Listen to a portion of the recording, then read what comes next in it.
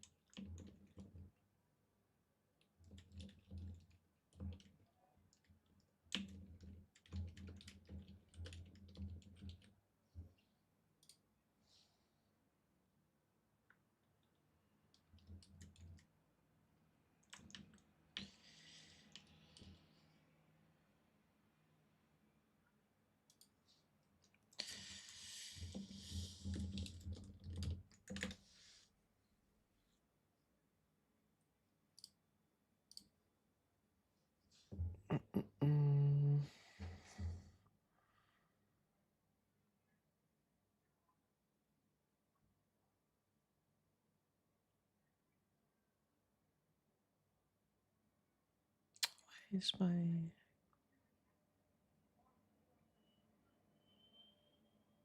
Oh shit. Hello everyone.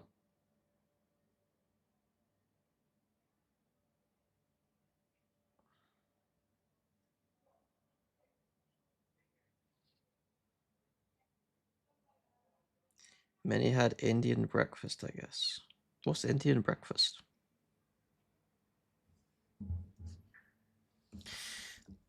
I have like a it's not really like traditional Indian, I presume, but this place is near me.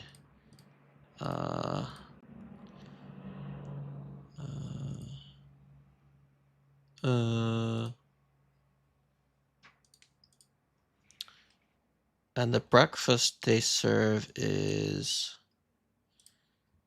naan rolls. My god, they're good. My god, they are good. I wish I had one right now.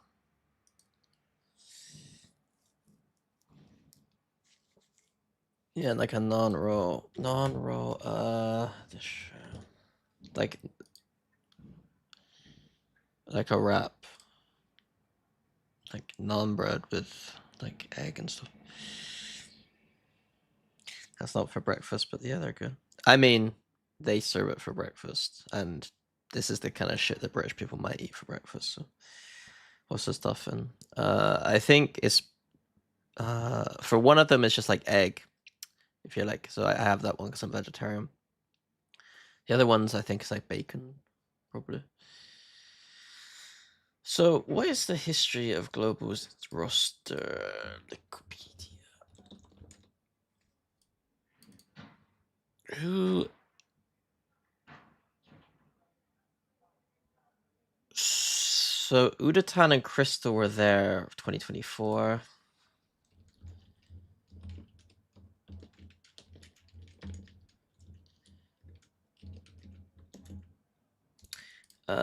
Who was Utamon? Crystal?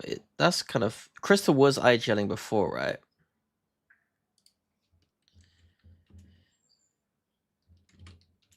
I forgot which team Autumn was on, to be honest. KO Dunn. That's a very that's very American. FPX. Nox, of course, he's playing China.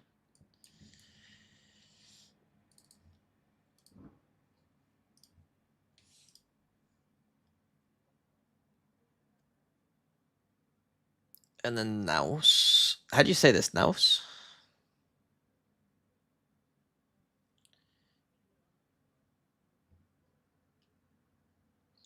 I don't know.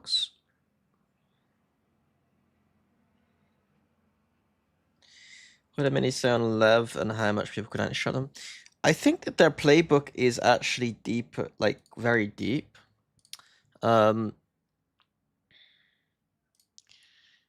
they're not as easily anti-shattable as most would probably think. There's definitely tendencies. So on certain maps, they have like a 1 minute 30 tempo. So like on Split, they have like a 1:30 tempo, which means that they just like would pre-barrier cool a lot of stuff. And if you understand what they're trying to do, you can. If you're a very good team, you should be able to like work around stuff quite easily. It doesn't mean you're going to instantly win though. It just means that you're kind of going to put yourself in some advantages. I'm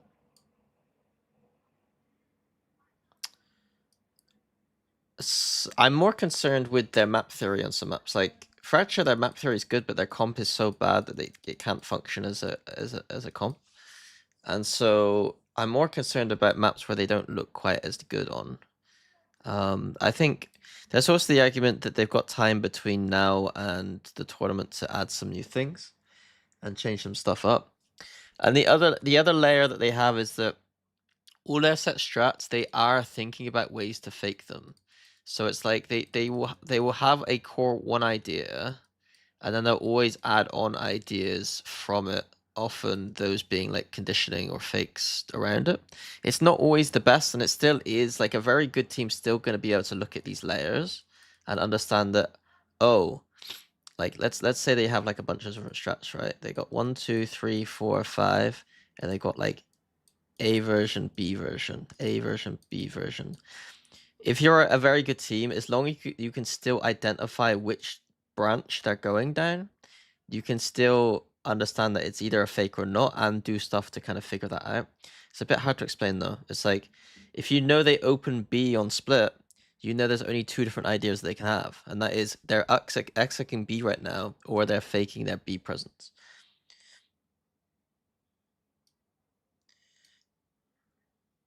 Where's Cam? I have a fan now, which means that I have less of an excuse, but someone post the emoji of me. Why have I got? Why have I got? Why have I got? What's going on here? That's the picture of me.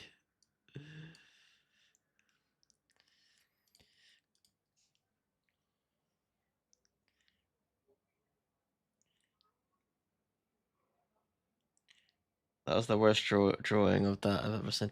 Okay. I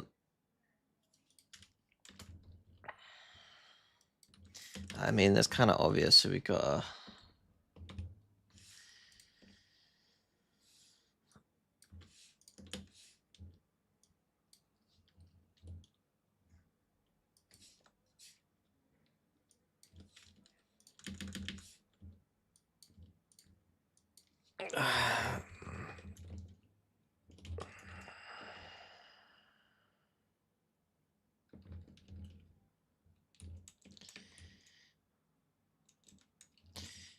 It's kind of funny that he's like been let loose out of Paper X. It's kind of mental, isn't it? What I say, like, I.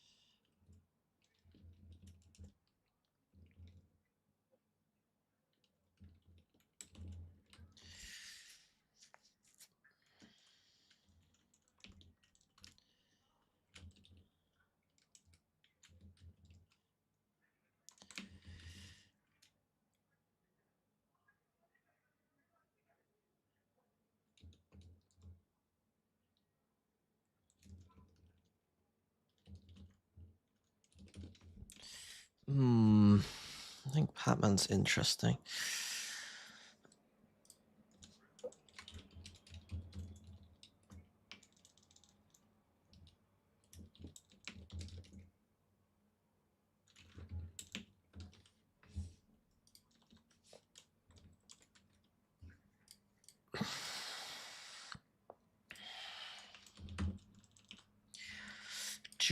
Do.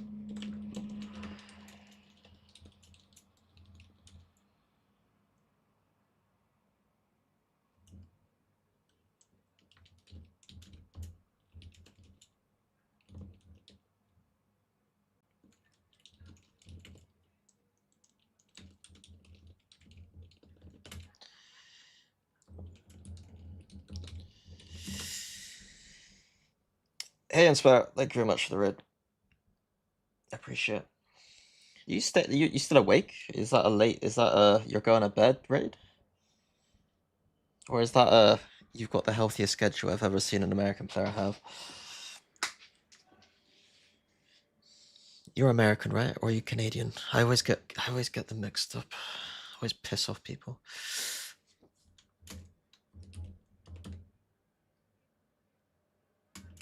Anti-meta, I think, is a good word here. Anti-meta style.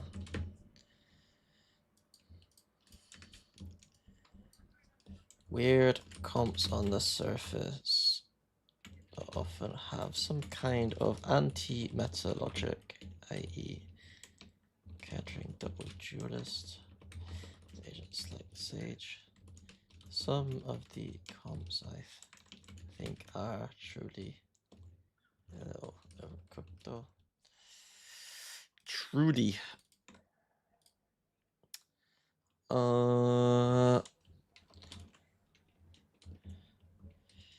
Works well. Where does it work well? Most teams I would anti-strat far less than the community probably suspects.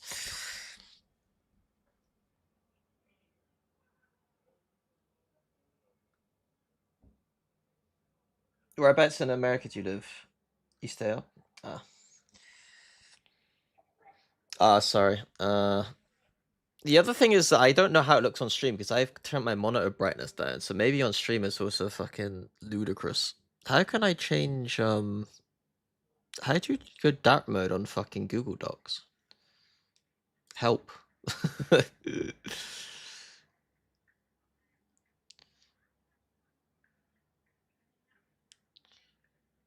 East Coast, live in Texas, moved to LA for VCT. I mean, all pretty good places then, right? Dallas. I was gonna go to Dallas recently, but then I convinced my friends to go to New York instead. We were gonna go watch the World Cup. You can't on docks? I think Texas would have been good if we did like a road trip around Texas rather than just go to Dallas, you know? Appearance to dark mode. Appearance. I mean, that's not helpful. Chrome settings. Oh, Chrome settings. I don't want to start going into fucking weird. I don't trust you guys. I don't trust you guys. My appearance is dark mode. Like you, that. I hate when people are so confidently wrong. You know. Let me be confidently wrong. Download this. I'm not downloading shit. You guys are now giving me it's hard on the eyes. I'll download that later. I prefer not to just download extensions on stream. It's the extension Buddy Unk. Buddy Unk. Like, I'm sat here with uTorrent on my desktop, and I'm not trusting you. So, what does that say about you?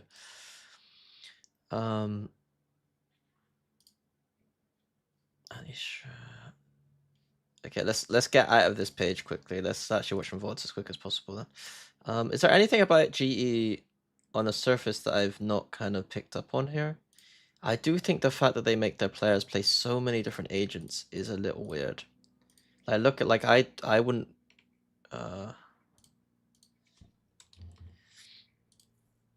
who was that I looked at yesterday? Autumn. He's my favorite Vice, ISO, Omen, Vito, Viper, Jet, Brim, Cypher, Phoenix, Chamber player. Who else? Was it? Or is it just Autumn? I mean, even Udatan has to, like, this is all within the duelist role. I think even the Sage, I would argue, is in the duelist role for, like, you know, there are like, how do I explain this? Like, Sage is an agent, a great duelist player should be able to play probably, because there are no duelist comps that work, and so this is still, like, not unreasonable, but it's like he's being pushed to the max. Like, this guy's being pushed to the max. We got a Viper, Vice, Killjoy, Fade, Server, Deadlock. Like, this is usually like outside the scope of a recon player. Like, Viper plus these two, like, being a Viper flex as a recon is, like, within, like, being pushed to the max, and then this is like, oh my god. What's Pat doing? Pat's also Sky, Tail, Gecko, Omen, Viper fight. Like, I have it. Yeah, why they? Yeah, it's a little strange.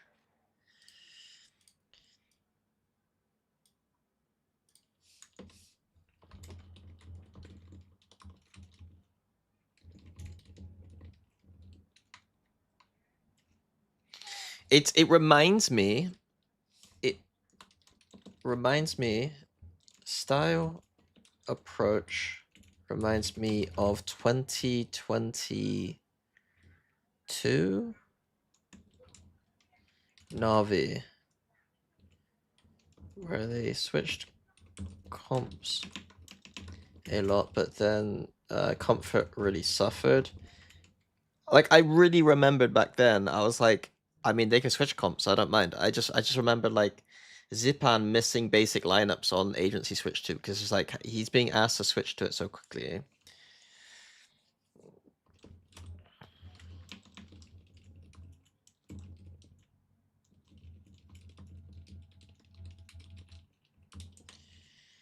The other issue was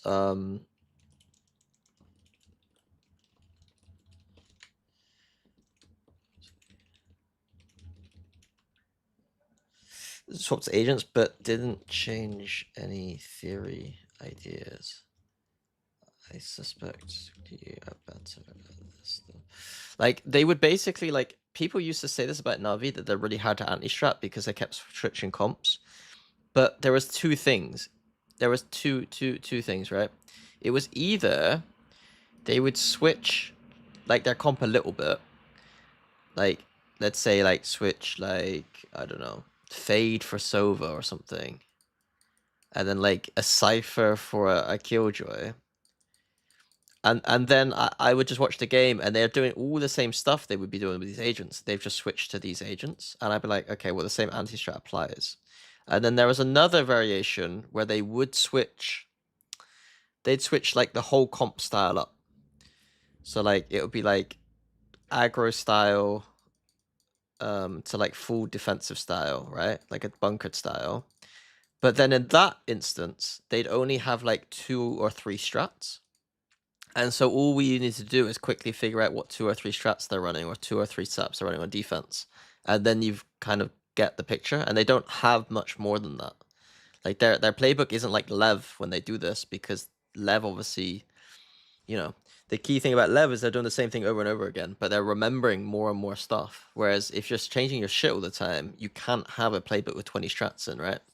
And so you can kind of quickly identify what kind of style they're trying to run or what steps they're trying to run. So I want to see how GE have, like, what did GE do that's different than the way that, like, Na'Vi used to do this kind of style?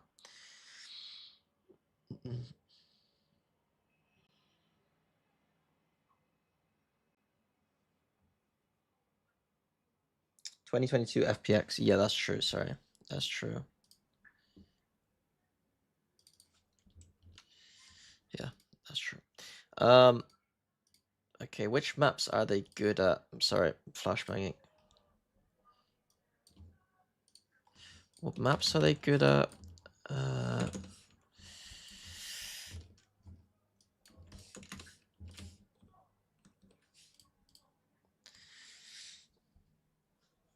Pearl. They're good at Pearl. Interesting Lotus. I don't think it's the best Lotus comp of all time, but it's at least, I think, better than a lot of the double. What? Fuck me. Sova? I think the Sova's very strange. I wouldn't be playing Sova there. Oh, wait. That's Breeze. Why am I saying Lotus? I looked at this picture and I thought Lotus. God, I'm a fucking idiot. I like this comp a lot on Breeze, actually. I'm worried that it got a bit red here. I'm gonna watch that game for sure. Like, I've watched this, like, Heretics play this comp too, or copied this comp. And so I understand how Heretics are trying to run it. And there are some limitations, I think, but I want to see how they run it on that defense. This comp is pretty good. I do think that Jet isn't as good as Waylay here, but it's pretty good.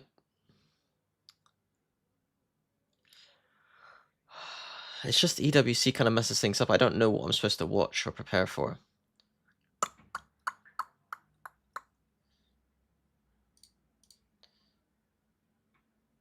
Again, like, they're like,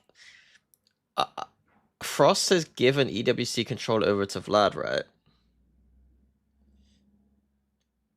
Okay, they don't care about EWC. They're kind of trolling. I think they've gone to the most standard comps possible for EWC. Like, you couldn't get more standard than these comps right now. And so I wonder what they're doing. Are they trying to find? They're trying to see if any of the default comps would be good for them or something.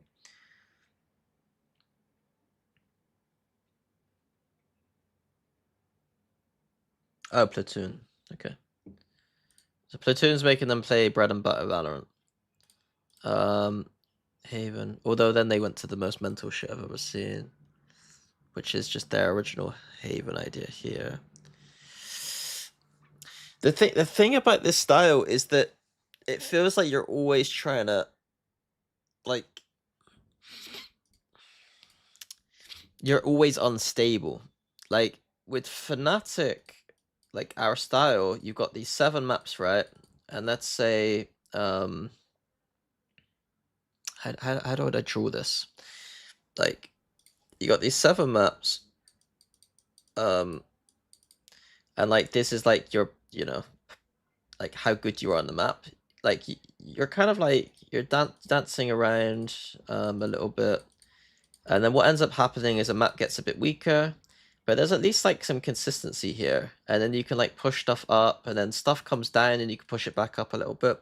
Whereas here, it's almost like there's, because you're doing changing comps all the time, you might be up here for a game, and then you're down here for a game, and you're up down here for a game, you're up here for, like, it's like, just, you can't, how do I explain this? It's a little bit harder to let your good maps settle, because you don't have as many good maps. You just have a whole map pool. It's like, it's almost like when you have this style, you're thinking of your map pool as like a map pool and not individual maps as much, in a weird way. Whereas in Fnatic, I was always like, okay, we got a bunch of good maps. Let's leave these to one side. We don't really need to focus on these too much. We got clear issues here. We can kind of try and up it a little bit. And then once stuff starts dipping down because we're not focused on them as much, then we can like put them back up again, you know?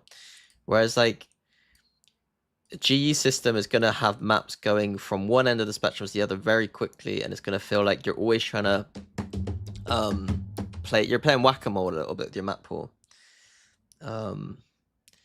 Which it's not a bad style or a bad thing. It's just it gives me fucking anxiety seeing a lot of these things happening, you know? Like I'm seeing this Haven thinking, well, this needs to be fixed, or there's some issues here.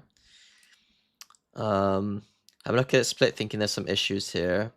Looking at Ascent thinking, well, we still need to decide on what we're running. Breeze, we started losing. Do we need to change stuff there?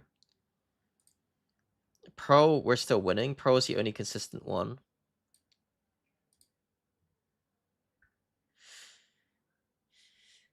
And then Lotus is really hard to get a read on because we've already played against Paper Rex, really. So it's a really difficult thing to kind of explain. But part of their style, like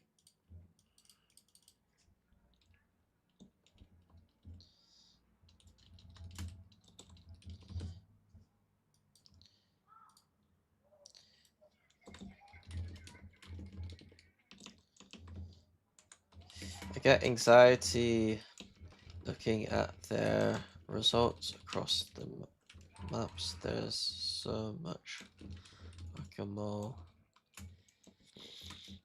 Fixing to be done. I trust the team and process, given the fact they have some time to add new things. I mean, I say time. They're playing literally. I mean, I guess it makes a lot of sense if Frost gave Platoon, like, he's just cooking in the background while Platoon's focusing on the other tournaments, you know? But yeah, I think the other thing is roster strength is in the spirit of the team and style. Firepower might be lacking in it all. Like I do think there might be a little bit of a firepower issue. Like when I do a surface check of stats, it's like Pat is frying and no one else is really frying. Autumn on the Phoenix seems like a no-brainer. And there's maps he's got on different agents that are good, but then like his most played is Chamber, which isn't doing well. Cypher isn't doing that well. Crystal isn't doing that well. Like the only player who's actually playing really well is Pat. And so it could be the case that there's a very, if Patman doesn't drop bombs, will they be?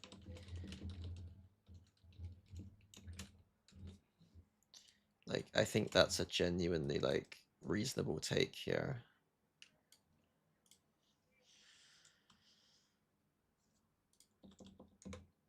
Like, I given them the respect of like the fact that look how much I've written compared to other teams. Like there's a lot to talk about here, and there's a lot I like about this team, but there's a lot of limitations too.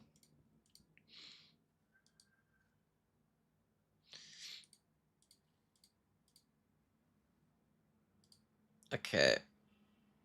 Maps. The thing is that because they have such a unique style when it comes to coming up with new ideas, watching these maps for like actual analysis is a different process. Like I need to be thinking about their style rather than their specific strategy, if that makes sense. Like obviously on Breeze and Pro where they're a bit more consistent with their comps, I can look at the strategy a little bit more. But on all the other maps where they're switching up stuff quite a lot, I think I need to be more cognizant of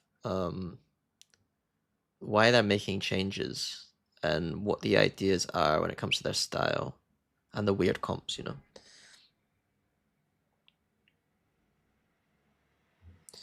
Okay, so which map should I do first? Let's do one of their better maps. I don't want to watch Paper Rex. I'm gonna watch RQ. No, I will watch Paper Rex. 4-2. Did they lose Pistol? And then I'll watch some of the attack from RQ.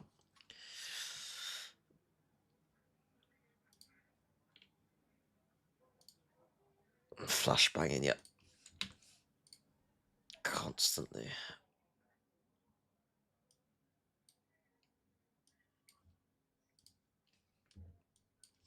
Split. And then pro defense. Usurpers of the King's potential. What's We'll have to God Almighty, it's loud. find out whether or not that will be the case. Is it fair to say Paper Rex are the so Pacific though? I think it's fair, just given their performance throughout the group stage Do you think it's fair Paper Rex are the favorites for Pacific? so far. Everyone's Yep. touting them to be, oh, best team in the world. Jinx got the highest ACS. Yeah, and that's where maybe the King's third and final qualification spot.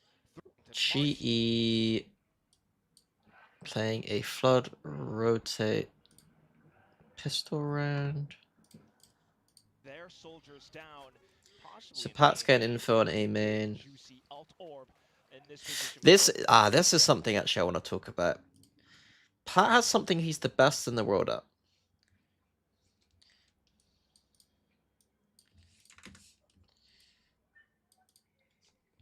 Defense. I don't know what the fuck it is called. Like info anchoring.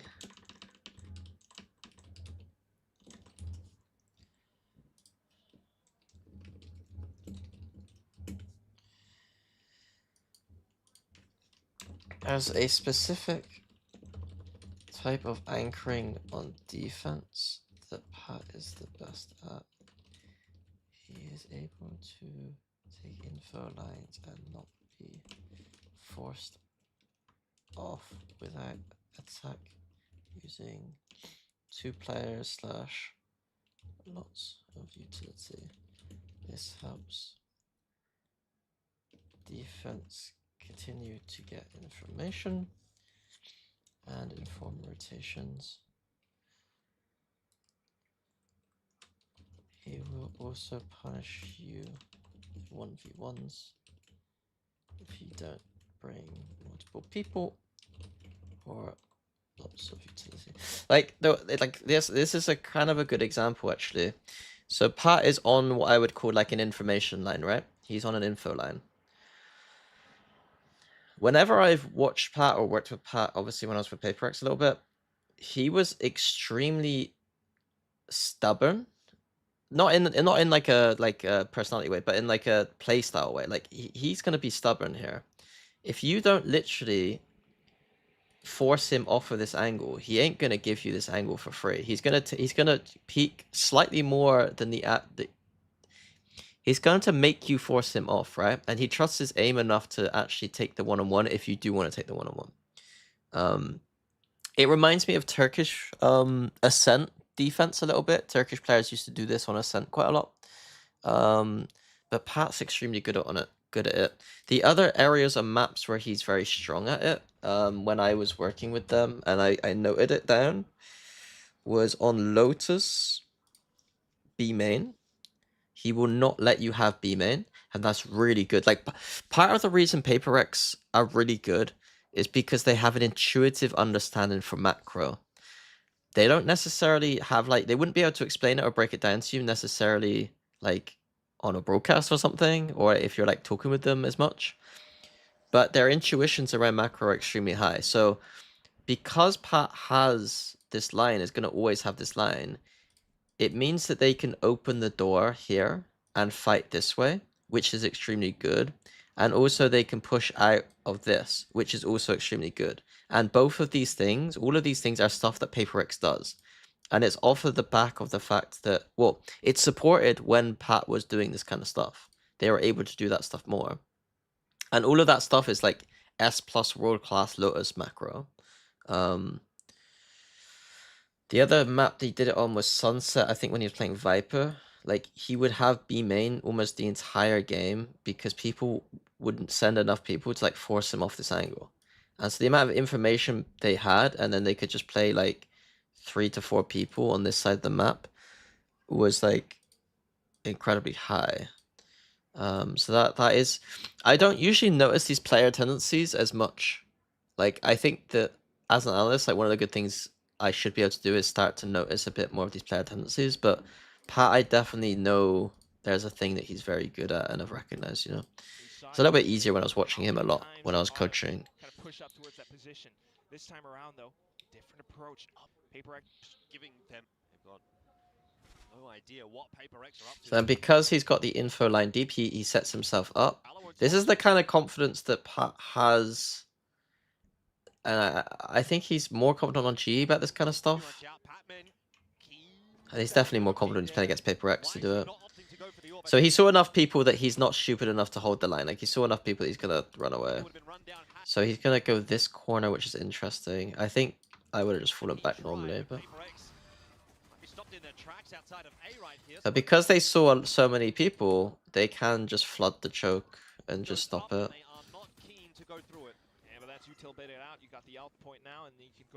And then I think in the comms, Pat said they're gonna go B. That's exactly the game that has been played between these two teams. Which is the correct call. Masterful tempo being played by Breeze, by Global on Breeze. Map 2, just PaperX being so aggressive. Now PaperX is starting to learn to that, and they look to launch themselves down B long. Oh, Harvey's going to need a bit of help here. He's got 5 PaperX players headed in his direction. Maybe it was in a later round he said it. Why did they hesitate? To help him out. Yudatan's been spotted as well in the back hall. Here comes the flood though. I guess he must have. I think off of this round, there's a later round where he knew they were just gonna go B because of the stuff. And the response is quick. Crystal and Autumn finding the double each. 15 seconds. Isn't holding the line for Patman against the Neon harder? Yeah, I mean it would be interesting to see how he plays it against Neon. The double actually, as it were. It was this round. Straight off the bat by How did PRX fuck this up? Pat uses that smoke kind of nicely. Just a crossfire. Just a crossfire. Just incredible swings. Triple A from Flood, and I think that was all. As soon as tries to get settled in, they couldn't do that for too long. What do you attribute? I disagree that the role changes affected the team that much. What role changes? You mean Patman's role change? Or GE playing 1,000 different agents? Because that swing was there. That flashes, yeah, Crystal going across, sitting up towards back hall as well. It's just fantastic shots in the hottest of zones. The next round comes up and you've got buys then. PaperX though. It's Devi on the Sheriff. Got to make sure you don't drop this round though, GE. This is a similar situation. TMV put Fukashi is number 10 in the world. Best city in the world. I need to go back and watch more DRG from Fukashi perspective. I think it feels really weird to me that Fukashi is potentially as good as... I don't know. Is he that good, or is he just, like, able to farm because of China? It feels weird to me because Fukashi was on my list in 2022 to replace Magnum when we picked up Alpha. So Fukashi was on my list in 2022. And I thought he was a very strong pickup and a very good player. And I was surprised that like people weren't like trying to get him.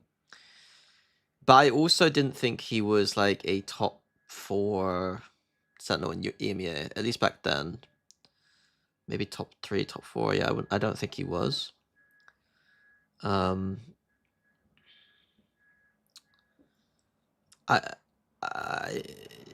Yeah. I think he's very good, and he probably is better than what he used to be, which he was still very good.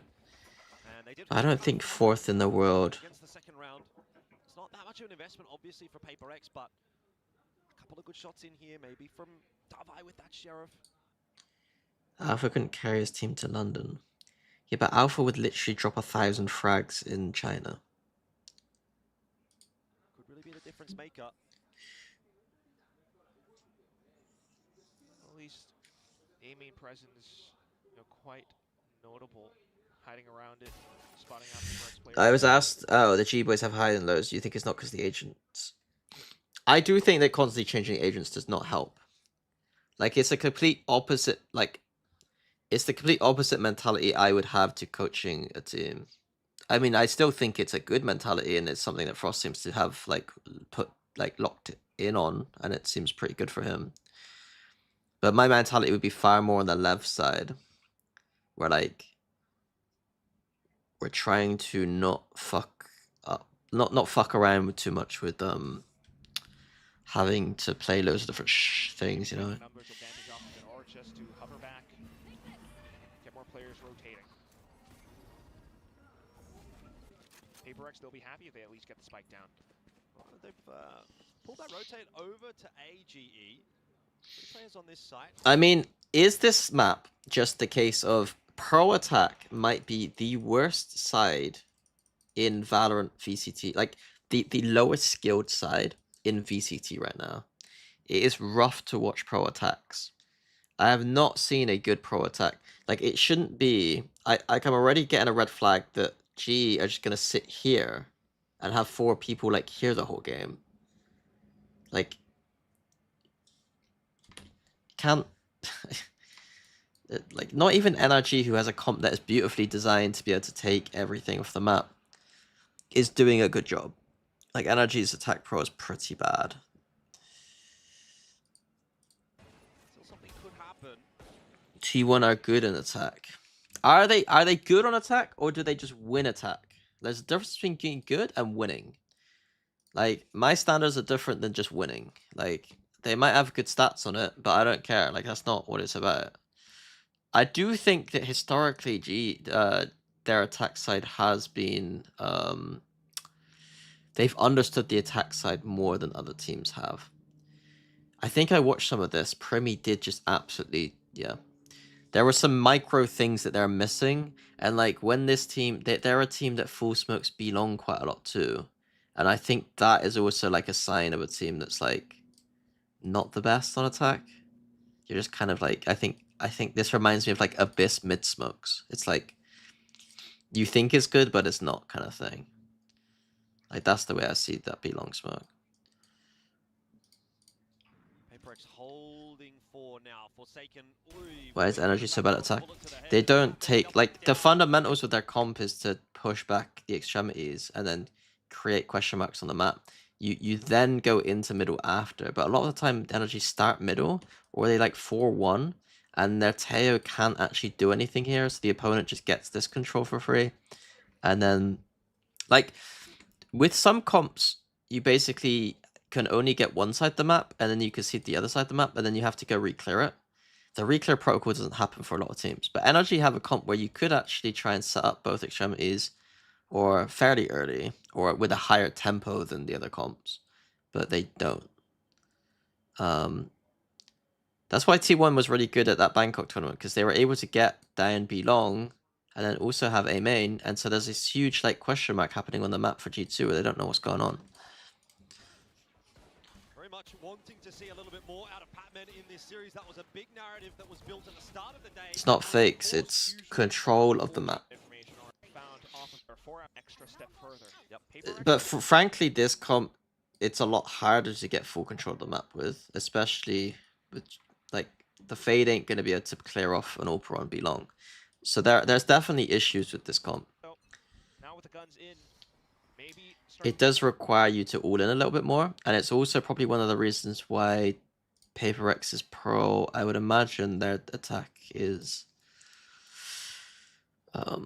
probably not consistently good. 8-3-3-4, yeah. I mean, it's the same problem here too.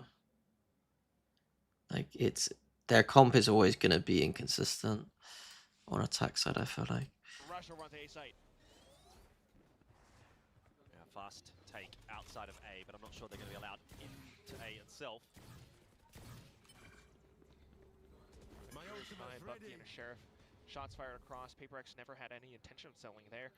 It's just Javi now, and we have what is very similar to the Javi's just round. pushing Still up. So this is crazy. Like, this is kind of good, Pro, in one respect. Like, if you lose this control, you take this. But the fact that it's a fucking Astra is a little bit weird. And he's not got any safety stars. I thought he'd have, like, at least a safety star here to kind of escape. But he's just playing it as a duelist. Oi. You want to get out of there pretty quick, Smart. If they had a Neon, he'd be dead. And he's out. Nice. Smoked off as well. So maybe some rotations brought over. And you can kind But of look at the play tempo, though. Like, they've already... Smoke pretty quick, Smart. He peeks his head across. So as soon as he takes that shot, they go up, take info, and by the time that Paper Rex get to here, there's like 3 to 4 people near B. Like, watch. And you can kind of go back to a 3-1-1 with 4 Crystal people there nearby. before the exec, Still might be and then put he back can in. take this. I think that GE... The problem is the Paper Rex's attack right now is so bad. It's so bad that GE look pretty good. GE are doing good things, but Paper Rex are also playing this pretty Focus on badly. the cards. Paper X, not too much utility left. Yeah, it's another good read for GE. They've got the forces in this direction. Yuratan needs a big start, and he gets it onto Jing. Trouble is, Jing's still alive, and Forsaken's found a 2k on the entry. Well, there's Paper Rex, so they're still gonna It's worked out okay. trade out. Autumn will try to play spoiler with a curveball as he dashes his way out. What would have been nicer for Paper Rex is He's just shots if fired. they had left one person here and they do this, add this in sometimes, it would create a lot more variation. If the Prowler comes in and you break it here, then they can't just 4-man rotate.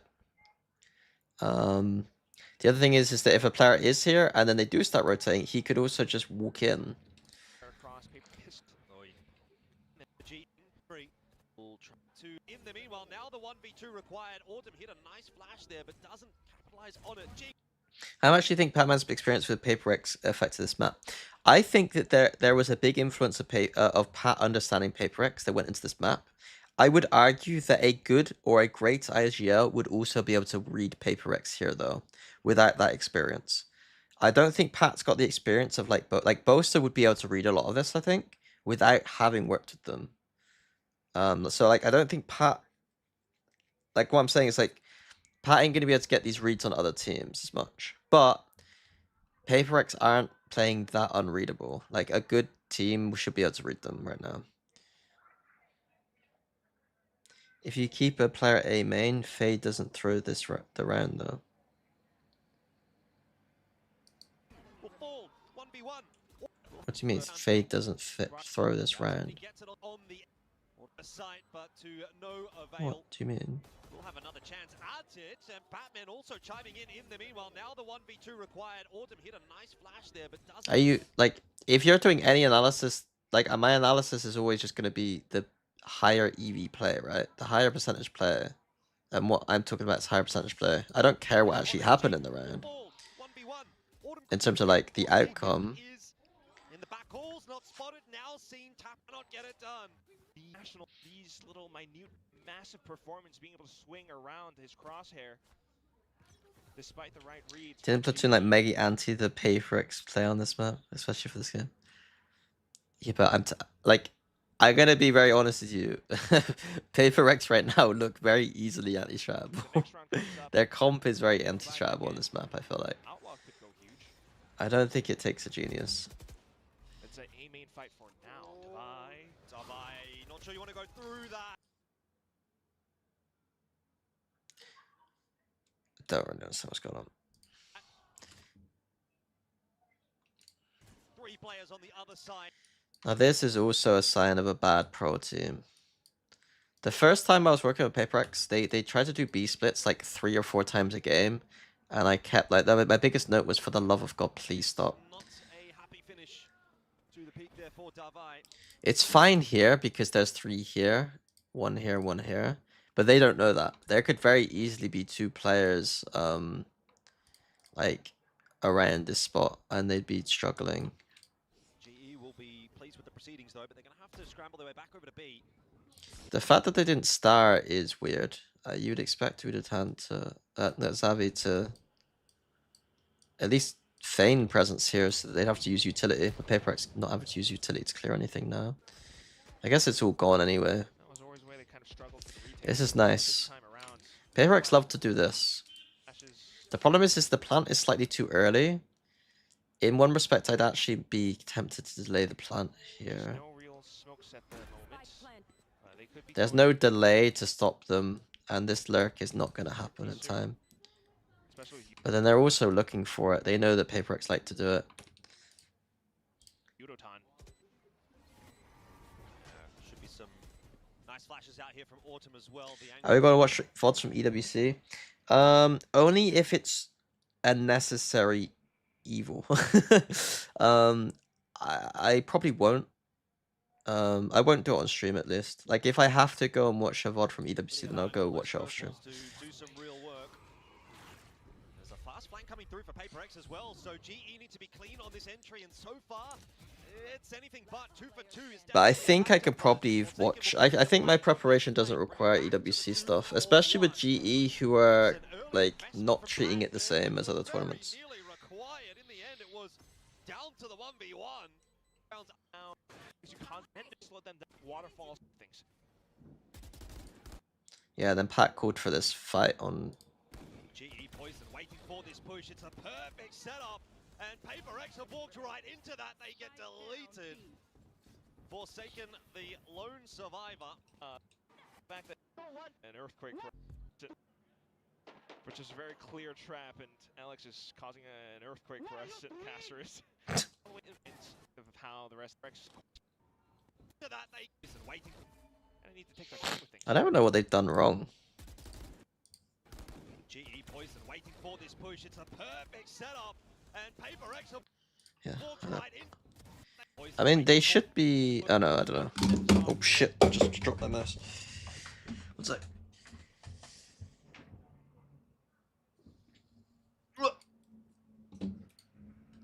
Warning signs for the PaperX core, because we've seen rounds like this before. In fact, maybe the very Yeah, I mean, when Alex held back his rage a little bit until like we started losing, like real bad. Just causing everyone. This is not how PaperX saw today going. at least. Well, G has to do a lot of the legwork to try and figure out what PaperX is about to do. I mean, you can go off. Imagine getting cucked by PaperX. Oh, hang on, that's pretty weird. Couple. But yeah. Came here for Lithuania. I like the Forsaken. Ooh, it's a long way to come to watch PaperX lose. Love the faith, the loyalty, and the passion from the fans. Obviously, still early days. PaperX won't be happy down 4-1, but it is a recoverable. Alex is round, still going. that's for sure. Alex is still molding.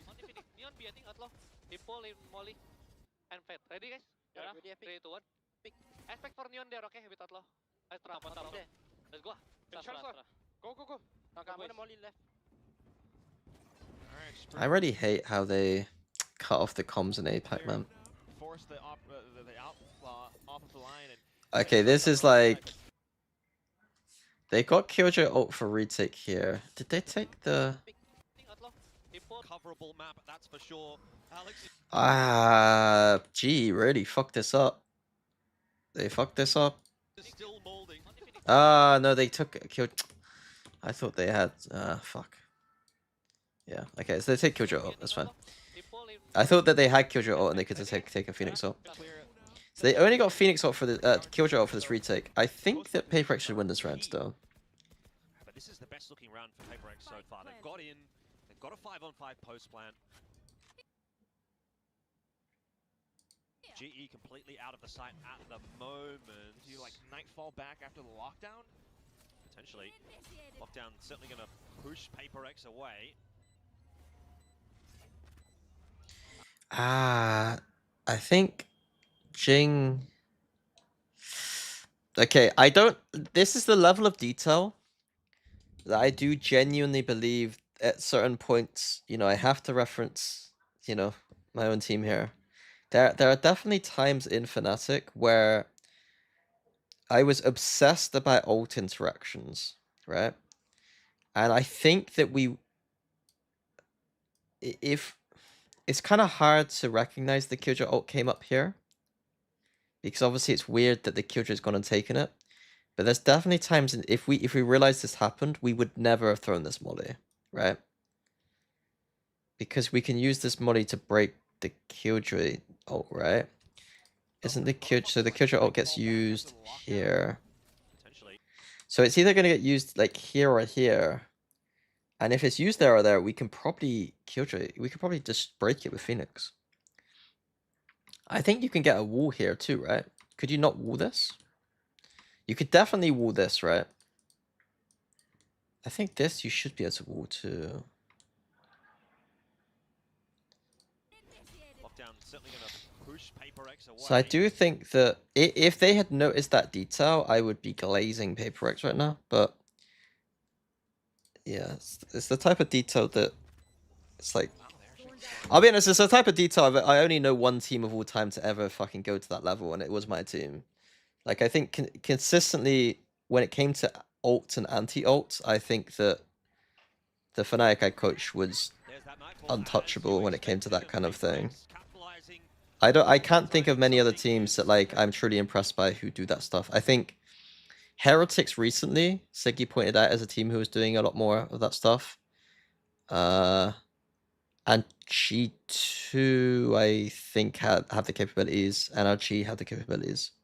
Get detained, and he's going to be a freebie for Yuratan, but the rest of the force is still in play here for Paper X. Jing taken out of front and back, and the force is pushing their way forward here for GE. Just get deleted. I know what I'm good and bad at, and something I was really good at was the way that I coached the boys with the ults. In this round, it's a hefty investment from GE, but it will not go their way. So.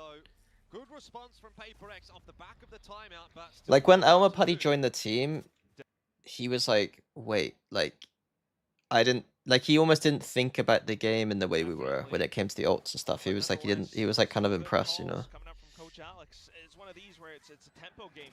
You knew that G was going to play off the back foot because of the timeout. They're expecting something big, so that's going to be a free plant for Paper X.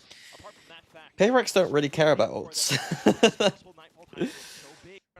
It's a big problem in their game, and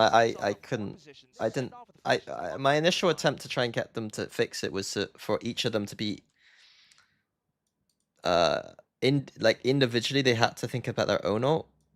But the problem with that too is that if you don't do like a set strat, then it's kind of difficult to get loads of value from your ult. Like it kind of requires a set strat to get good value from ults a lot of the time.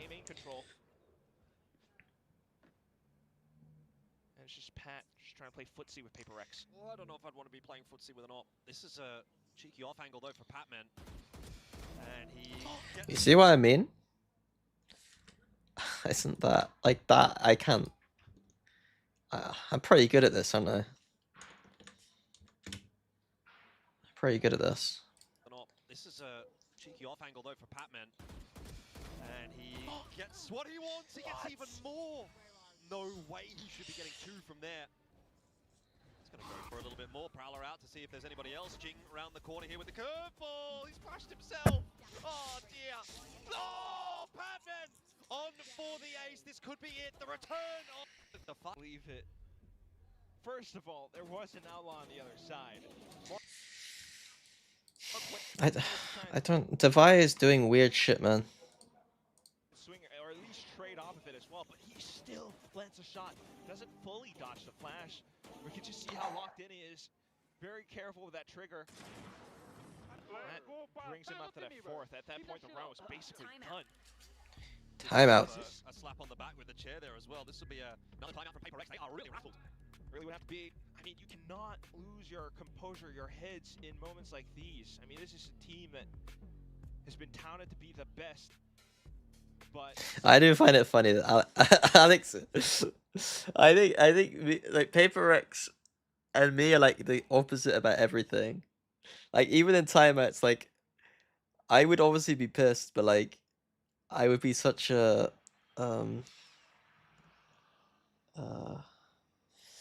what's the meme?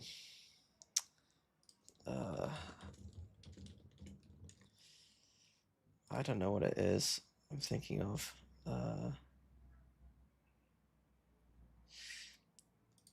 I would just be like, you know, very, very, very, very like relaxed and forgiving. I'd obviously be pissed in my stomach, but no, it's almost like a meme that's like kind of like being really angry, but then being like really nice to like I don't know. It's like I can't think of it. I can't think of it. Yeah, the flower becomes angry then cute. Maybe it's like that.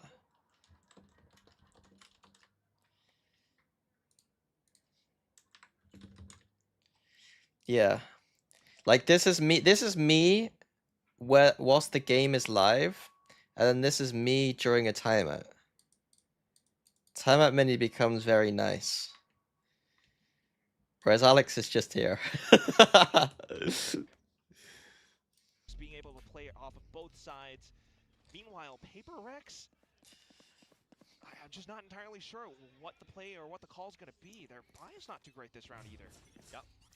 Just the 3 rifles through. It might still be enough for Paper X, though some things I am very nice when I'm a coach, I feel like. Not very, I would say very nice is an overstatement. I am a lot more reasonable when I'm a coach.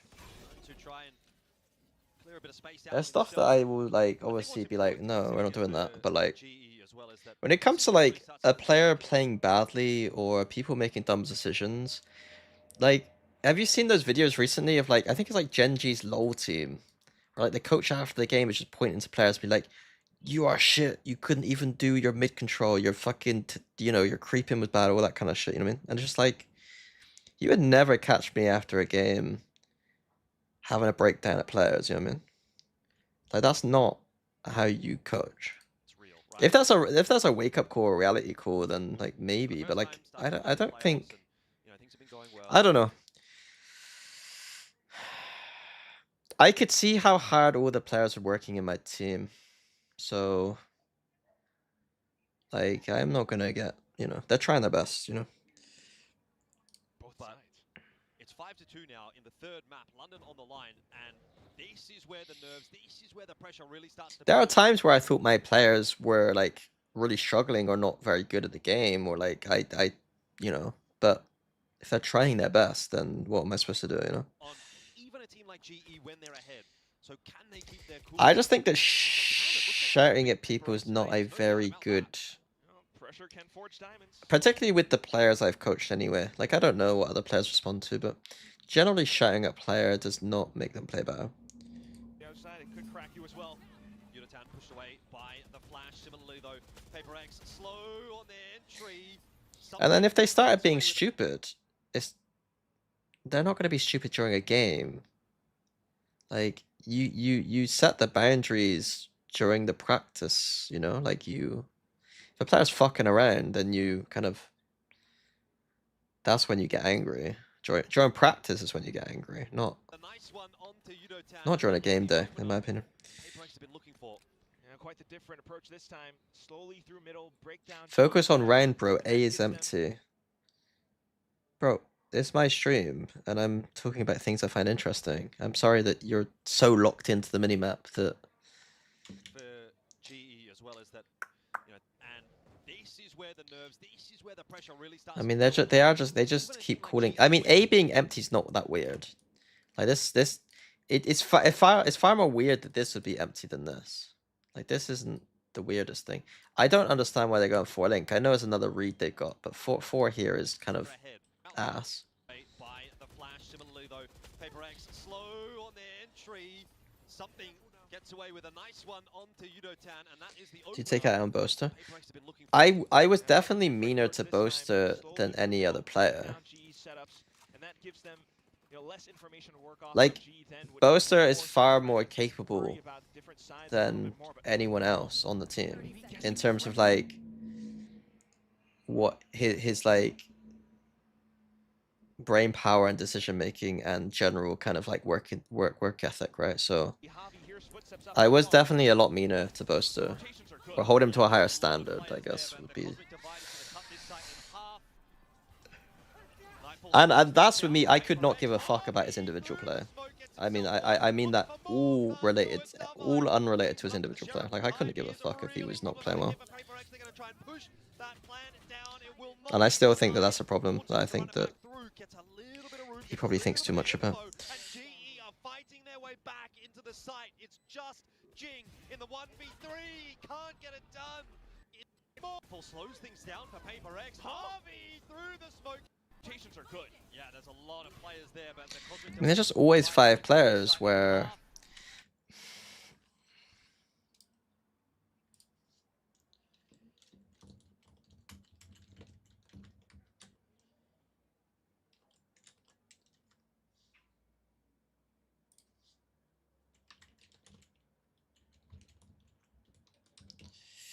I mean, I can't really. I think I gotta skip this. They're just always 4 where they are. Okay, I need to skip to attack and see. Let's start watching some attack.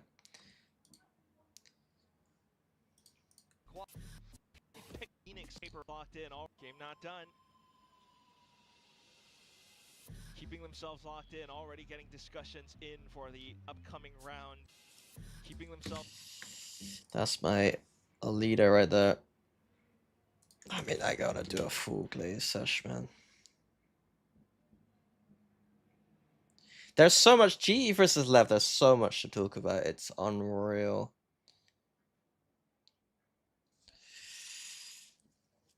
So much to talk about. So much to talk about. Locked in, already getting this will be a threat. If something gets onto an operator, if they even pick up that pistol. I've already listened to comms. Unless Patman Glaze. I think that might just be Patman Glaze. I've already pitched this idea for this game, but I think Patman Glaze Sesh I'd be far more comfortable with. And it's a lot easier to do for me.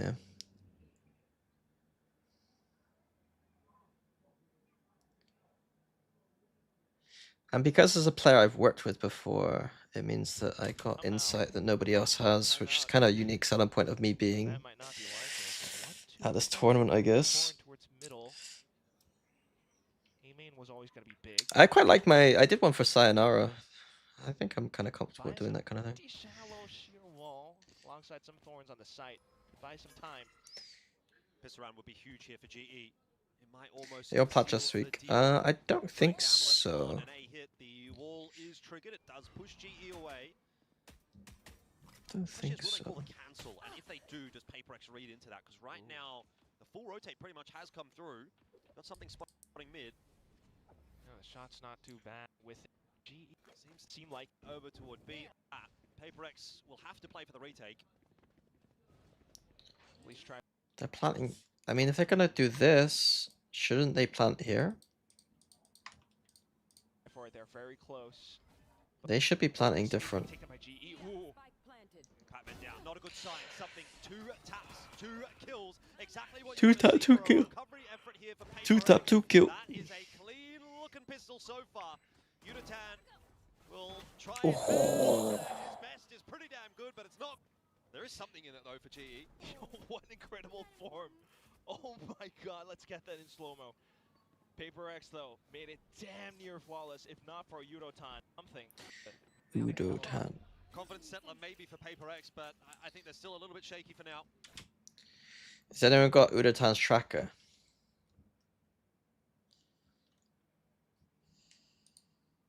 Anyone got his tracker? One sec.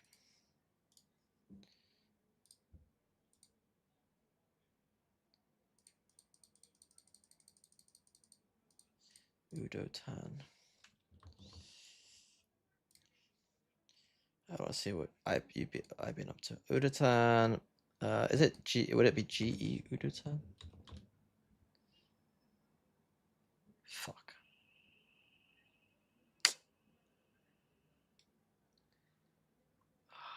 Why is there so many?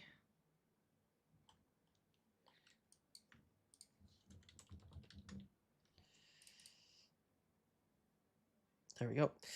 Okay, he's a Jet 1 trick now. He's a Jet 1 trick. Okay.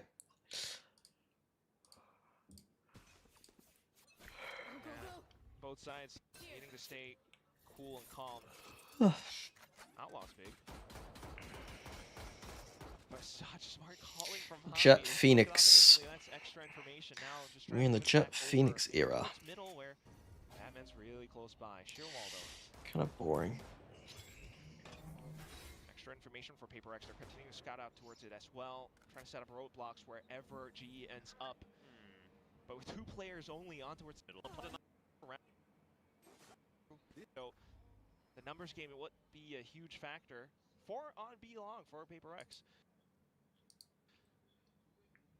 Definitely a good setup. GE looking to head in that direction. Shots missing for something so far. So GE will be able to filter into that space relatively unscathed. Udotan does get dropped in the meanwhile. Phoenix ult re-clear? What the fuck is that smoke up there? So GE will be able to filter Bro, they smoked that so you can't peek? That's into that space crazy. relatively unscathed. Udotan does get dropped in the That's a meanwhile. crazy And instantly a call to cancel. smoke. Paper X already rotating off of that fact as well. So specific. Fast rotate though for both teams here. It doesn't look like GE's going to be Call to cancel. GE on beat have run it back. That's kind of cool.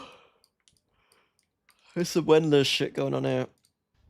The numbers game, it would be a huge factor for on B long for Paper X. It's very good nice. setup. GE looking to head it. So back though for both teams here. It doesn't look like GE's going to be beating Paper X. He's everywhere that he needs to be at the moment. Yoru or not. Just incredible rotations. Now, That's a full rotate. For that has succeeded. Goes through again. No real connection. Devi's having a stinker. To make up for that deficit. Goes through again. He's flashed himself.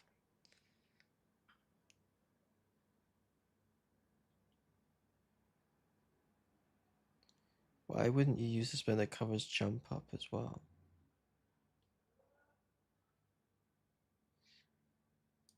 No real connection. Run it back. Because this, as if you jump up here, they want you to jump up.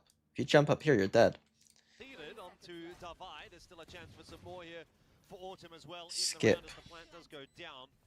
Paper X will now need to set themselves for Is this the same person who told me to Don't have a whole lot of watch use on A's it. open? A couple of cloudbursts maybe to try to get them in and sneak away some space, but realistically speaking, it all comes down to the shots here for Paper X, and they are just not finding many so far. Harvey and Autumn good for a couple. Patmen on the alternative angle, and Paper X are not getting through this round. First gun round of the second half goes the way of GE. it might be a standard start, but it's a terrible one for Paper Yep, X. you are getting GE double baited. digits, Paper X I hate when anytime anyone does something stupid, it's like I get baited more by people saying I'm getting baited than by people baiting, I think. For Paper Some X. people are just a bit naive or ignorant or silly or say things that can be, you know, like, you know what I mean? Take away some space, but realistically speaking, it all comes down to the shots here. Get them in and Like, people do say stupid shit sometimes that make people annoyed. I'd say most of the times, especially with Twitch chat.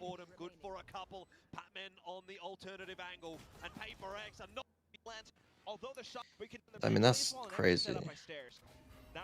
Devi just lost in the round. Hey, Art, neon Art, guys. Hey, find Art. Can you find Jay? Yeah, flash up. Flashing. I smoke it. They went back, guys. Care billing. They're running back to Don't close the comms. The wind sitting on the knife's edge. They are trying to control. Just don't understand. What's the point? I don't want to hear those comms. I don't care. I want to hear I want to hear the actual comms. Not opportunity to take that peek. Cheeky peek on a cheeky timing.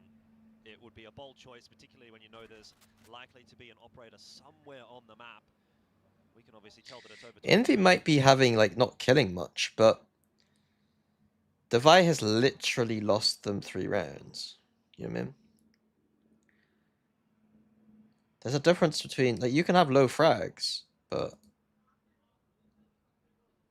Oh, Envy, he's going to spot.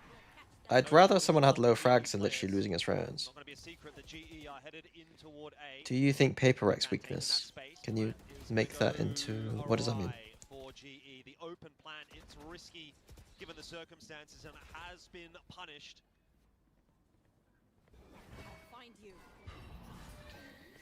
Do you think Paper Rex's weakness is something getting diffed on the op? Huh? But it's like saying, do you think Messi's weakness is like if someone was able to take the ball off of him? Like, what does that mean? I don't understand.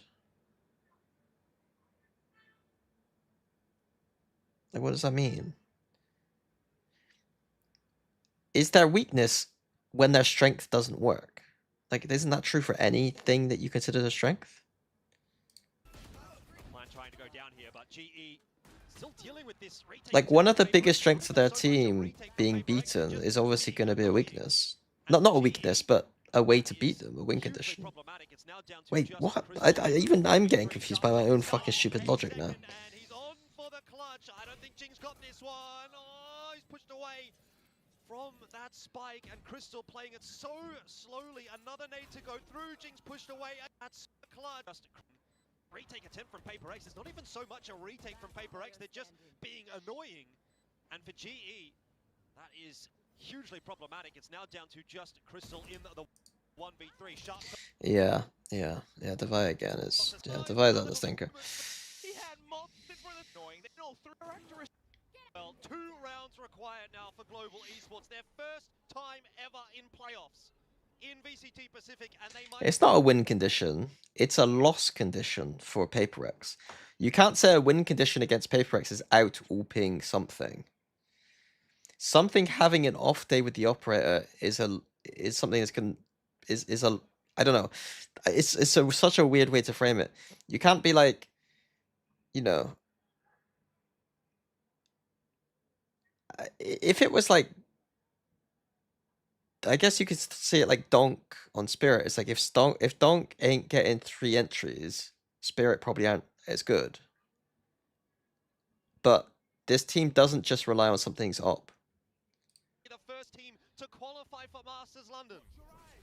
You don't need to explain it. Okay, well, why the fuck am I here? Close by once again with just the Sheriff. The rest of the team rotating over, of course.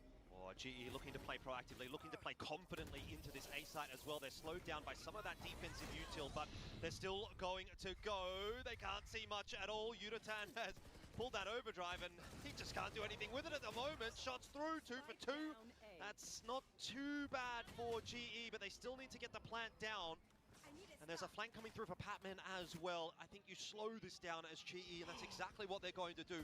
Patman on the wrap could make the difference in this round. 1 kill through, the second on offer as well. Patman for the double. And that might just send GE all the way to London. Jing is on 2 HP. There's surely nothing he can do about it. Yuratan will finish it off. It's just so incredible. Unbelievable round. Paper Rex tried to drag them through the... What the fuck happened this round? Team to qualify for and with just the Sheriff. In round 10th, quiet now for Global East. Oh, it's a low buy. Oh, geez, util, but they're still going to go. They can't see much. That Phoenix sees... It's kind of unlucky. He just can't do anything with it at the moment. Shots through, 2 for 1. What they're going to this round. 1 kill through. 2. But bang being years. Get a break. Get close, guys. Only one, I think. Trust me, only one. Let's go. Omega smoke. Good. Cool, calm, and collected from GE, Yeah. but they know how close this is. They can taste I think what should happen here is if Pat can use this experience, because I think some of the calls he's making aren't like, how do I explain this? Some of the reads he's making on Paper Rex here are not specific to Paper Rex. He's just more confident in the calls because it's Paper Rex. If he had this level of confidence just against any team in APAC, I think that they would be a lot better. Like, he would be providing so much value. Because a lot of the stuff that he's making reads on here are not, like, Paper Rex specific. in my opinion. I could be wrong, but I'm pretty confident that he could make a lot of these calls anyway. And even if he was wrong, I think he'd still be like right most of the time.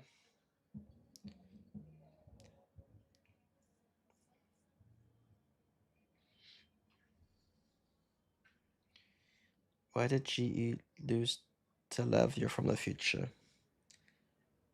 Is Pat future IGL material? Yeah. Yeah. I think he could play it both ways. I think it might be better for him at the moment to stay as the kind of second IGL kind of person and allow himself to frag. But definitely in the future, he should probably IGL once his skills start to fade a little bit. Thinking about trying to take that B site, the lockdown will be invested and should push Paper X away. Just a bit.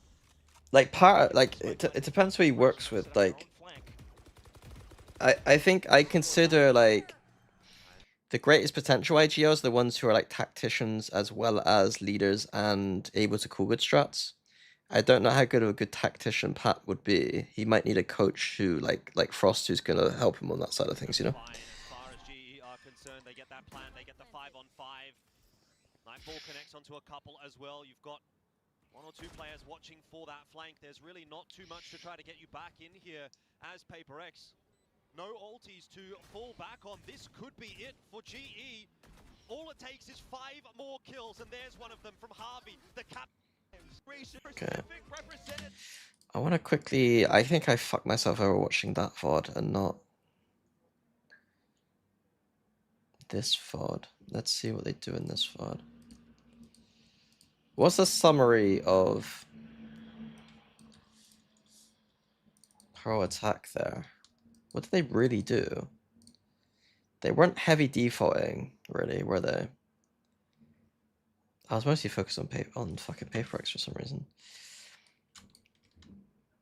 Sorry, I need to quickly refresh myself here. Fucking. It felt like they just. I didn't really. I wasn't inspired. Let's put it that way.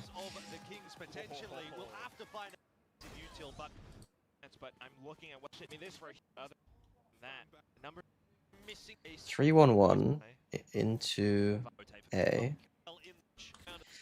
I like this. I like the fact that they do weird smokes. I think these smokes aren't the best. How do I say it? This protocol is really good, but I think doing it with these smokes means that the other team will know you're doing this. So it's a read, you know? Unless they have a way of doing this where they push through CT, which I highly doubt. But it kind of requires Divide to run through like an herb and die. But yeah, having art. So now they have art and a main for post plant, which is, you know, very strong. So I like this. If I'm gonna be pedantic, it's these smokes. Like, if we saw these smokes, we know they're going this way, and then we get free cover. It's giving us cover to spam them, right? We get to scale up into the site, use our Yuta, we get to spam them through the wall.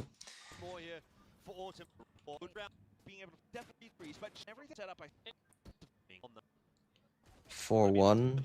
It's just all in. Like, their comp can't allow them to do anything else. At least they're 1-1-3ing. Like, at least they do have, like, a 1-1-3 sometimes.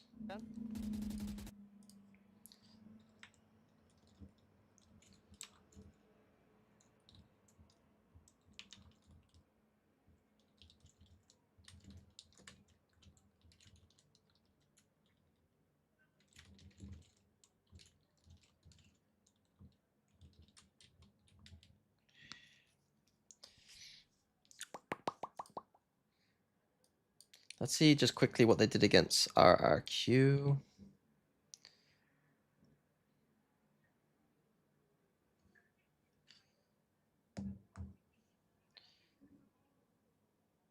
Quite eager to get into this because it seems like there's been a bit of cooking. One sec, I'm gonna get a drink. I take a 2-minute break. 1 sec.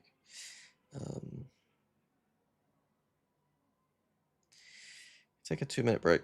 Let's get a drink.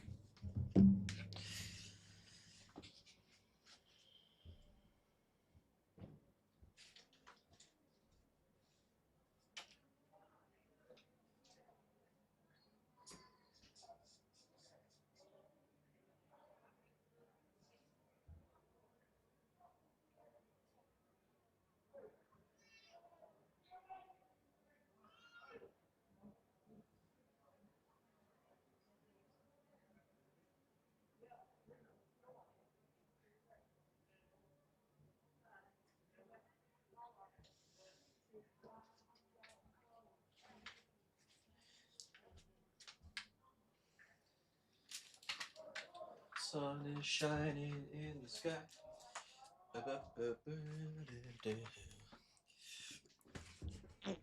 Drink and a protein bar. Over there on the Global Esports side, we've got that double duelist. We saw obviously the Death mentioning that as Oh my god, what the also fuck in is onto the Phoenix. Sky? Sky. Ooh.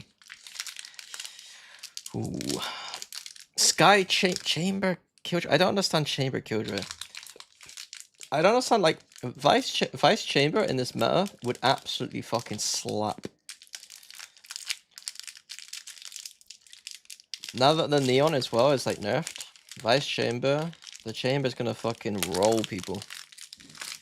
I genuinely think I would be trying to do...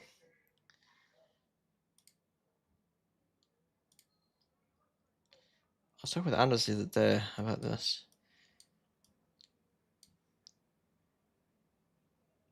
On this, on Pearl, I'd be doing this, I think. I mean, I would organize it like this.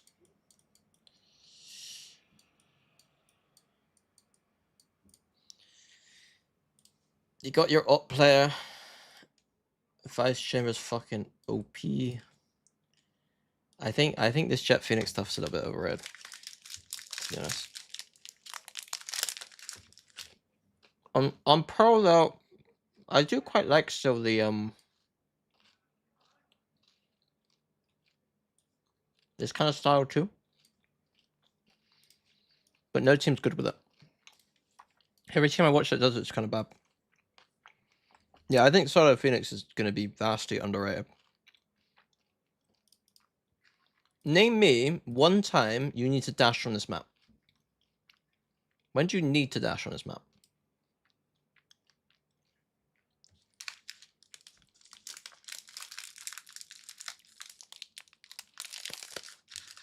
When do you need to dash on Pearl?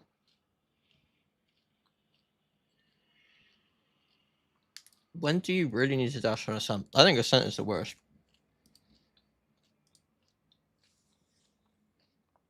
I think Jet Dash is really overrated. It's exciting. He actually traditionally used to. When entering B or A site. Dashing here is pretty good.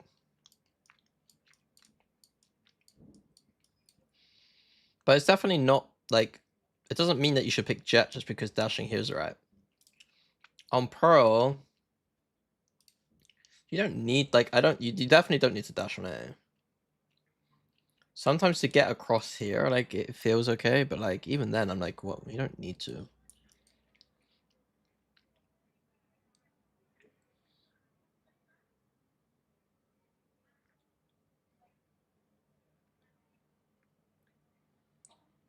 How do you take a main on Pearl with Solo Phoenix?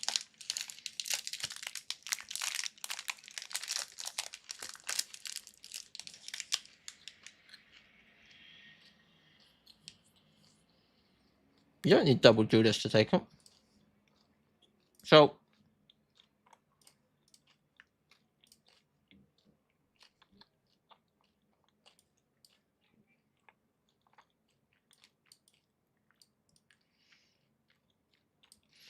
you can literally, like, if you go here,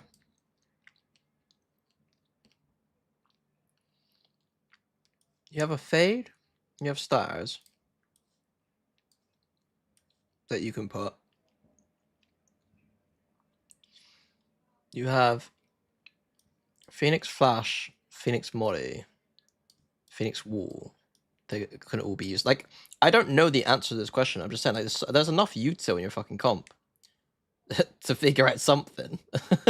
There's enough util. And then you don't need to take it. Like, if they're fighting it and there's 3 people here, you get B-Long for free, and then you can chill. Like, you don't need to immediately take that brawl. You could just let the round cook a little bit. And you can always re-clear it, or just, like, you know, late out split, or go back to B. Like, you will win that fight eventually. Obviously, you've got Neon, you can like run across and like slide and shit, and you can take it brute force at the start of the round. But I don't think it means that you have to like literally win the fight in the first 2 seconds of the round. And also, how does Jet Phoenix really help you there?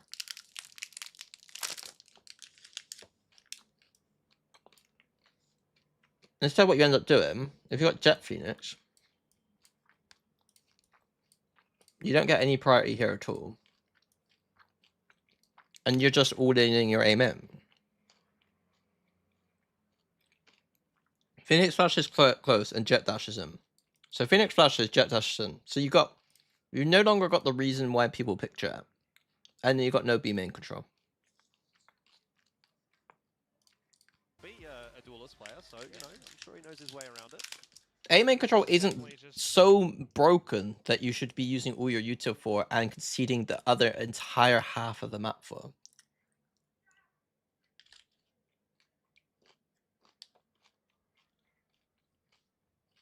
Big melting pot right now for both sides, because G definitely cooking as well, though, as they...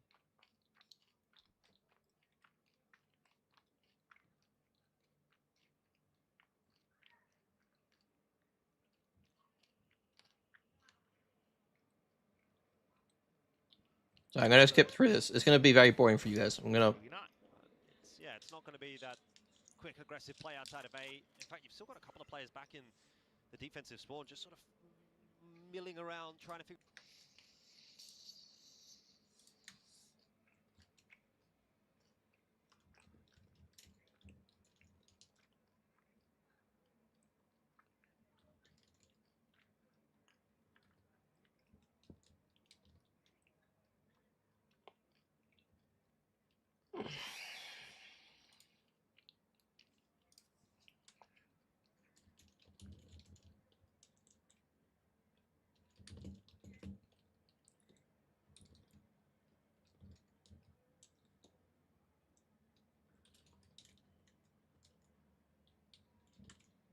Like, their style looks a little bit like, basically because everyone's so bad at pro attack.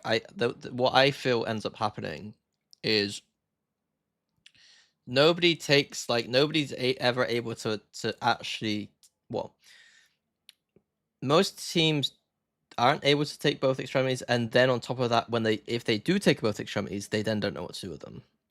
Lev are a team that actually do take both extremities, but don't know what to do with them. Like, the chamber gets out here, and then their 3 is here, and then they don't know what to do. Like, in my head, I'm like, if you have, like, all of this, you should be able to do anything you want to. You should be able to fake, you should be able to do stuff, but instead what they end up doing is, like, this guy's just, like, chilling whilst they're just, like, trying to go A or something. Like, it's a bit weird. Or they just group B with no, like, thought about lurks or fakes or anything. Where do we want to go? Where do we want to set up? It's going to be towards B. Like, because realistically, if they just push Pat off the line here, they really wouldn't know what was going on. That we milling around trying to. The comp is gonna. The RRQ's comp is kind of ass, though, isn't it? Like, they can't really take the whole map. They just don't have enough util. Figure out where do we want to go? Where do we want to set up? It's going to be towards B. T1 has the best attack pro, according to Sliggy. I think that their pro attack is the best. One of the better ones I've seen historically. There's still things they do wrong, I'd say. Like, if you watch the game versus Premi, they're still doing things wrong. Like, earlier I said, like, I think if you're full smoking this a lot, like, it's a sign of something's wrong, in my opinion. We do have. But Premi kind of diffed them. Yeah, but no, like, okay, like, I can't, for fuck's sake. You're making me do actual analysis. If you're gonna Teo drone down here, and then you're gonna let the jet sit on top of here and kill you, I think that's your own fault, bro. That's your own fault. When you got a Sova in your team who can get rid of this guy, and you're using your Teo drone, which does nothing against this guy, of course, that's you. That's a you problem, in my opinion. He did diff them sometimes when they were doing, like, he'd play up here, and then they did try to drone one round, and he still managed to diff them a little bit. But I think that that is a probably a what's it called, a spacing issue. Like the drone should be coming in, and this guy probably shouldn't be able to just like dodge around and get out. But it is Premi. But there is instances where he's up here getting kills. So it's just like that shouldn't happen. So as much as Premi probably was diffing them, if they're using this smoke and then using a tail drone to take B long, then their theory ain't fucking 10 out of 10. 3 players stacked up. Jimkin. I think this comp is good. I think this comp is beautiful, but no teams are good with it. I've not seen a single team be good with it. T1 might be good with it. I don't know. I've not watched them. Through Jimkin just pushed away as a result. Why can't the best coach fix pro? Why don't they just watch your phone and fix it? Because I'm not giving anything that I'm not giving enough details away, and most people would disagree. Like I presume these coaches would disagree with me. I think there's a bunch of reasons. The first thing is that I'm not actually saying how to actually take this control and what to do after, and like the actual mechanics of figuring it all out. I just know map theory wise, I wouldn't want to have a guy stood here when I'm on attack. Like when I'm on attack and I take here, I don't want a guy to just be stood here the whole round. You know what I mean? I've not given you like a blueprint of how to fix the map. I'm just giving you the overall problems with the map, and so it's a lot harder to fix those problems than it is to notice these problems. And at the same time, the next layer is then a lot of people would just disagree with me probably, or think I'm wrong. The other issue is that most teams are playing comps that don't even let you take both sides of the map at once, or it's very difficult to, because you end up having to use a Silver drone to re-clear B, and you're then kind of stuck with nothing. You know, there's a lot of reasons why. And then on top of that, most teams don't even have a system or a playbook that makes any sense, in my opinion, like a process of playing Valorant that makes sense. So you can't just like listen to my VOD and then, oh, suddenly it's fixed, you know? Thank you, not Lotic. Like one of the best things that like a coach could do is probably just sit on Anders' stream and just listen to him talk about map theory, if you want to understand map theory better. But then a lot of people don't agree with Anders' thoughts anyway. Result doesn't have any backup over on this side of the map, so most assuredly will be going down. The question is, what is RRQ doing in the meanwhile with all the information? Or at least I would presume so, because they're not doing any of the things that you know, smart people sometimes suggest. That assuredly will be going down. Result doesn't have it up. It's not going to play mind. In fact, trying to figure out where do we want to go, where do we want to set up. It's going to be towards B. That we do have. Yeah, the timing can be really weird. So it takes them like 30 seconds to take this, and then if they want to take this, they're going to be on low on time, right? So luckily they trust their Astra to go do it solo, which is kind of crazy. But tried to find that port of call over to the A side with the Seekers, but Autumn has to run it back. Thank you very much, Loic. Are you married? No, of course not. I'm sat here talking about Valorant. Of course I'm not married. Overall, solid enough hold so far from GE. See what Crazy Guy can put together. Just the size of Coach Potatoes. No, Coach Potatoes ain't at the level. Like, a lot of Coach Potatoes is just copying better teams. But stuff to be world class is definitely missing from Coach Potatoes. The Fracture that's coming out will probably be better than most VCT teams, though, because most VCT teams suck at defense on that map. He's married to his job. No, I use my job as a protective layer between me and the real world. Where most of it breaks apart because G has control over connector, G has control over stairs, and that's a tough choke point for RQ. The bottom comes in with our own approach. First time with a full force into A main, something that G hasn't really spotted out yet, but they will now. Yeah, they get that. So their whole attack game. Oh, why am I watching attack? But it's because I'm actually curious. Their whole attack game plan is set up Jemkin with the ult, and then oh shit, we don't have the other side of the map. So it's kind of pointless playing Chamber. The whole point of Chamber is you're supposed to be able to take one side of the map with very minimal utility, and the other side of the map your team can actually focus on. Instead, they're strong-siding the Chamber on their attack side.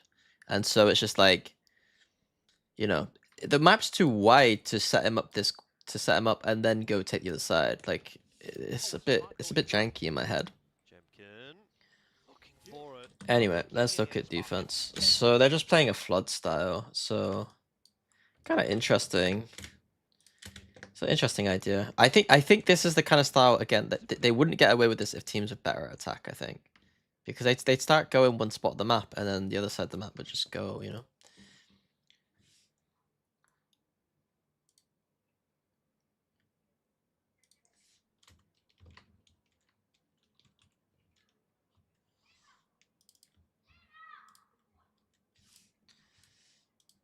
For the next rounds, RQ though comes in with our own approach. First time with a full force into A main, something that G hasn't really spotted out yet, but they will now. Well, I love how teams suck at defense and pro attack. No, most teams are good at defense pro. Not good. They're like defense pro. I think is played better than attack side pro, but I think because attack pro is played so poorly, the defense looks better than it is. It's almost like a lot of the defense macro has been made to beat what is poor attack sides. Jemkin looking for it. For now, Patman not pushing forward, but I think he will. This is a GE VOD review. It's just I started talking about attack side theory because I can only comment on the defense side of GE in the broader context of the attack side in general. I don't think necessarily many of these teams are great defensive pro teams. It's just that attack is so bad that they get away with stuff. GE were doing really good things last map though, reading paper routes really well. With only a minute left on the clock, really to Monk currently, just to take forward space. It's going to be a really late take on the A side. Still holding Link at 40 seconds is weird. 40 seconds and they're still clearing outside of A. Now comes down to the picks of Interesting, they always like to play up close on this choke. I think it's probably a protocol they have when it's like art feels empty and then they think it's going to be a heavy AX, like they're happy to play like this. Of course, Udatan also has the judge, which helps. Monyet just sacrifices his body for the cause. Yudotan on the other side of the judge. Well, here we go. Yudotan inside of the smoke, just going to be able to grab himself. I don't love this way of playing this map though. And Patman doesn't seem to be too aware of it, so that'll be another freebie. I think it's so easy to sit near the dugout and just get kills that I just sit dugout and get kills. Plans now down as well. Fast retake though, because GE already I can understand why Udo. I think if that was me, I'd have Udo here and Pat here spamming, and then he can use his eye and reveal and seize to get spam kills. There's a pick and down to just crazy guy now. This round has kind of fallen apart. Not really doing never that time. We're seeing entry into sights. I know T1's played this. See, then they do stack positions when they think. Is a little bit different from Monyet Cushy, but just take our circle on that takedown. Be careful here. Yeah, Yudotan still. I want to be a little bit careful here. Fast lane Oh should just get him out. no, you don't need to wall that quickly. Obviously tough to hit the Neon at that kind of I guess the Neon pacing is so fast that I forget sometimes. Like in my head, I'm like, this is way too early, this wall. But I'm wrong. Like the pacing of Neon is so quick in this meta that like a lot of the timings that I have ingrained in my soul no longer apply in this meta. They will in the next meta with the Jet that everyone's gonna play, but with the Neon, yeah, I'm off. I'm off with a lot of my micro. It's quite nice. Continuing to be pushed away there. Oh man. I mean, where can you go with 25 seconds? Are you gonna watch the CL final today? What? This round's a sham. The Champions League final today?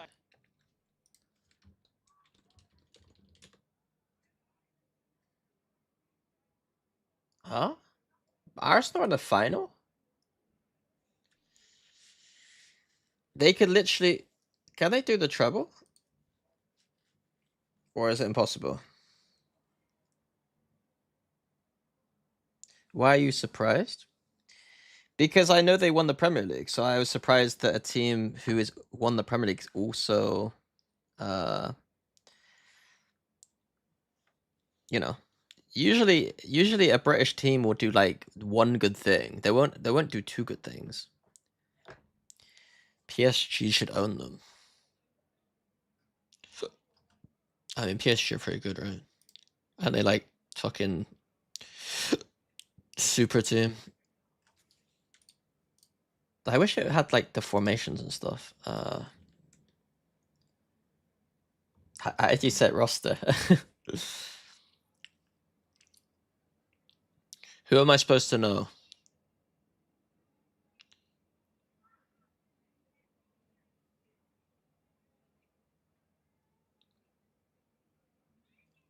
Who's the superstars? Dembele. Is he the guy who's like 17? No, he's not. Who's the guy I'm thinking of who was like 17 years old? Is he like Real Madrid or something? Dembele.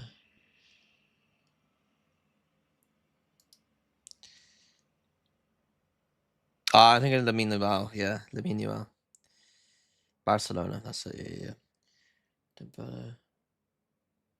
Is that guy still good? Lamine Yamal. Is he still farming? Atletico Madrid offered to buy Lamine Yamal with sunflower seeds. It's an interesting strategy. Lockdown already prepared by GE. It's gonna be a shite final. You guys are really that bad on Arsenal? That fucking. You think PSG's like that much better? You're gonna lose the round. That's what's gonna happen here. Oh.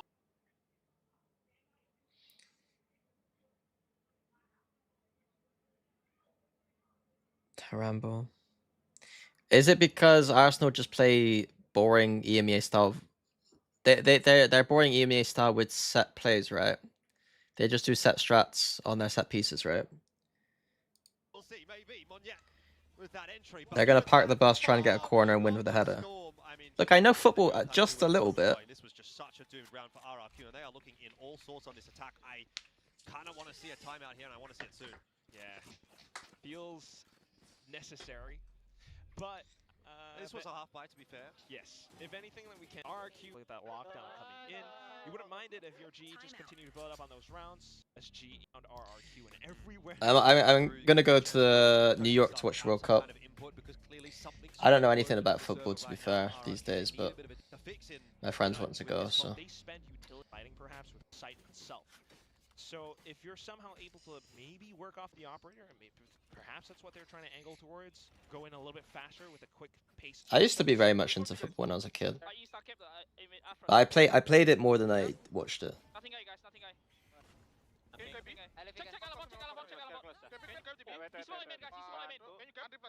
Yeah, they're trying your site to what they always teams. Not that. They got the gift of the gab, I'll give them that.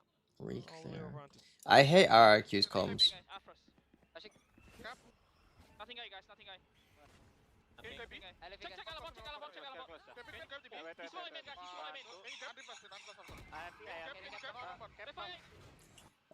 That's not the worst example. That's a pretty mild example, but RRQ comms are generally pretty bad. I'd say.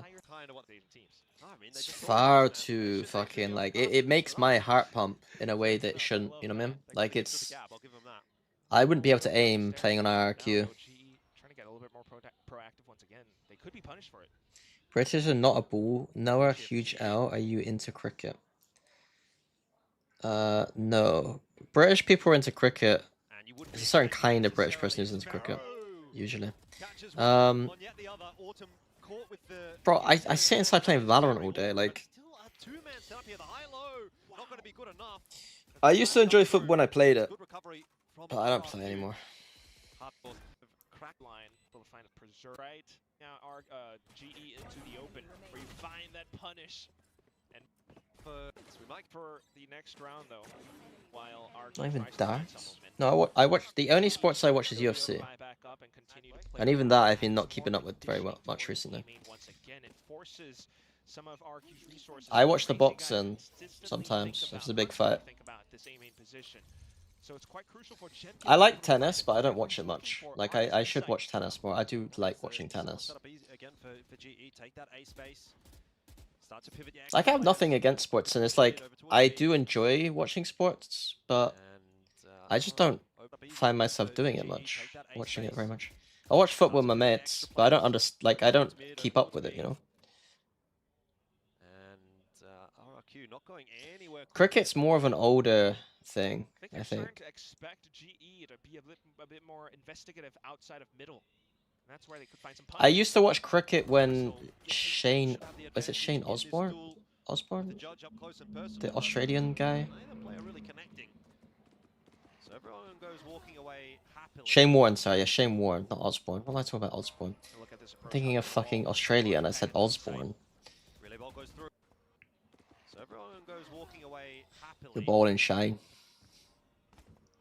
And look at this approach, hugging the wall. I come home from school, and if Australia were playing in the cricket, I would watch the cricket. But yet's gonna be spotted out Unironically. as well. Oh, I yes, do. it I is. like Yeah, watching Shane Harvey Warne. comes into play for the double. That might be enough to just settle the nerves a little here for GE. They're happy to play it slow. Indians in the chat are waking. Yeah, I feel like I'm watching GE and I know nothing about cricket. Like, if I knew just a little bit about cricket right now, I'd be fucking farming the Indian viewership. I don't know. Yeah, I don't know. I don't know much about cricket. I know that India's very good, and there's that guy that's really good from India, right? Cushy. That TMV was talking about. That might make things a bit more interesting.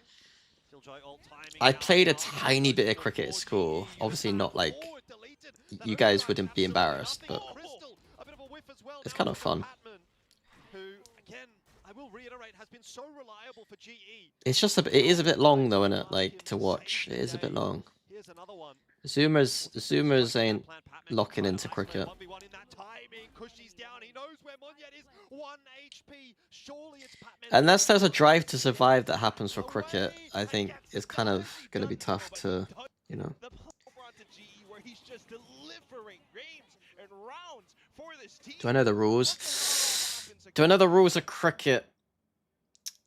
I used to when I was younger.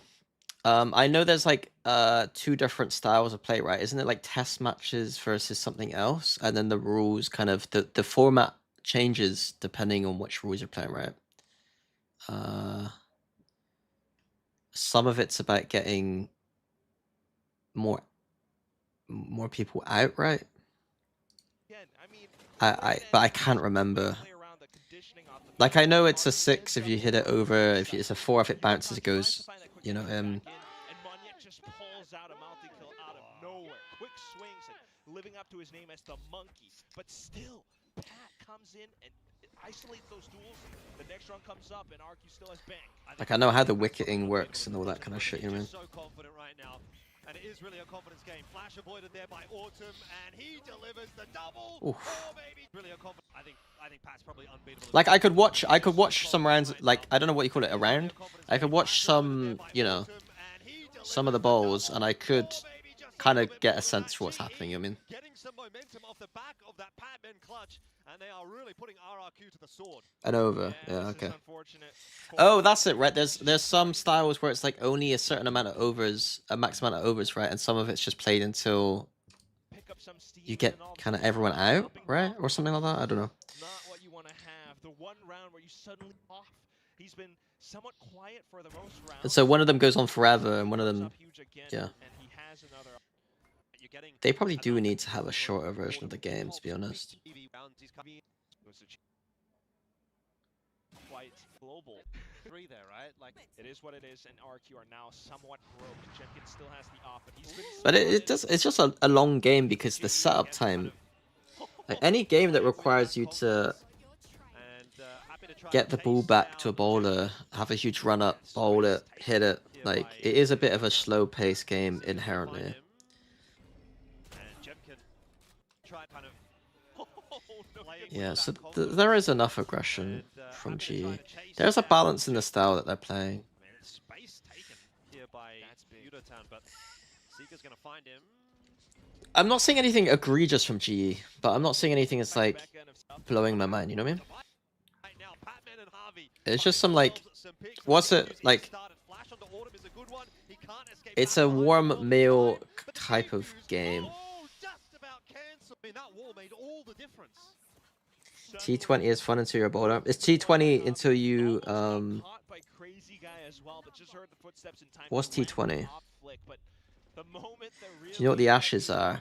on the edge, The Ashes, isn't that the UK? Is it the UK versus Australia?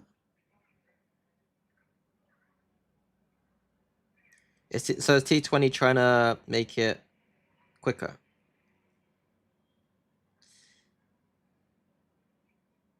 And then I know the Ashes are, yeah, it's played over a few days, right? And it's also, and then there's that cringe thing at the end where they give you a literal pile of ashes as the reward. I think that's with Monyet their way in, very awkward this time. Faster, Autumn, unable to deal with Monyet, who's bouncing around all over. On Proud, Cosmic no. Fortunate this time around, open, but go back towards farming alt orbs. So over. That's the thing. It's gonna be a lurk. The turkey. Top of A, that's going to draw the attention of Patman. Meanwhile, Patman. pleased to make use of it. Killjoy out here, nah. Nah. I don't think it's very good. I think the only reason to use a 3v4 Killjoy ult here is if you got it down here. Like, or here. You know what I mean? Here would be amazing, but you get shot here. So if there was a lurk, you're dead. I know that, yeah, they can't really do it, but Navigating things well enough thus far. Still the retake. it's a bit of a waste of a Killjoy, in my opinion. Not a whole lot for GE. There should be a Do English people feel offended when they're referred to as British? No. You are more likely to get people offended who are not English, i.e. Scottish, Welsh, being offended if you're called British. Generally speaking, the countries outside of England in the United Kingdom or Britain just don't like England very much, some, you know? damage, but nothing more than that. So RRQ up to a fifth. Or at least like there's political and social reasons why they're far more less likely to want to embrace that name. Just a slight consolation prize for. There's a few good To reasons. get two away from the run-in. There's a few good reasons. But thinking about the round once again, I mean, although Yudotan does manage to slow them down. I said political and social reasons. RQ always leaving these options available for themselves, and you're starting to see Monyet be a little bit more proactive now. So let's English see people how aren't GE might British. finally respond What? in this final I mean, you're either got a PhD in political science or you're an idiot. round. I don't know which one it is. Can we dog him and we Can you fake stab long now? fix that now?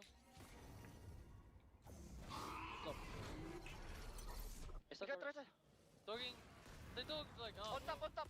Same push coming through from GE, and similar result. It doesn't work out this time at all. They've just tried to cook a little bit too hard in these kinds of rounds. But What do you think of GE's identity? They have a lot of flex players. I don't think they... I think that this happened with us in Fnatic at one point, where we had Doma flexing on a lot of different stuff. And people are like, oh, he's a really good flex player. And I remember thinking, I think Doma's a really good Raze player at the time. But I wouldn't say that, like, he was having to play Omen. And I didn't think it was, like... If anything, the reasons we had to put him on Omen or, like, Ascent was because we didn't have very flexible players. Or, like, we just didn't have a Sova player, basically. We didn't have anyone who could play Sova.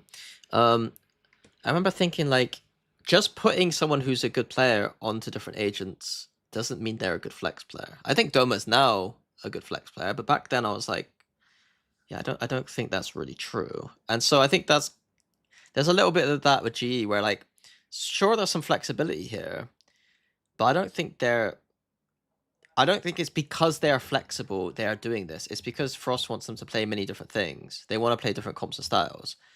And that's why they have to flex around, not because they are inherently good at flexing. sometimes too many cooks spoil the broth, as they say, and it seems like GE might be spoiling their first half a little bit here. With What do you think about Angus head coach? Okay, I'd like to get clip farmed, I guess. The decision to remove Milan from the team is surprising to me, and probably not a big issue on the team, frankly. I think that I think it feels like the kind of move where it's like the Milan, like ignoring Eng, the Milan removal felt a little bit to me just like trying to, you know, oh shit, we're doing badly. Let's just make a desperation move. It kind of felt like to me.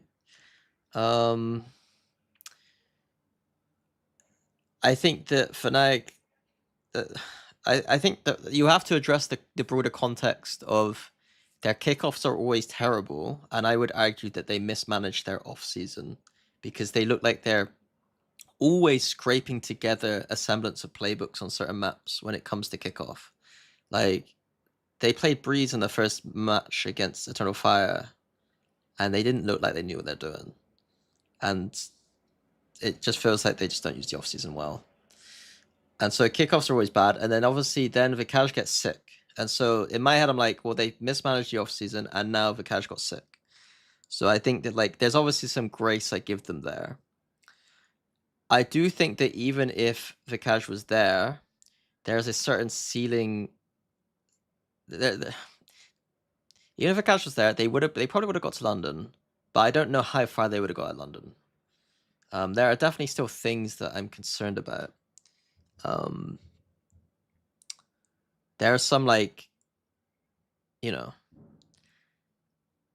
there's some map theory that I think is missing, and like Killjoy Lotus kind of stuff is kind of a bit weird to me, considering that like they should be at the forefront of the meta or even trailblazing it, and I think that they aren't necessarily.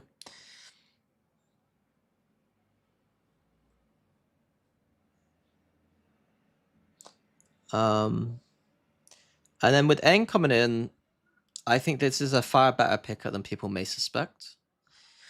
I think that just because his team and his coaching on KC wasn't necessarily the best, I don't think that discredits, like, I don't think that's, I don't think that is going to have, like, as big a problem with this team.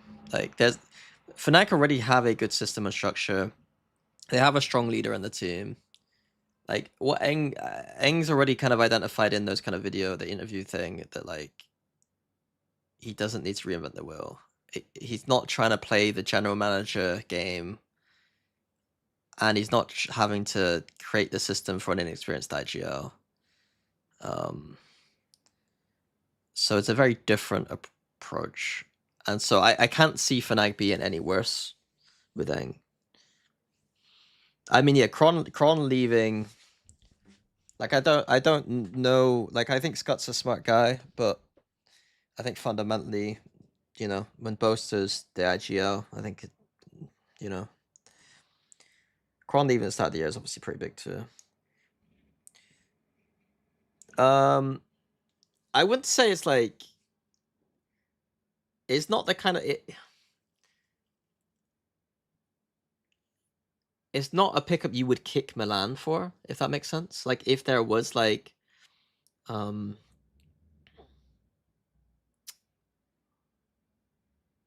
if it was like Milan was doing a mediocre job and they're like, oh, Eng's there, we're getting. It's not like that. But I do think that he was the most, in my head, the most obvious choice when it came to replacing Milan.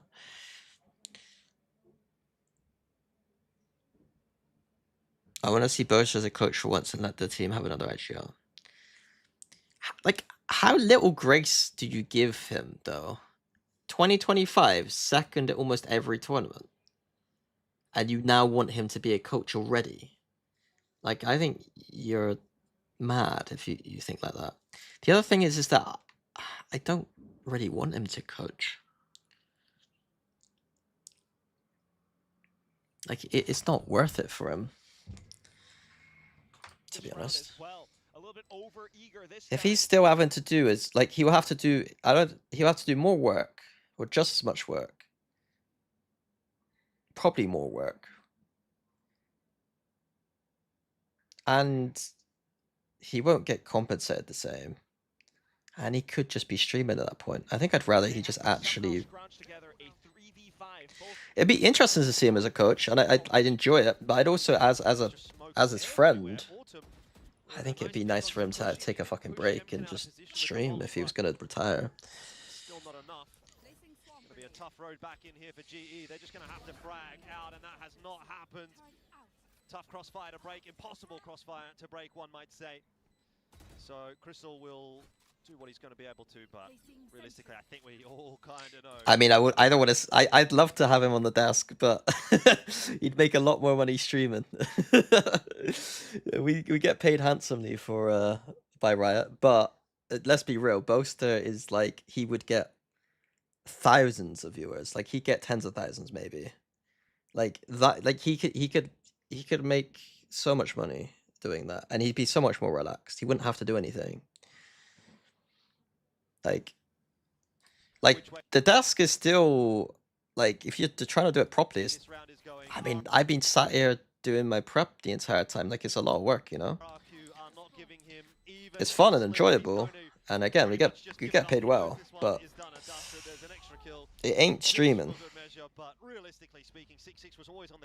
Do you think the new C9 rebuild with Fire, Bollops, Note Jack are going to be the best C9 roster we've seen? The problem is the kind of moves that they should have made.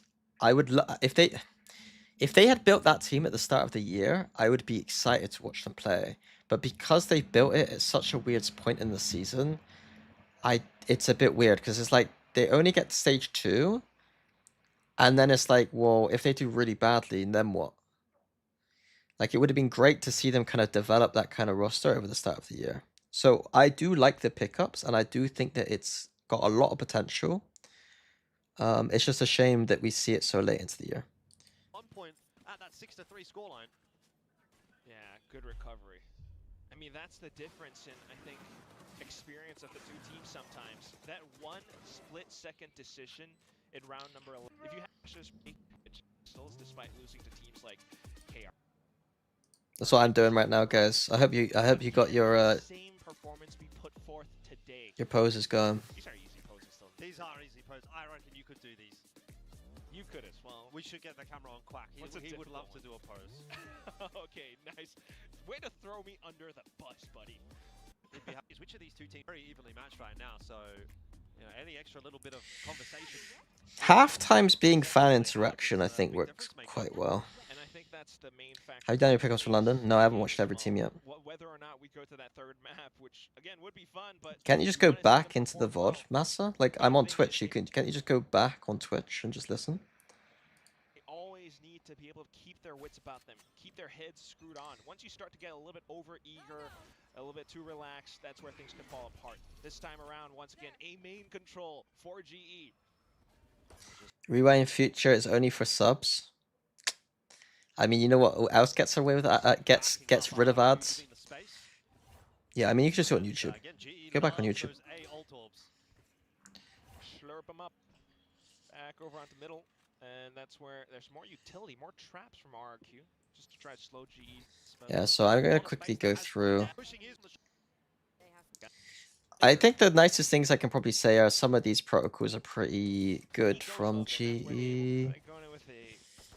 But they are going to have to group up quite a lot with their comp. They can't really take multiple parts of the map. Okay, at least they have some... Okay, so in terms of teams that do play this style of comp, they're at least trying. At least trying to put some pressure on. But this chamber, realistically, is probably going to sit here the whole round. Like... So, how can I explain this? The problem with the way that GE are doing this is... Obviously, this feels very threatening for the chamber. Where's his TP? I mean, he's put his TP in the wrong plot. This feels very threatening for a chamber because obviously the attack could just be walking up and then burst out. But realistically, how threatening is this? Realistically, because a full smoke means that they can't do 2 smokes on B for an exec. So there's not really much threat of like a push coming through or it being very heavy, if that makes sense. Like you're not going to send 3 or 4 people here if this is smoked, in my opinion. Or if you do, with either of these smokes, then I think you're kind of losing a lot of tempo. Or you need to prove that you can beat exec behind it with only one smoke, right? Does that make sense? Like, they only got one smoke left. So if they're doing a smoke, you know they're not about to exec you unless they can show that they could do a one smoke exec. And so this doesn't feel as scary because you're like, they're not going to send multiple people here. If they do send multiple people here and Chamber sees a bunch of people here, you're also thinking, well, that's a win because we can take a main control off of them and they can't exec us for the next 40 seconds anyway. So whilst G are kind of thinking about this stuff, I think a world-class team would see that this is kind of would call bullshit on this in a way. They call bullshit on the fact that a few things.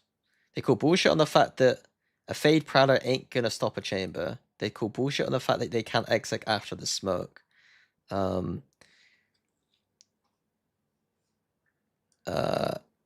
Yeah, and they just call bullshit on the general kind of idea that Belong's being pressured heavy here. Back again into A main and GE are poised. But again, I give G credit for actually trying. Not really going to be a fight presented though. Phoenix ult to re-clear A main. It's been charged up again. It's pretty incredibly bad. by Autumn, who will just try and get a bit of info in onto the This side. feels Has pretty not bad seen to me. anything, but he's got the wall out and he has drawn out a bit of defensive util there as well. Which I think G's happy with. That's You know, they've two got signs of prowlers, commitment. They're just a trying to smoke, and a reveal, pull RRQ a little and the chamber still can shoot. If Jemkin had an op here, he's obviously, you know, bit. Jemkin now out in no man's land. Awkward fight for him and Patman takes that's a it out Jemkin problem, Sheriff. not a, you know. Such confidence. Neon ain't dying there. Patman not too eager to. How much does confidence through does the smoke how in. much does confidence affect strategy in this game? For instance, if IGL makes the right call but you lose 3 times individual hero plays, you can't seem to make it work. I think that's your job as a coach. To just be like, we're making the right plays, like we're all good boys, like, you know what I mean? Yeah, he's got a rifle now, mate. My favorite timeouts where I don't have to think were ones where I was like, we're playing really well. It's just we're losing. Those are my favorite timeouts because I mean I don't have to think. I'm just like, keep doing what you're doing. You've got G back over onto A main, running circles around our. Do you prefer Waylay Phoenix over Neon Phoenix or Jet Phoenix on this map? With the new patch, I said earlier that I would play Phoenix Chamber. Wait, what would I do actually on this map? What do I want to do? I think that there's got to be something cool here. This map.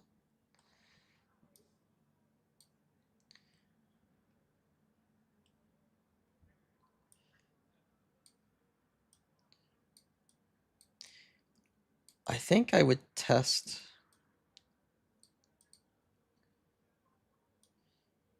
I'd be interested in a solo Phoenix variation on this map, with the 5th slot being one of these. I think I'd be interested in something like this. Harbor would be interesting, but I don't trust my Harbor. I think that as a coach, I don't think I am as good with Harbor as maybe other coaches would be. So I think I'm more comfortable with the Astra. I think server's kind of required on this map. Fade is okay if you're not playing, like Jet. How are you going to get, like, if Jet is really popular on the map, how is a Fade going to stop Jet just fucking you on Belong? Or by that lot, no.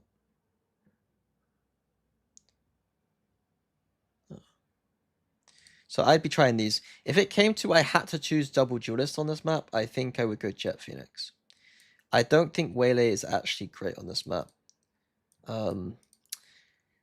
If there's a lot of Vice that gets played, then maybe Waylay would be better. But I don't think the majority of teams will be playing Vice. So, I mean, unironically, I think Yoru is still probably pretty good. And I have not tested the timings on this map.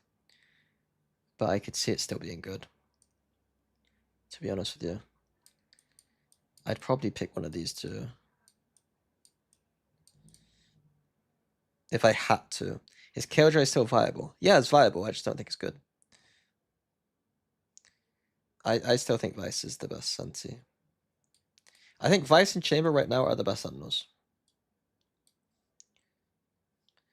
Chamber stocks have gone up a little bit and continue to rise. They're like ludicrously good agent. Cushy here to try to slow it down. Would this be the nail in the coffin? What Viper would you do on attack on defense? I'd have to cook a little bit.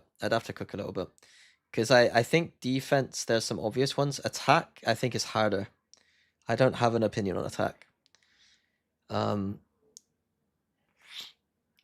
Yeah, I don't have an opinion on attack. Attack walls are a bit more difficult, I think.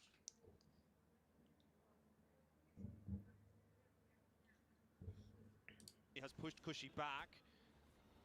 Not taken out just yet. Yudotan. Oh! He's all over the place and it's impossible to hit, but Crazy Guy can't hold on either. Monyet in. Gets the double, and that will be the defuse, you'd think. Patman's going to try and deny. The smoke fades, and Monyet wins a critical round for RRQ. Can we get Sky or Sova? No, Sky's bad on this map. I think Sky's pretty bad. There's not enough vision on the dog. Close for comfort, though. But he ordered to, though. The smoke not taken out just yet. Yudotan. Oh! I mean, there's some basic protocol understanding.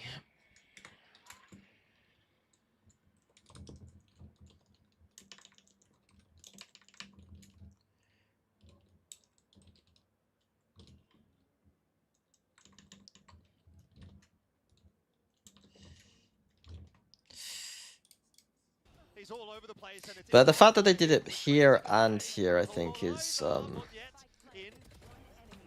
good. That will be the defuse, you'd think. Patman's going to try and deny. The smoke fades, and energy how. So trying to do their best. So the same, you would hope that they would do the exact same fade utility here as conditioning, right? And the same kind of hit. You know what I mean? Like they've already done. Let me try to explain. So they've already done a round where they're taking B long with a fade, right? So why are they not doing exactly the same thing when it's not fade? You know, whatever they're doing here, whatever they're doing here is what they should be doing here. But if it's different, they got a big read. Yeah, what are they doing? So what it means that I don't like this. I don't think this is good. But you would expect that if they built a playbook or a system around this kind of thing, they should also apply on these rounds too.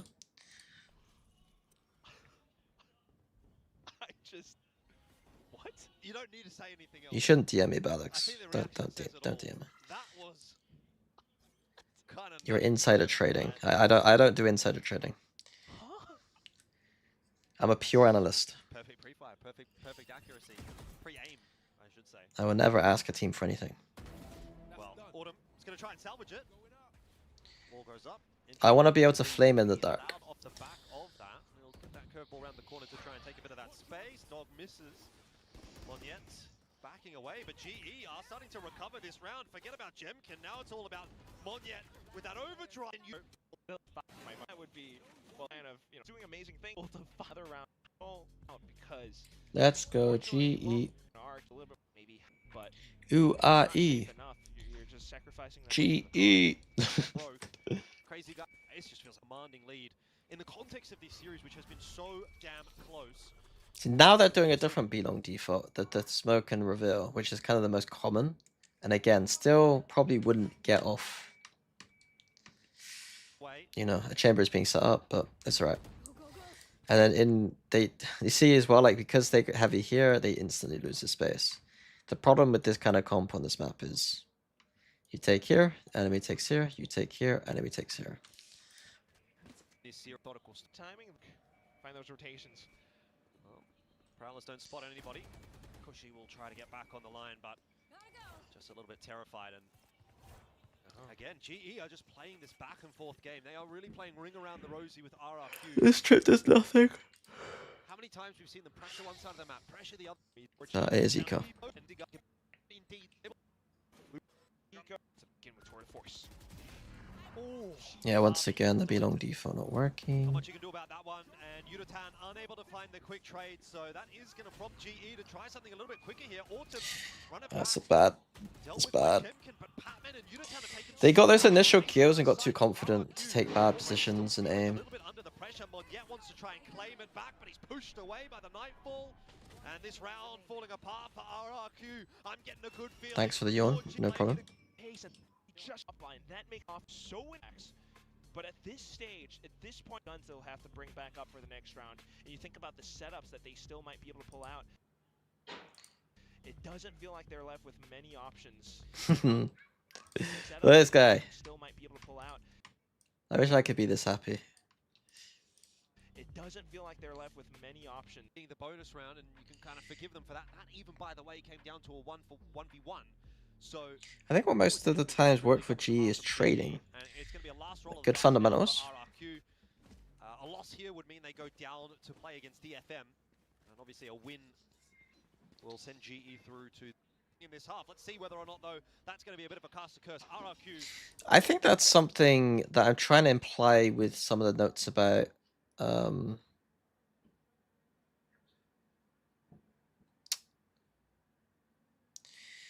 like this. Like when you have a team working really hard to prove that you're really good, you're gonna presume that their fundamentals, like the fundamentals are gonna get pretty good. But they're probably working harder than a lot of other teams. Not really going to be a fight presented, though. Run it back will be invested.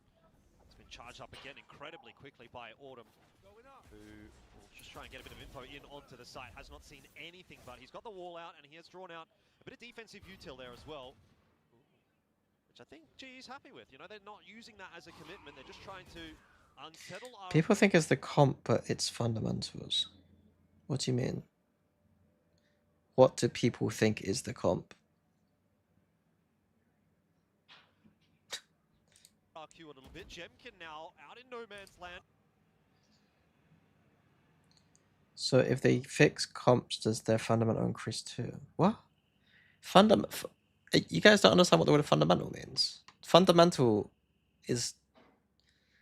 There's nothing related to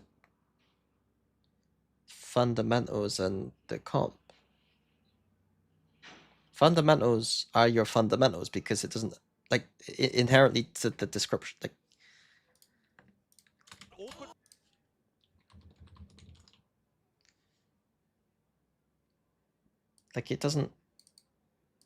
it doesn't matter what comp you're playing, your fundamentals are still your fundamentals.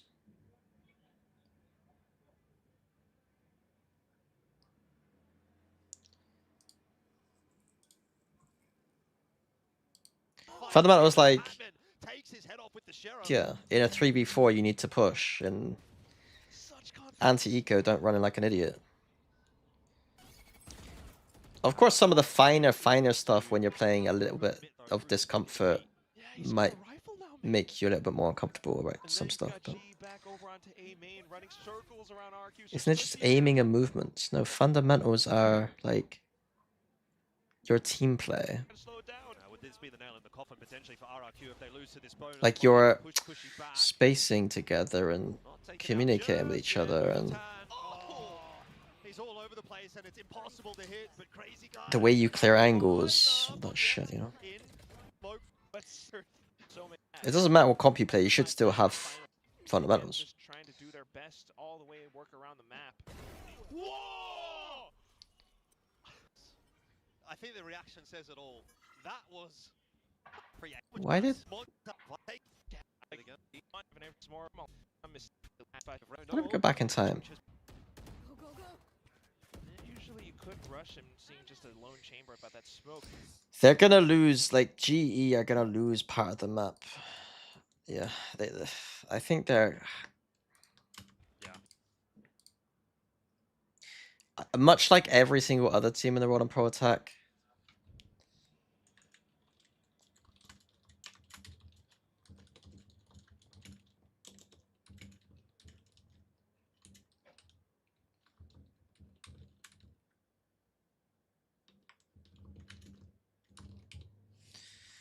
I think, yeah, yeah.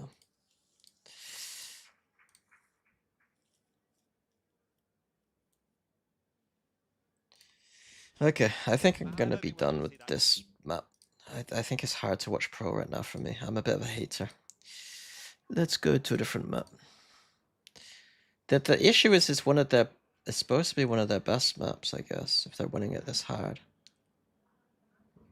I worry about that.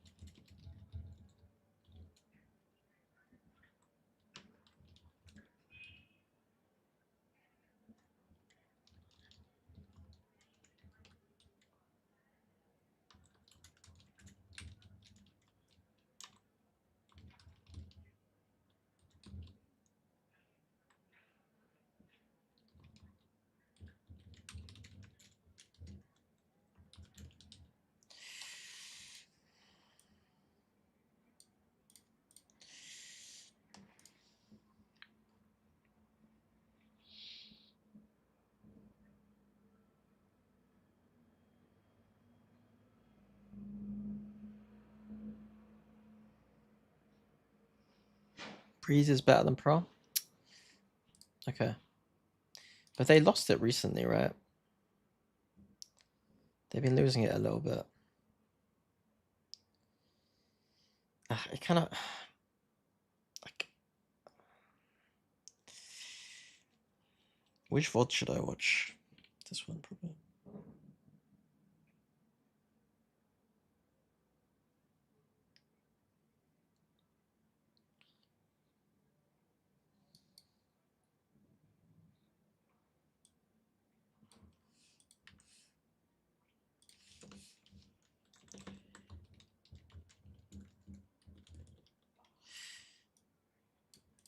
Are they just like mid everywhere else? Like what's the logic here?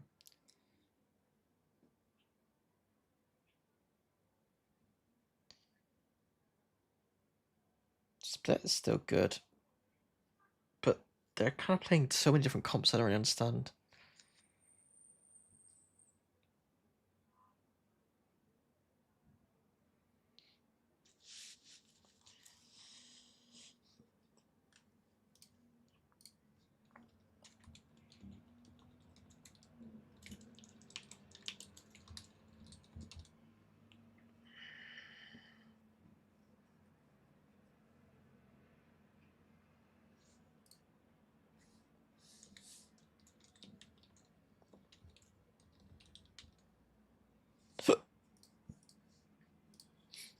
Ah, shit. Breeze. What did they do? Oh, they got premied. They got premied.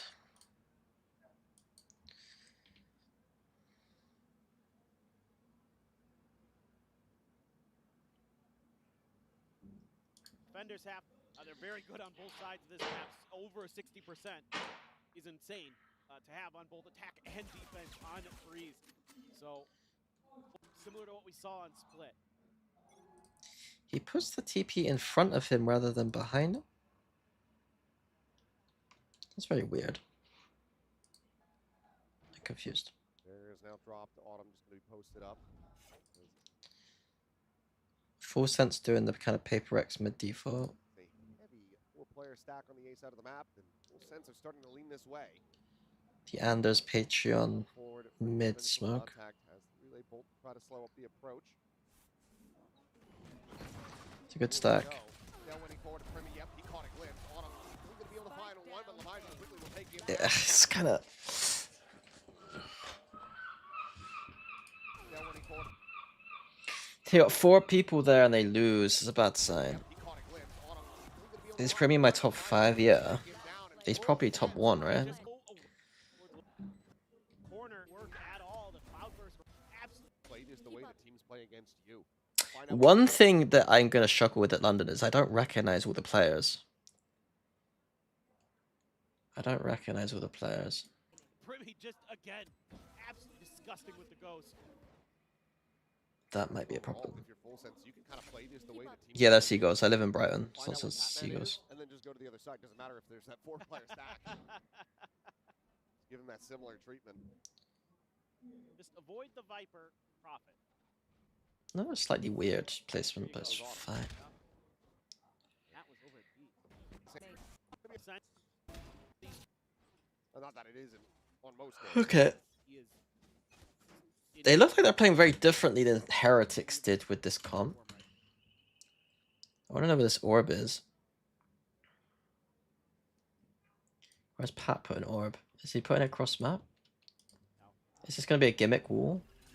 And he's confident. I mean, he's been tweeting and he stood up. I've never 4, just 5-man crunch, man. He's continuing. Bobby trying to find I mean, this doesn't. This so far is a stack places and lose duels. Like when I'm very worried about this. If Patman doesn't drop bombs, will they like here? Like, these are actual examples of firepower, like potential issues. Obviously, it could be spacing in the way that they're playing around each other, but fundamentally, if you got 4 people in a position on a map, you should be winning the round, right? finds that kill. He keeps the damage taken. You know exactly where he's gone. Limited options. So I still have faith in the strategy right now, or the approach of the comp. I am just a little bit concerned about the firepower. Autumn doing his damnedest today. Putting up a good performance, able to shut Leviathan down. Ready for that TP, but it's just not nearly enough. Now he can just keep on this outlaw, and everybody's going to be one tap to it again. Autumn with the hero rifle goes for a peek. Oh my god, that's so risky. Quick little exit there. Meanwhile, Primi, he's got an outlaw in hand again. He's looking at the numbers. He knows you don't have armor. Not just shooting, he can do a little math too. Now what do you do? Try to take some spaces. Yudotan, the full sense just has been dialed in on this angle. Who plays a comp better, TH or G? TH get away with some stuff. Outlaw in hand again. It's just Taiko, just get one. Caught out in the open. Push forward attempt from Hobby. Will end up falling. Kahlua finds the kill, and I think you got to be seeing a timeout call off the back of this round. With that dark crystal, not going to be able to spot anyone. As Primi continues to linger around mid here with Kahlua. Not out, so a little bit. Spike planted. Push down deep, but Kahlua. It's heavy meta. The chamber, any kind of a best content value out of this tour de force. He's able to get into it. You're in round 5. Nowhere near him. At least for the moment. B site fully open. Heretics, I think, have the better subs, to be honest. I don't think that Heretics would let this go. How are they going to retake with their comp on B with no wall and no second smoke? That's a nice orb, actually. Full sense throw orb here to get up aggressive. That's kind of nice. That's kind of nice. I like what I'm seeing for full sense on this map so far.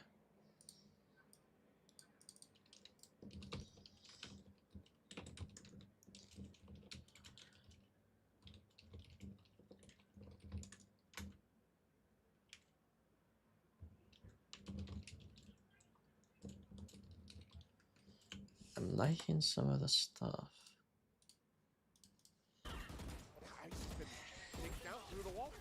Shock dart's gonna be layered in. Patman is absolutely To be dead. fair for GE, Patman had consistently held B on his own multiple multi-kills in previous games on Breeze. Frostry, that is a good observation. However, I think that a coach should be able to realize that that ain't gonna be consistent, you know? It doesn't matter if you're literally Premi, you shouldn't be able to hold B by yourself on Breeze. Full sense. Dotting their I's and crossing their T's. As global esports are just getting ripped limb from limb. So clean. Value here. Weapon. Ulti. In this sensible angle coming through what they find to connect on top of their take these deaths. So he's almost got half of the team's deaths. Sorry, I'm not doing full sense right now, but I'm getting thrown off because I don't recognize everyone. I know what Cruz looks like.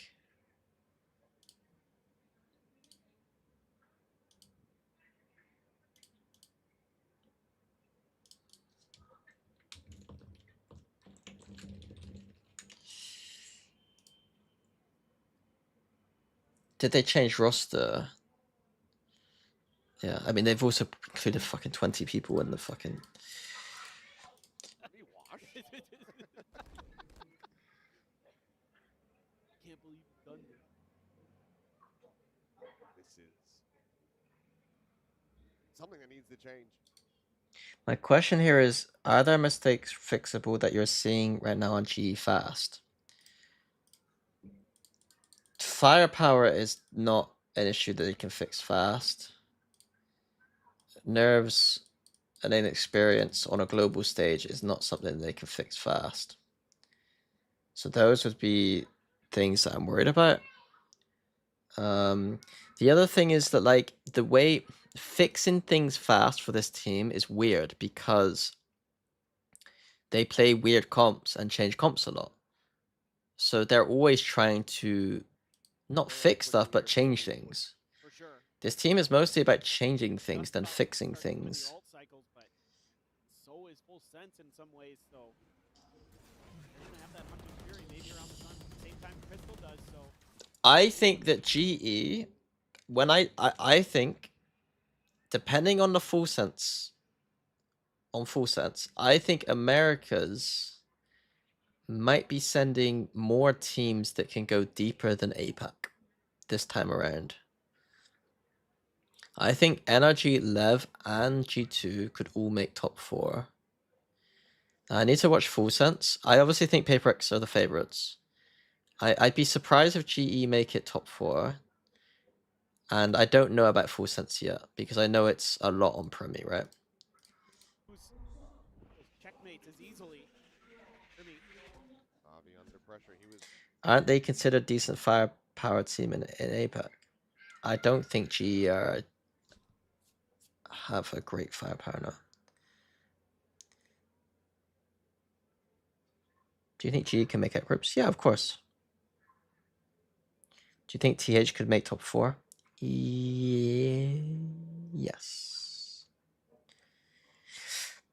I think that with EMEA, I'd be like, what I'm saying, the Americas teams, those 3 teams, I would not bat an eyelid if they make top 4, all 3 of them. I think 11 would be like, ooh, that's kind of nice. With G2 NRG, it's just like, oh, what? 2 of the most experienced, greatest teams of all time have made top 4 at international. Wait, great. Rank all regions. I think it's gonna be like Americas and APAC very close, but I would give Americas an edge for their top 3. Like I'd give Americas the edge in terms of consistency with the 3 teams. I'd give APAC the more likely to win because they got PaperX, if that makes sense. I haven't watched Full Sense yet, so I can't get an opinion on Full Sense. And then it goes EMEA, and then it goes China. I think the gap between EMEA and China is bigger than the gap between these 2, though. But I could just be biased. You are underrating Ultimate Patman firepower. Am I? Objectively, am I? Like, I know it's probably not the best way to do this, but PaperX. 1, 2, 3 players in like the top 15. GE. 1 player in the top 15.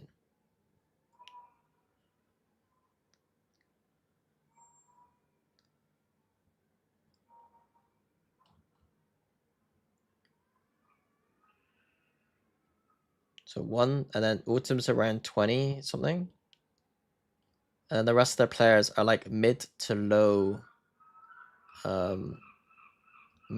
table. I mean, we could do the same this way around too. So Patman is obviously very good on the ACS front. And then Udatan becomes higher and Autumn becomes lower. Outside the top 20.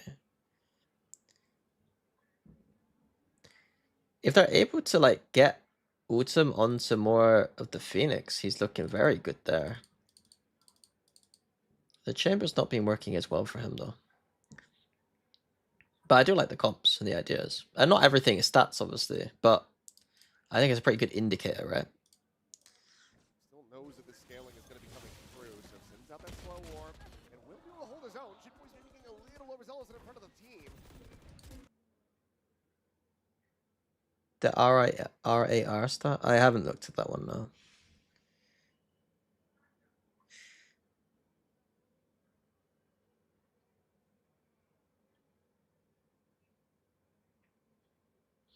Who's trying to access my document?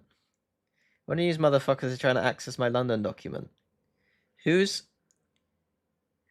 Ferrucci Caracciuni?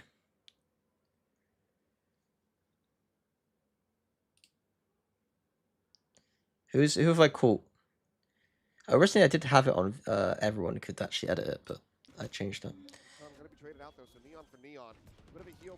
They auto on Chamber a lot because his AWP is really good. Yeah, but why has he only got 190 ACS? 30 seconds left. Autumn, once again, last one standing, will be able to find another kill here on the Primi. Love it. Now they would say full over. It was kind of a team from Full Sense so far. Open up. Really. The team. I'm going to be traded out though, so need the call. To get themselves into this map because right now they are looking absent. Yeah, this is one of the rounds where I would say. Oh, he went 3 to 21 on Chamber. Oh. With a little bit of an Okay. Overextension from fair enough. Boys there trying to relieve the pressure on the Primi. I do think Autumn has decent firepower. I just think across the board, taking over a game, which team, like, even if I compare them to Foot, like, I think that SOP, like, I think it's like SOP, Sociable pops off sometimes, yeah, actually pops off sometimes. Zeus when he's on Waylay pops off. I think Crossley obviously struggles. Like, I think that Foot's firepower is better. I mean, Zeus isn't insane. Like, his Phoenix is struggling, but his Waylay was pretty decent. Zeus definitely isn't insane.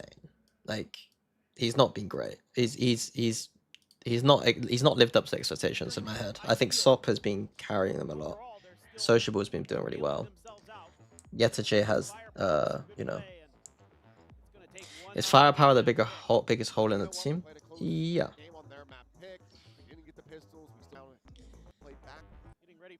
Or just like overall skill. The problem is GE players are inconsistent. No, they're just, I would say they're just not as good as other teams individually.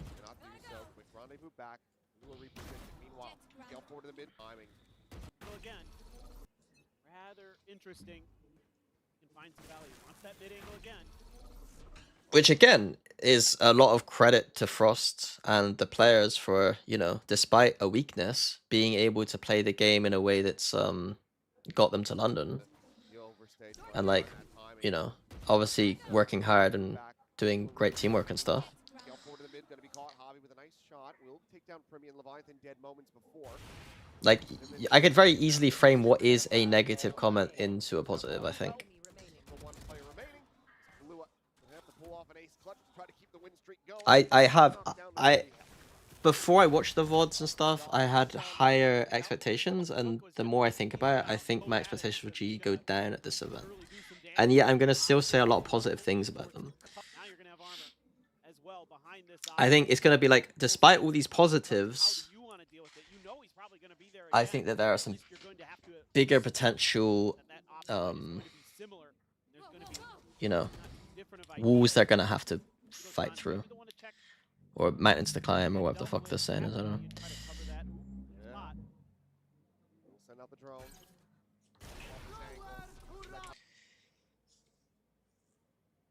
With Levin Energy playing EWC Quires this late, possible to June 1st, I am worried their Masters prep might be harmed.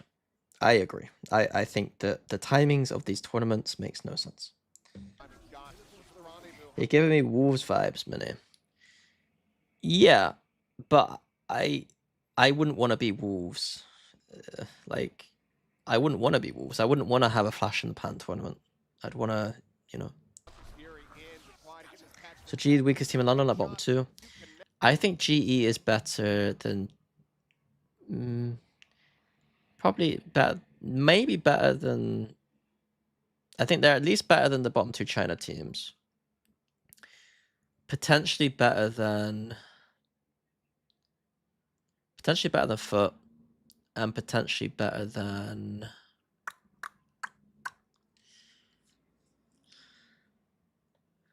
Yeah, I'd say they're better than those 3 teams. Maybe. Better than Vitality? No, I don't think so. I don't think so. Vitality shouldn't lose to GE. If Vitality lose to GE, that's a Vitality fucked up. How can GE be not as good as other teams they beat PPX to qualify for London? This is the hilarious thing. Do you think that if they play Paper X again, that they would win? This is the great thing about analysis, is that you guys aren't like, you guys are gonna maybe I'm gonna piss off a bunch of GE fans. It could be fun. Just because a team wins a game doesn't mean that they are always better. So you're calling them lucky? No? Why did I call them lucky?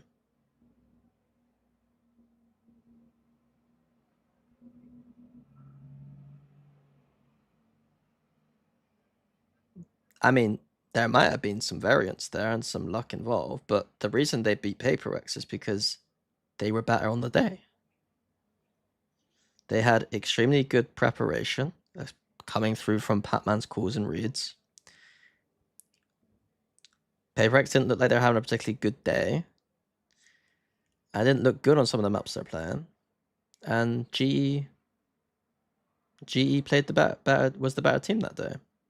Do I think that GE are going to consistently be the better team on the days versus better teams? No.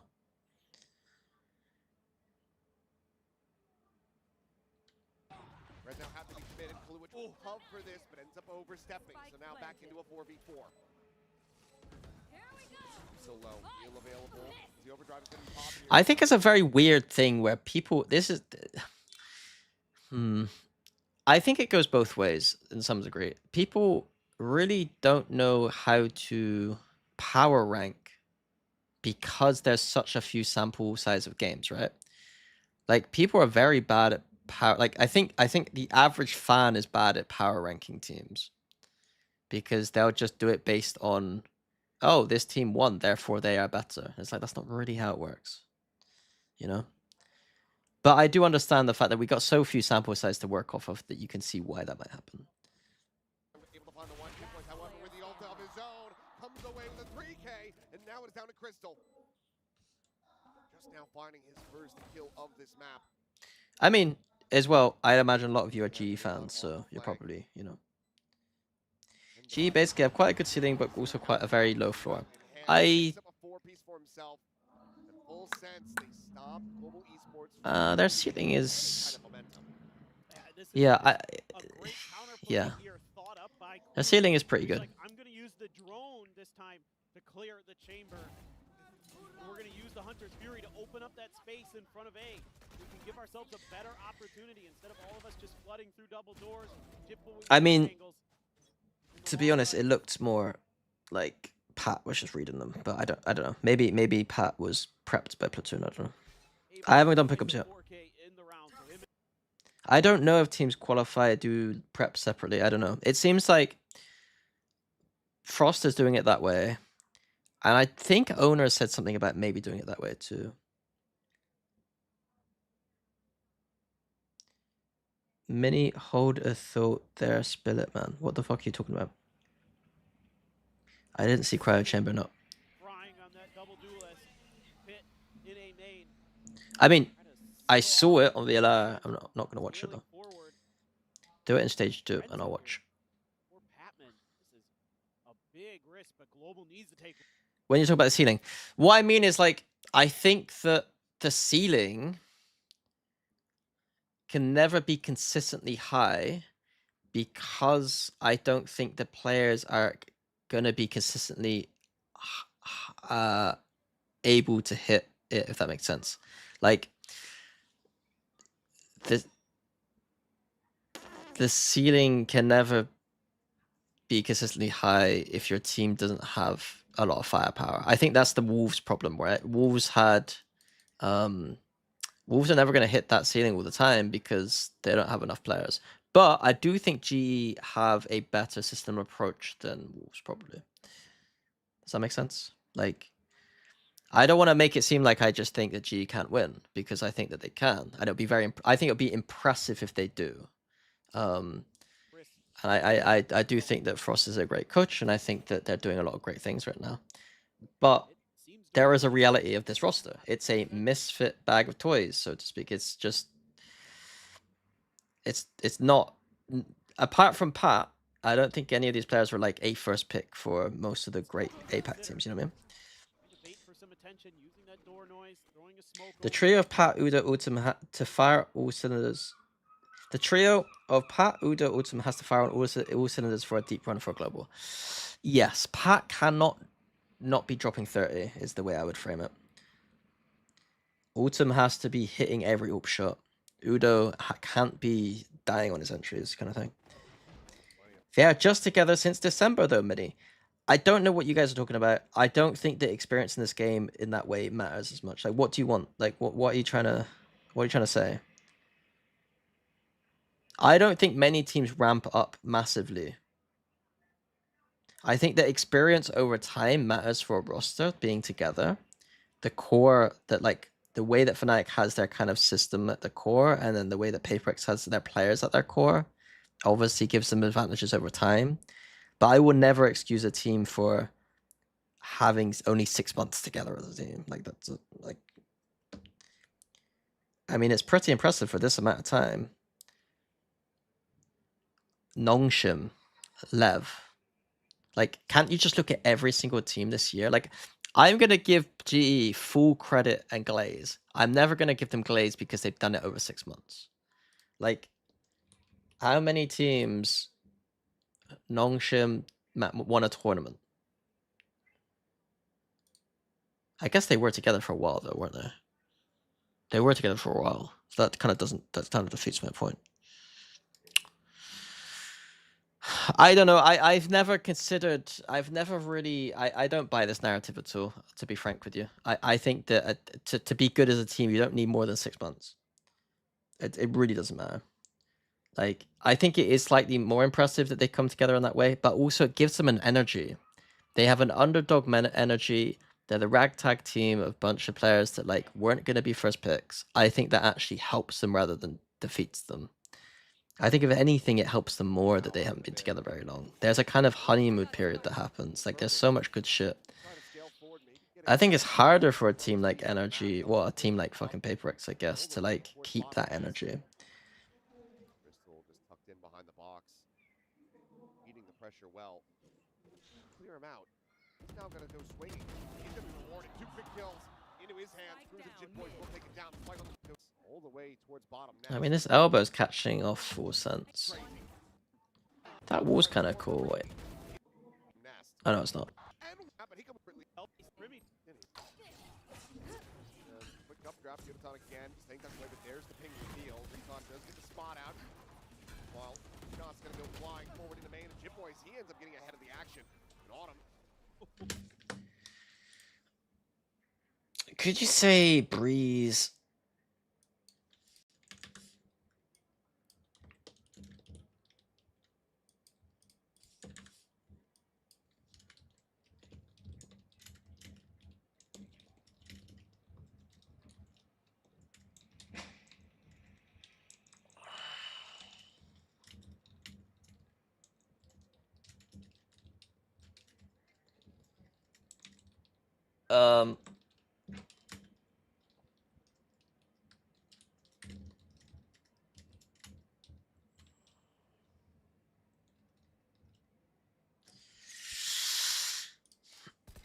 Manage take him down. So I do like the gimmicky. I do like the comp, though. I do like the comp. The comp is interesting. Gotta try something else. That A site, seeing way too much over there. Their map pool is weak, to be fair. Yeah. Yeah.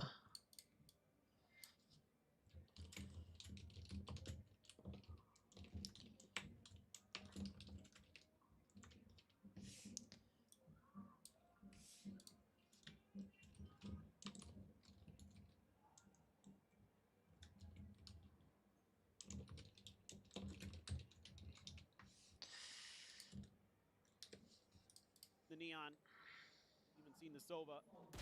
Oh, bad. Any team wins, they played great. GE wins, nah, the other team just collapsed. I hate the victim mentality that some of you fans have. It is mental. I think that some of you GE fans in particular have a bit of a victim mentality. I can't say more good things about your team getting to the position they are in. You cannot be more happy as a GE fan to be qualifying to event. And yet, when I call the reality for what it is, you are like, oh, the other team collapsed. It's like, that is the truth of like some of the analysis. Like sometimes it's like, I mean, I haven't been saying this in this game, but like if you are an underdog team and you beat a team that is better than you and you haven't proven yet you can do it consistently, then the other team may have been having some issues that day.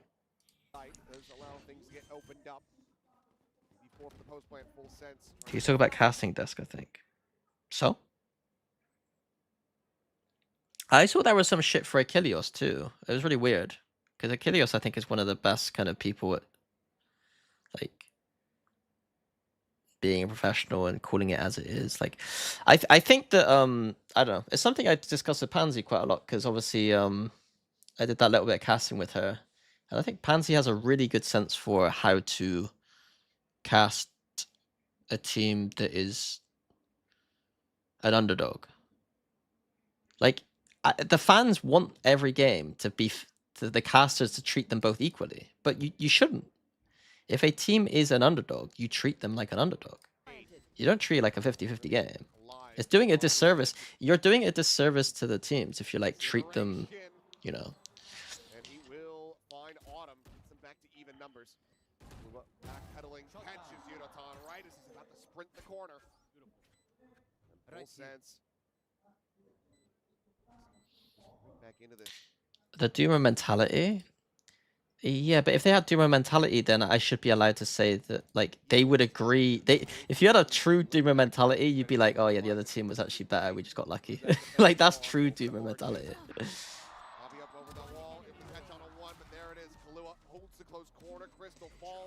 You don't know the history, to be honest, but okay.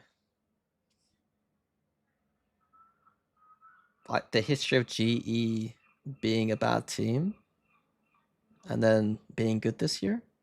I don't really understand what you want from me.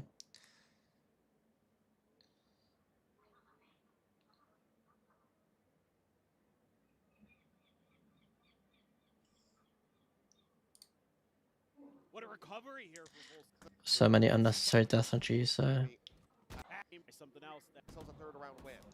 Stack A again. Oh, Oof. Able to find a second. But then Pat's alone, he needs to be off site. He shouldn't be on site right now. More of that. Batman. He's trying to be a superstar. Planted.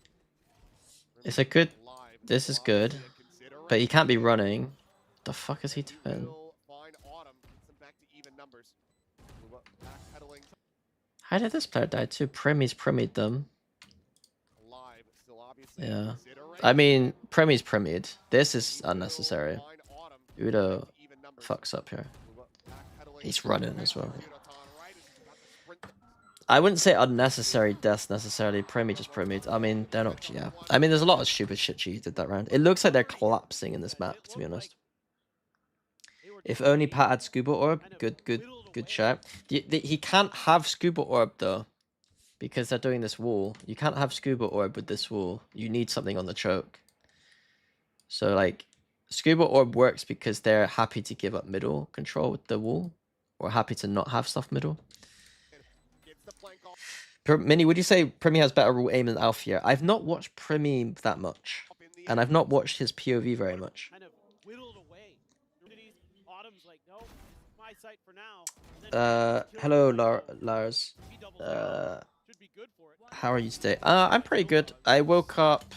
What did I wake up at? Like, a couple of hours ago. I started the stream immediately. I've not eaten today yet, so I'm gonna have to eat after this. Taken down by Leviathan, who It's really hot in the UK still, but I got a fan now, so... overall. Like, you're expecting premium Oh, celebrating your 30-month mod anniversary. Great, thank you. They have been your two best players pretty consistently throughout the year. Leviathan going too. If you get Jit Boys to continue to fry on the duelists, He puts his TP... I'm so confused by Autumn's TP placements this game. Here, here. Like, he plays here, he puts TP here. He plays here, he puts TP here. It's very strange. You get Leviathan going too. If you get Jit Boys to I do like Full Sense's mid, though. I like this mid default. It'll look like one, but he's got nowhere to go. Ronnie plays out in front of him, so Perry will be able to quickly clean him up, and Patman is now dead as well as Kalua finds that kill. The B site is busted wide open. And the only silver lining that can repeat Yeah, they're extremely weak on B. the only silver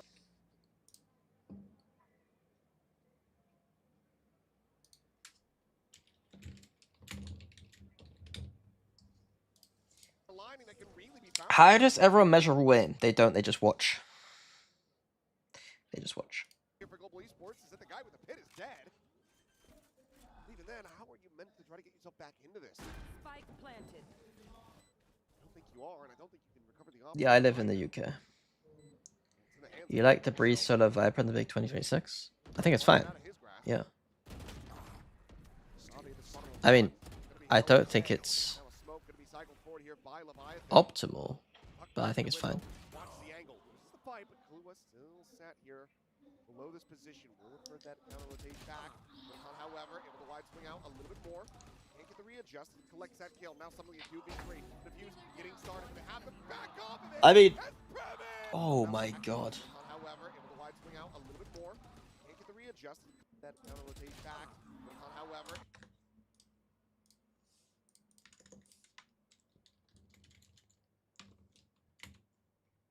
What was I gonna say? I think the obvious change would be to change this into like an Astra. But then it loses the juiciness of the comp a little bit. The chamber, that would be like a more standardized way of doing this kind of comp. And I think that's what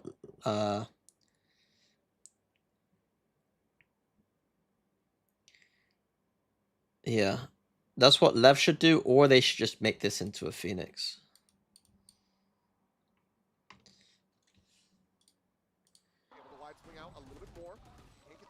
Can you just copy the whole shot book of other teams and compete? No, because you're probably not as good as them. I've had fun. Yes. Wait, I keep not watching. See what he does.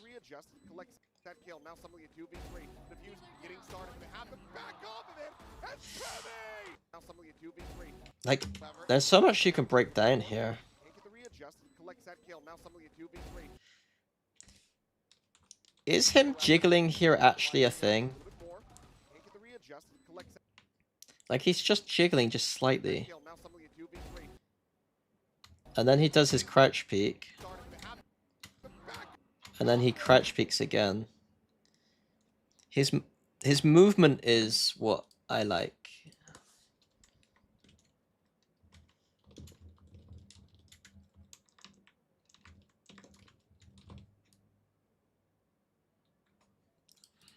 And Premi!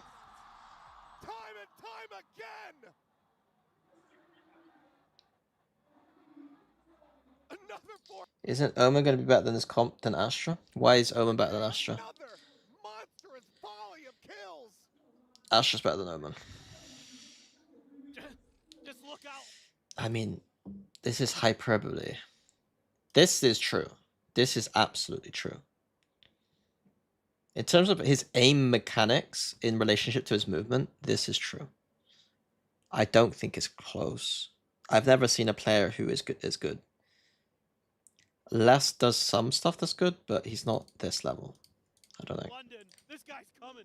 He is out freaking raging. That first Even if it wasn't true, it's for broadcast. And so I say the thing that's hyperbole. Hyperbole. I exaggerate for effect I'm sure. because that is my job. Esports, the best that they can hope for now if they can pull off this thrifty. And then I bait you guys into telling me who you think is better. got some hope. Got some hope. Isn't Omen Flash better for B-site? Trying to hold this with an Omen Flash is not a good idea. Playing up here with Omen, pretty cool idea. But then if you're playing B-site, you're not even using your smokes. Like if you play B-site and you're playing Astra, Astra can immediately use cross-map stars. You're playing Omen, you have to come to here to smoke fucking aim in. Man, it feels So, no, I think Astra's better. big fly.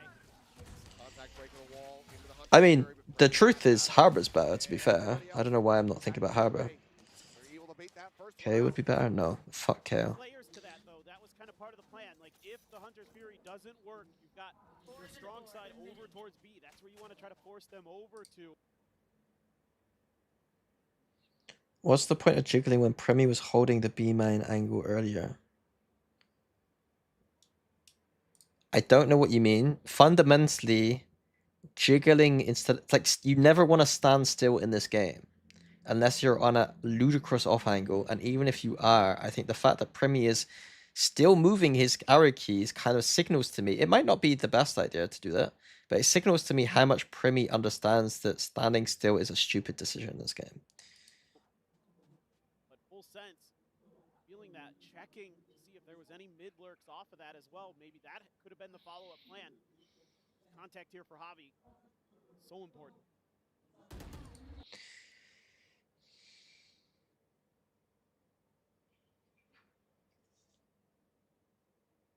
What's going on? Why is there arguing in the chat? What have I missed?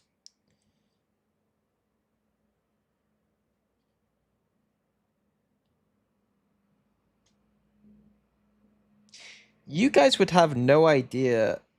Like, you guys are so influenced as well by like analysts like if we had a bunch of streamers saying EMEA was really good right now, you guys would be saying EMEA is good right now. Like that's just how it goes, I mean.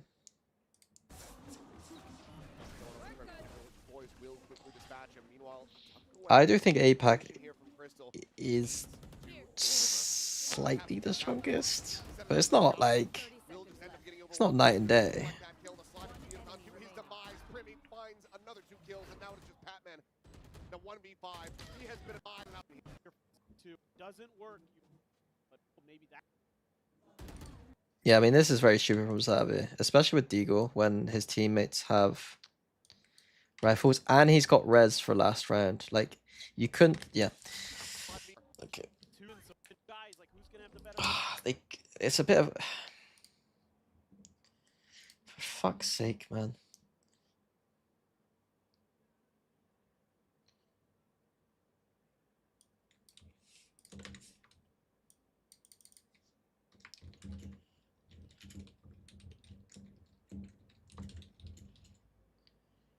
Was it, where would they go? Vietnam?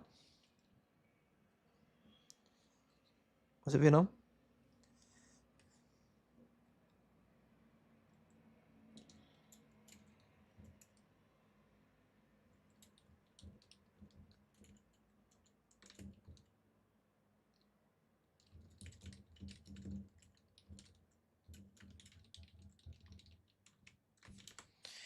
I'm not gonna put a question right there. Okay, I got so much shite. Who's gonna Bruise right now? Work some magic along with his coaching staff. I mean, they're the right ones on top of some incredible shooting, Bun which you've come to Bo. expect. What was it say? Oh, Every little right decision they've company. been making, and the right Bun ones on Bo. top of some incredible Or shooting. Banh Mi. What's Bun Bo? Just like a noodle soup? Bro, I gotta go Banh Mi. Which you've come to expect from this Thai roster. Tough choice. What's your breakfast pick there? They're all choosing this. Can I have both? Yeah, why not? Ooh, half and half. Can you dip the Dip the banh mi bread in. Yeah, yeah, yeah. Yep, right there. Oh yeah, that's the Van Silly. You dip the fucking banh mi in the soup. No. Of course, British loves bread. It's because I'm a vegetarian, and banh mi in the UK we can get it veggie options a lot of the time. Tofu. I do. Not the only bad genes I've got. 17, 8, and 4 is Primi. 10-2, 3-0 in pistols so far. And if they make it 4-0, you might as well just throw in the towel. Do you like paneer? Yes, I had a paneer curry yesterday. I had a paneer curry with some naan bread yesterday for my dinner. You just can't win anything. Dead on the Can I get some good pure vegetarian food in the UK? The UK is very good for vegetarians because almost every restaurant will cater for you. The food in London is vastly underrated and memed on by people who don't know what they're talking about. London, you get so many different, types of food, cuisines, and vegetarians are accounted for in almost all restaurants. site is empty. He'll be able to get in with a plant. Chance and a hope. It's not naan bread. Yeah, but I'm British, so unlucky. Double boost the wall.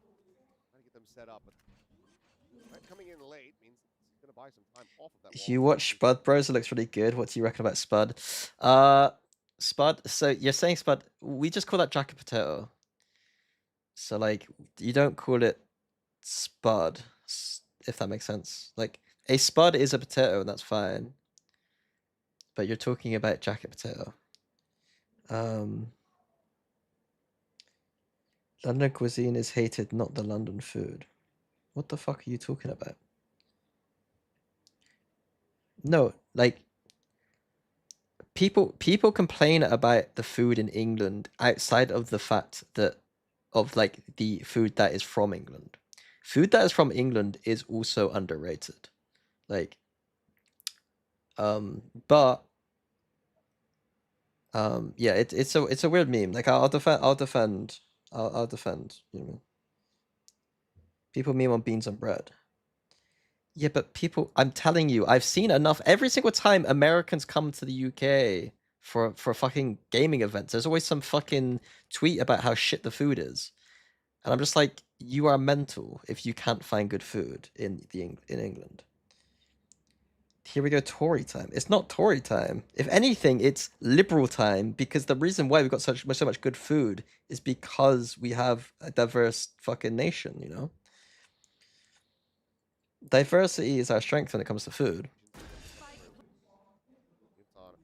All the way forward, the exit of Archer. Americans who've never had a good Indian meal in their life, you know what I mean? For a little bit more, but he and Hobby both will lose their lives.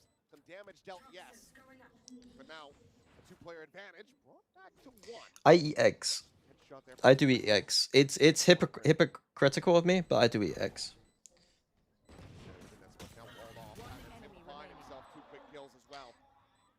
Jit Boys at 13. In terms of English food only, I think that what we do well is like the kind of brunch stuff is quite good. So like cafes, like pubs. Like if you go to a nice pub, like we do good pub food.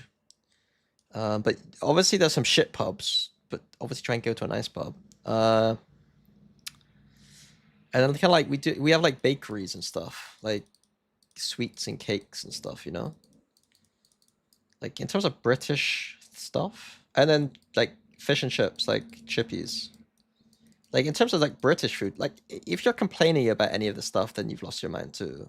If you find just a good, well-rated stuff, it's all This good is food. looking nigh impossible for him. One Looking for the enemy timing, remaining. swings that corner, has Patman, but it would have to be. I'm eggetarian. Shot here on Nice. Crystal, who will be Just able don't get to jellied over ill. for Yeah, I mean in Crystal. London there's some weird shit. Yeah. Almost bit of noise. It's that kill. Patman for 2. Okay, I'm gonna skip past. Get their bonus. Fast mid slow. Suddenly, Deep elbow. I like this. And I like the slow here. you start believing a I like this. I like this default. I hope that I wish that I don't think they need the orb here. But I do like the fact that they're not orbing here. I like the trip on elbow. double push down though, and Patman able to find one off the grid. I think their attack macro here is looking strong. Double push down though, and Pat do that. Suddenly,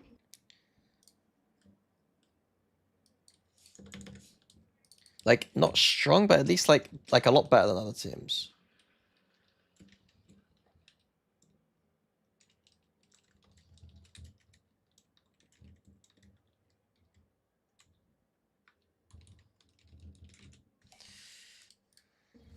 you start believing a Can we little get more. Double push patties down for though, and Patman Indians in able to find one off the bakeries? grid. I don't know what you're talking about. I've heard of.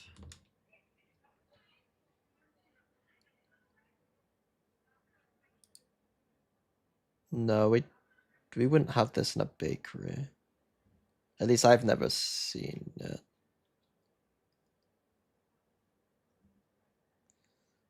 I think you get them in Indian restaurant though. Will get robbed. On him there. South out of Halls. For reposition. Remy able to peel back some of the pressure. Unicon gonna be taken down. Clear the corner. Pizza spot in London are goated too. Losing that cloud with a bit of a one Pizza play. spots in Remy London. finds himself a second. Patman now I don't know.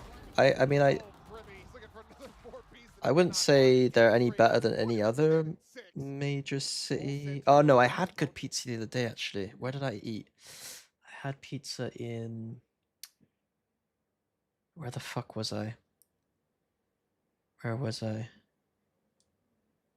Oh, West London. Sorry, detour. I was in Soho. Pizza Soho.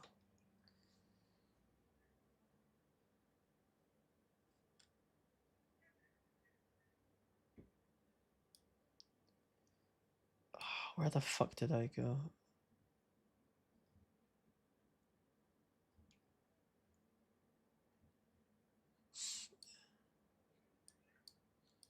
Breadstall Pizza. If you're in London, this is good. This was fucking good. It doesn't look good here, but it was very good. It was good. They have a window, and then you can sit in as well. If you're a Londoner, highly recommend. Bonus conversion from Global Esports. Pizza Now, Pilgrims, nice. Pizza Pilgrims is right. It's alright. Franco Manco's alright. They're not as good as that place that I just said. away from locking up their position. He's just off the chain and he starts taking rounds. They're like, And look at they- to me, they're like 7 out of 10s. hunting The place that I said there is like an 8.5, 9 out of 10 maybe. bananas. Look at G boys. He's just. I mean, it's like cheating. It is. You can just see like the way he peeks, It man. is. Oh. Thought he was gonna get that. Bear with. I'm at pulling the angle. Still liking his odds in this 1v1. And he wanting to go for the swing. So, and okay. the one eating the damage. Baiting him. Yeah, okay, gets that kill, but Jitbois is there for the quick tower. He moves like Muhammad Ali, man. Jet on the side of Global He's the Esports. Floyd Mayweather of Be able to get the take on this Valorant. site, but Jordy up full sense. Quick to pivot, quick to get into position. He's the Demetrius Johnson. Turn this one around. Spike Able to planted. shock darts though, so Hobby's not gonna get caught. Take this. Around the corner, Crystal. On the zone. So it's a 1-4, but why is Pat this aggressive on his lurk? So, Some bad lurking from Pat. okay. Like, you want your team to make noise and then you're ready to go, but instead he's just one-on-oneing. The one eating the damage. Baiting him. Yeah, okay, gets that kill, but Jitbois is And then it should be a really hard post plant for GE because they don't have control of anything anymore. They now, like, Full Sense have full door control, they have full backside control. Like, GE only have this. Jet on the side of Global Esports. Still not gonna be able to get the take on this A site, but They wall up, but this wall won't do much. full sense. Quick to pivot, quick to get into position. Honestly, Try to turn this one what they around. should have done, I think, is done a wall here and then like boosted someone on it or something. Get cheesy. Spike I mean, they are cheesing a little bit, just praying this wall stays alive and they could just play around here. But it shouldn't work if Full Sense just broke the wall before they retake, which they're not going to do. Get into a 3v3, but Leviathan, a damn clean shot. Brings it back to 2. The Chamber now knows. Hobby's position. He's prime Anderson Silva, They know yeah. exactly where they're at. Maybe he thought if he killed Premi, the round is winnable. That's the kind of logic. No, yeah. No. He's just. No. Like, he even if he thought that, it's still bad logic. Players do think like that, but coaches are trying to stop you thinking like that. Are you watch partying EMEA EWC? No. He's gonna try to collect the weapon, grabs up that Vandal. 7 bullets remaining in it. Is Leviathan gonna be holding the defuse up to half? No, actually cancels it early, and then Wait, GE still won this? get into a 3v3, but Leviathan, a Oh, damn it's clean because, yeah, again, they just retook too early shot. without breaking wall. Brings it back to 2. Chamber now knows. Hobby's position. Now scouted out. They know. Nicely. Have it now.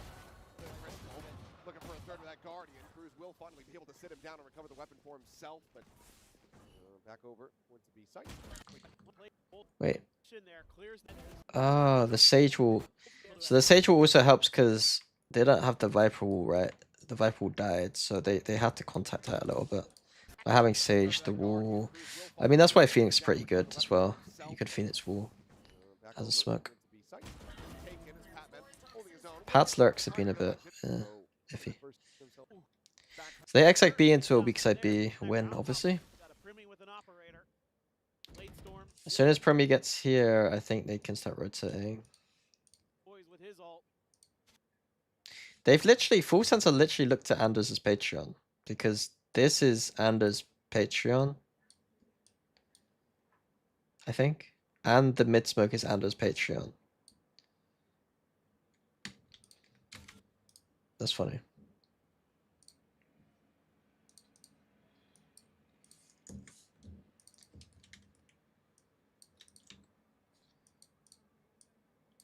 Does he know? Or is he...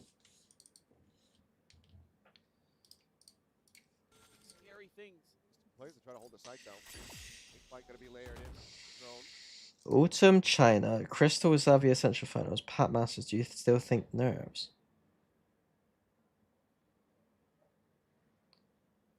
Bro. You're comparing that. You've literally written out a bunch of things that I don't think matter.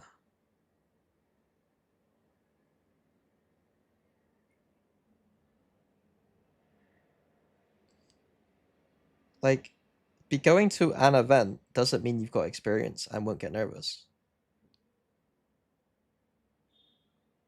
Why are they... I don't know. Massive crowds, I mean, I guess come back when they've gone to 13 global events or something. Like, being in front of a crowd once is a good experience, but it's not enough for me to say that it can't be a narrative. Wait for him again. They have more experience than Lev at least, right? Okay, so this is how I'd explain the difference between Lev and GE, though. Lev play a style of game that is inherently helps them from having to make individual decisions, and therefore their nerves don't matter as much. Does that make sense? So when I was coaching Fnatic in 2022, we kind of let go a little bit for some of our system and made things a little bit looser. And I noticed that anytime we got into nervous situations, again, a team that had nervous, by the way, when we had been to multiple global events at that point, whenever it gets stressful or nervous situations, we would kind of not know what to do and players look a little bit uncomfortable. And so for 2023, I was like, okay, fuck it. We're going to just like go back to like having protocols for everything. And when you've got protocols for everything, it means that players don't have to think as much. And therefore, when they get nervous, they still know what to do because they're just doing it off of like instinct. And they're doing their kind of routine still, right? Lev's style is very similar in the sense that they're going to be following a much more set structure and recipe to win rounds. And therefore, the players don't need to think much. So when they get nervous, the only thing they still need to focus on is their aim, which is a lot easier than focusing on all the strats, like all like the individual, like, should I be pushing here or should I not be pushing here? Blah, blah, blah, blah, you know? I think that Lev's style will set them up to be able to succeed more consistently, even if they're nervous. It's still true. Both teams will have nerves. But I don't think the fact that these players have played slightly more in front of crowds is going to be a huge difference, though, than Lev. Both teams have very little experience, I'd say. I don't think either team has an edge on that front. I think it's a narrative for both.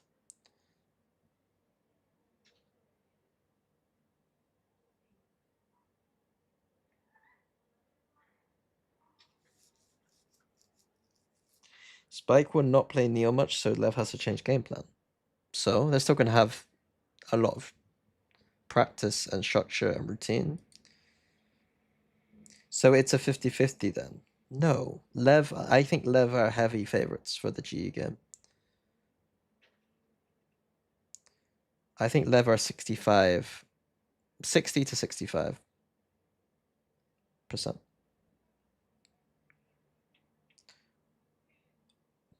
The things I'm saying have very, like, the bigger issue is firepower. Lev's firepower blows G's firepower out of the park, I think. Lev have 5 people that if okay, let me put it this way. If GE was to collapse tomorrow, how many of these players get into top 4 teams in APAC? Or like, how many, like, I know it's a bit difficult because APAC has like non-English speaking teams and stuff, but like, if they could speak the language of the team, how many of those, okay? And now Lev, how many of Lev would go to top 4, would top 4 teams want them if they could speak the language? I think it's almost all of Lev. Like, the whole Lev is fucking insane. Yeah. Like, that is the stark difference. That is the story of the match for me. Like, there are many different narratives for this matchup, and it's going to be really interesting and cool. The thing that will end up being the important thing, though, I think is just the skill difference. And so what it is it's a challenge for Frost and the team that despite the fact that they're the underdogs in terms of skill or like individual form, can they use their kind of anti-stratting quirky ways to gain advantages over a Lev that is very set structured and set game planned? And then if GE start getting into the rhythm early in that game, then the momentum's going to be on GE's side and Lev will be nervous at that point. And so if they can start fast and have good anti-strats early, they could build momentum. That will be the win condition for global esports. Crystal. It's possible, Headshot shuts him down again. Spike planted. but I think that Lev will still come out on top. Heal for a brief moment on the Patman, but no real way of trying to punish this. Should be saved. I don't know how it will go, but if they aren't playing Spike Neon, they will lose. Huh? You think that Spike is gonna be so much like Spike could be playing like a Counter-Strike agent, i.e. an agent with no utility, and he's still gonna fucking fry. Like, what are you talking about? You could give him no abilities. Money, absolutely. You said that when America's finished late and Lev are playing EWC right now without the Neon nerf patch and they're starting group stage. I think that that is a disadvantage for sure. EWC is a disadvantage. But almost in some respects, it's a weird thing where like I'm kind of gotta ignore it in some respects. It's a weird one. Feels like it needs to be. Leviathan on the I do opposing think side. the EWC stuff makes it fucking awful though. Like it's just a shit show, you know. Patman watching his main side as Leviathan dead. Cluid trying to run away, cannot escape. Patman will find him as well. I'm out of here. 3K. Spike, I checked his tracker. Spike is just playing Jet, from what I can tell. Spike is locking in Jet right now. Now 4 rounds. Not hoping. Spike down mid. Things are getting a little very least the time slip. They want to tell you to hold this round, but we're completely surrounded. What the hell was that? Why? It felt slightly off. It felt slightly off. Oh, dear Lord. I mean, idea. It felt a little bit off, that one. Also, as Global Esports, you've got no Bladestorm to worry about. Wait, sorry. I got. Oh, Neon. Neon the player better at Jet, but Neon's Chamber. Neon's just so good at Chamber. I think that they just played Chamber. Decided to try to go for it. What I would want to see is them doing Jet or Waylay or Raze plus Phoenix plus Chamber. I mean, they could even do Neon. Like, I don't care. Just like I don't really care. Just try and play the better Judas on the better maps. Like, they're gonna play Jet on Ascent when I think they should play Waylay or even Yoru, but they won't do Yoru. On maps like Pro and Breeze, sure, just go for your Jet if you want. Not to connect. Autumn. Jet Chamber double up. You don't need to up on Jet. Time Primmy. Hero rifles. Position for forward into a main, but it's going to be held at bay by that trademark. And most of his team not going to get overwhelmed on this side of the map. Oh, great shot though from Kalua. Good lord. Instantaneous. Able to find Autumn. Now the Hunter's Fury. Opened up. trying to- According to me, GE reached by fluke. They should be happy to make it this far. PRX clearly threw them up. I mean, I'd be annoyed reading your comment out. To be fair, Players on this crunch. Leviathan on okay, they do the bad orb. No, mind. Excuse me. I don't really have a read on them right now.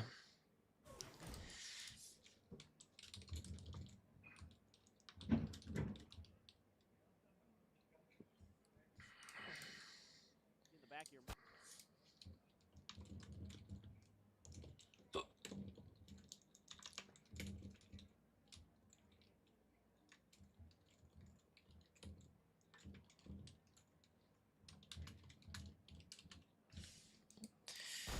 Like, I think you could, like, if you know what walls they're doing on attack to try and get space, 40. Like- Be off that peak. like, nothing I've seen from G right now has seemed, like, Connect. Autumn truly threatening. forward and mid. Their opening round I really liked with the chamber trip on elbow and then the sage slow into door, Hero but rifles. apart from that, I've not been Position for forward and super mid. scared by anything they're doing. Gonna be held at bay by that trademark. and I don't know. I don't know yet. I've not done get pick'ems. overwhelmed on this blue side of the map. Oh, great shot though from Kalua. Good lord. Instantaneous. Able to find find Autumn. Now the Hunter's Fury opened up, trying to catch play. Like if they do this wall all the time, it actually helps. I think the defense flood a little bit, to be honest. On this crunch, Leviathan at the same time peeks out. Do they read the Prim base? They'll win over to the opposite side. Hobby just gonna suspicious, giving up this space. Here's the movement. Yudotan is suspicious. Cannot stop him.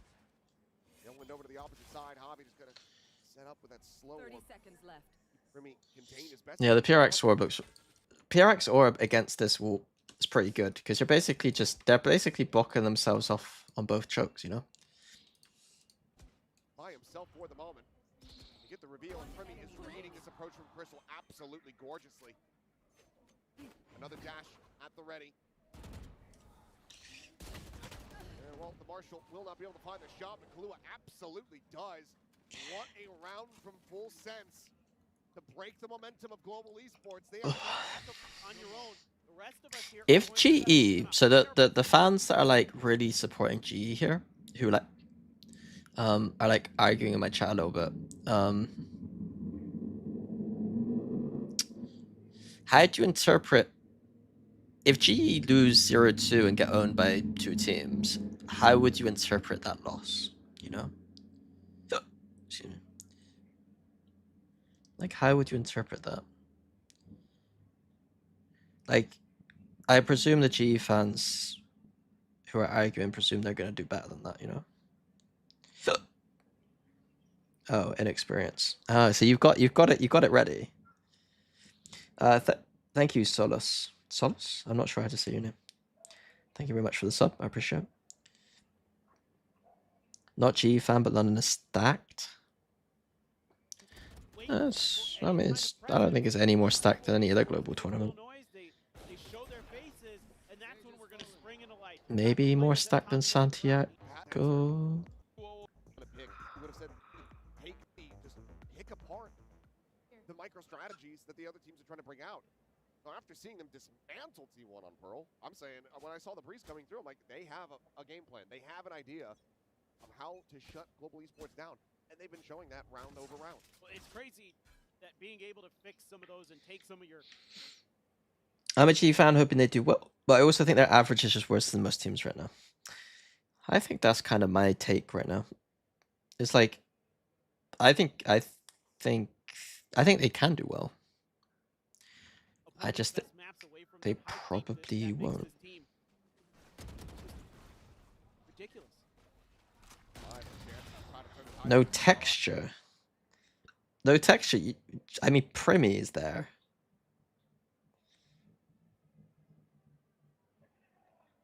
Yeah, I still think that even if they did quite badly at London, I think that the team could be happy with the result. I guess their eyes are really trying to make champs. Like if they make champs, that's like a beautiful year for GE.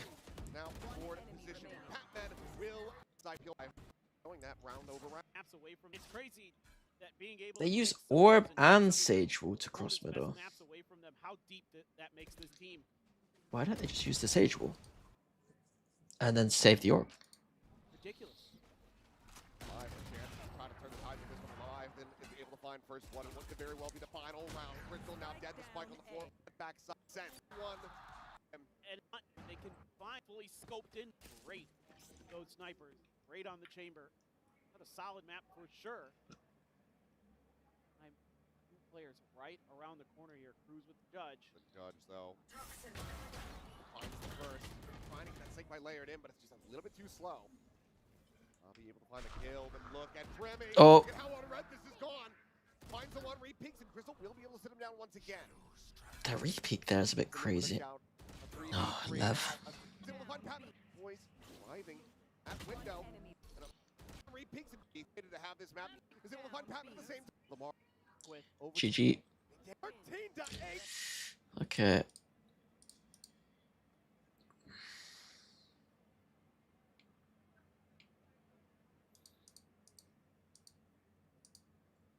I still think it feels weird watching this game because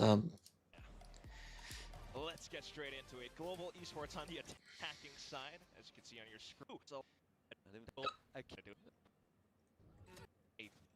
Hold play. Side one. Oh, excuse me. Flash. The next 3 to 2 circles. Okay, around okay. Global Esports in both orgs' Right. histories. Chamber elbow. I have a feeling it's gonna be a different story. We start. I think that this elbow open's kind of cool. I think it would be really cool if he didn't have to use his TP so passively though. But he kind of has to, I guess. It'd be nice if he could actually like use his TP to actually do something. Fucking excuse me, man. I'm heckling. Like especially this TP to walk out middle.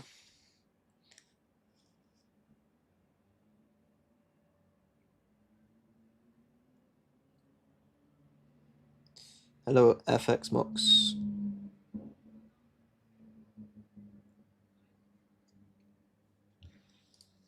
Off with some utility while PaperX peeks down middle.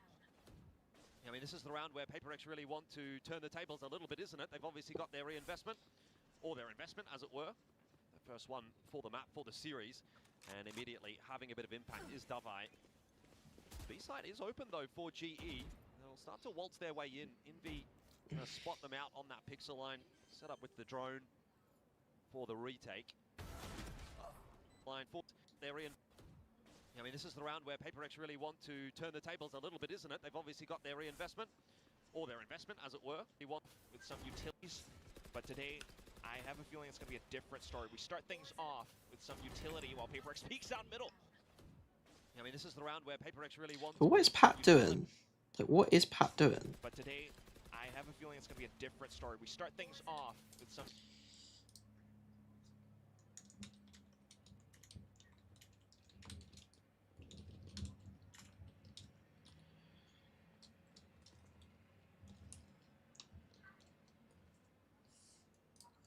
Utility while PaperX peeks down middle.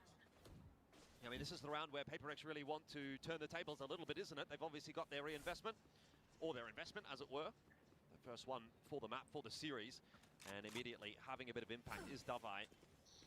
B-side is open, though, for GE. They'll start to waltz their way in. Envy spot them out on that pixel line, set up with the drone for the retake. Coming through. A bit of an aggressive play here from GE. I don't half mind it, but Davai's all over it, apparently. Word for you to tap away. And it's away from the seat of defense. So more mid peaks, this time in towards elbow. Autumn, nice shot. Mid peaks, this time in towards elbow.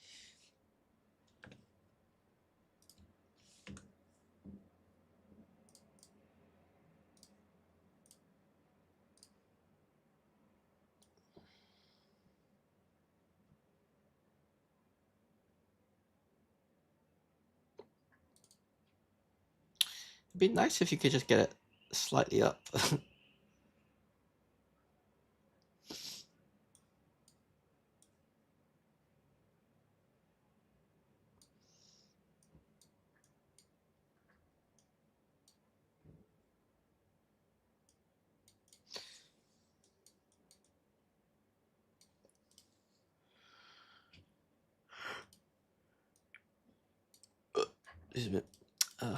Elbow. Autumn, nice shot. Gets the better of Envy. That paranoia, of course, will push him away, but it's too little too late to do anything about it for PaperX. This is For that Paper calling from Rex. GE. We saw it just a bit yesterday. Gets the better of Envy. Starting to and incels. Yep, the triple wall.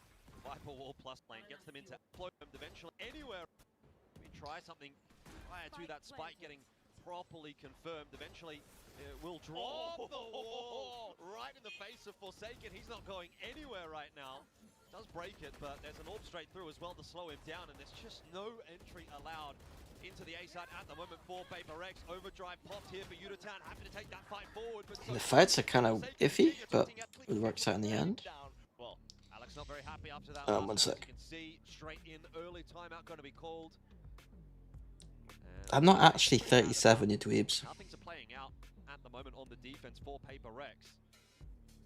In a little bit of an awkward spot. I am economically as Unk, well, but so I'm not round that five Unk. here, it shouldn't really amount to a whole lot for them. They do have the pit to work with, but None of those really big impact ultis. No Blade Storm, no Overdrive. So maybe a conversation around what do we do here for round 6 more so.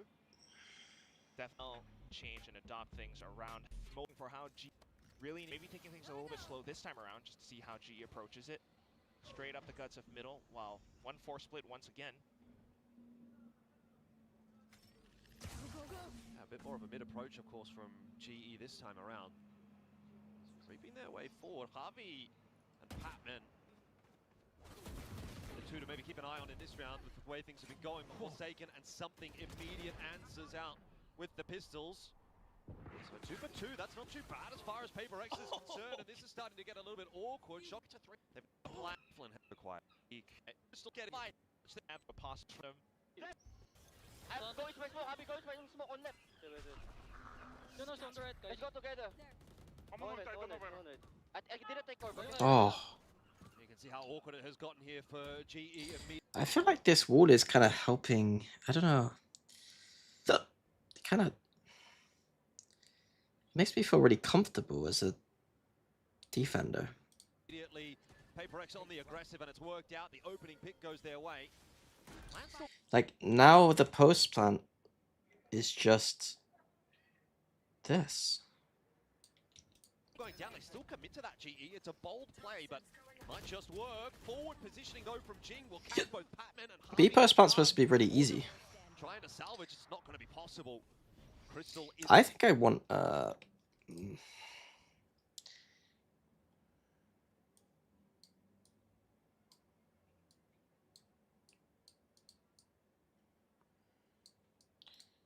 think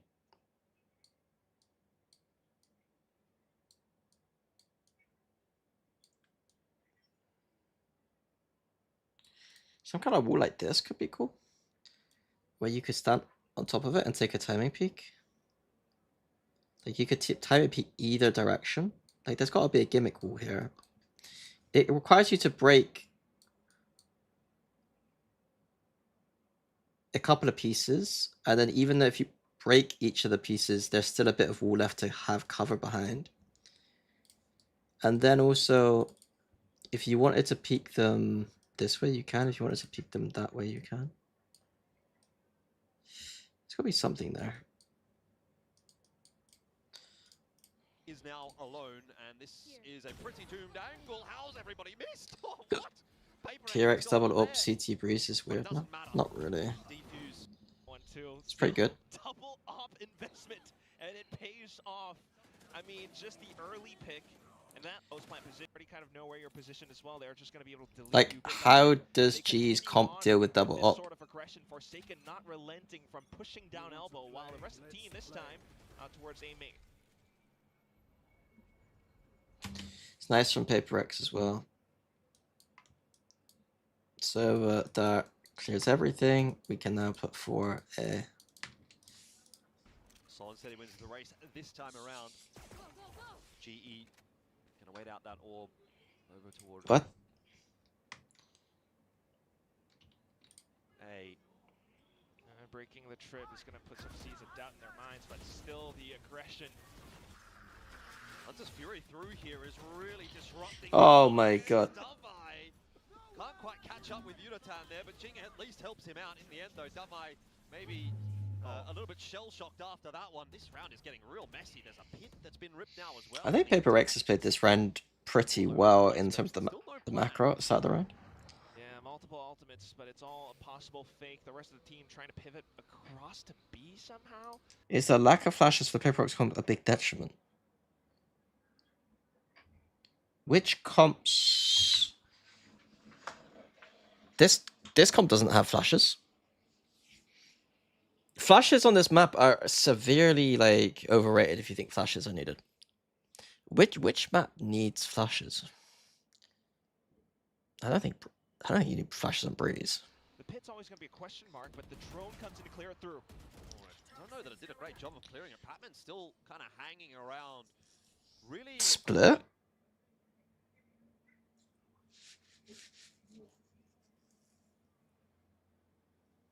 Like, you've chosen a map where we're going to see Jet raise every single time. Do you mean... Like, if you're wait 1 sec.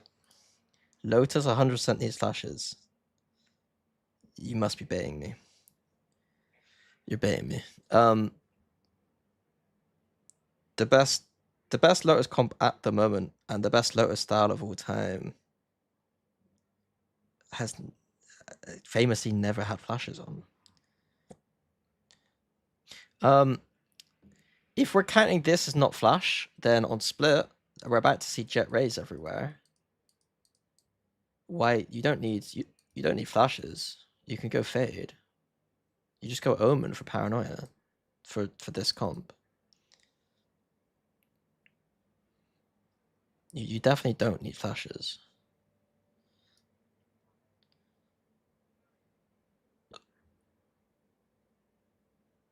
I don't really understand. Like, what do you need to flash?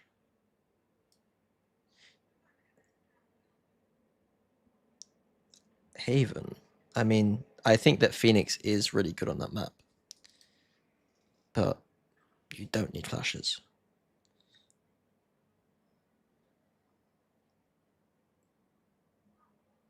I'd say Pro is good for flashes. Yeah, but yeah, it's not. Yeah, still not necessary. But we're just saying maps. We're not. You're just. You guys are just saying maps. Binder is probably the one that needs it the most. No, I mean, wasn't he? Maybe actually to go through some of the smokes, it makes it easier. I think that's more a product of Sky being good on the map rather than needing flashes. Paper Exchange fade for Sky. Is there any reason other than flashes? On Lotus, I think that Lotus comp isn't great though, to be honest with you. Like, they're going to like the best comp on the map right now is the Americas comps, where they don't have flashes technically. If you count Vice as a flash, then sure, but it's just an adaptation of the Killjoy variation. This comp here is, you can replace this with Neon at the moment until the nerf, but this is just the best comp on Lotus.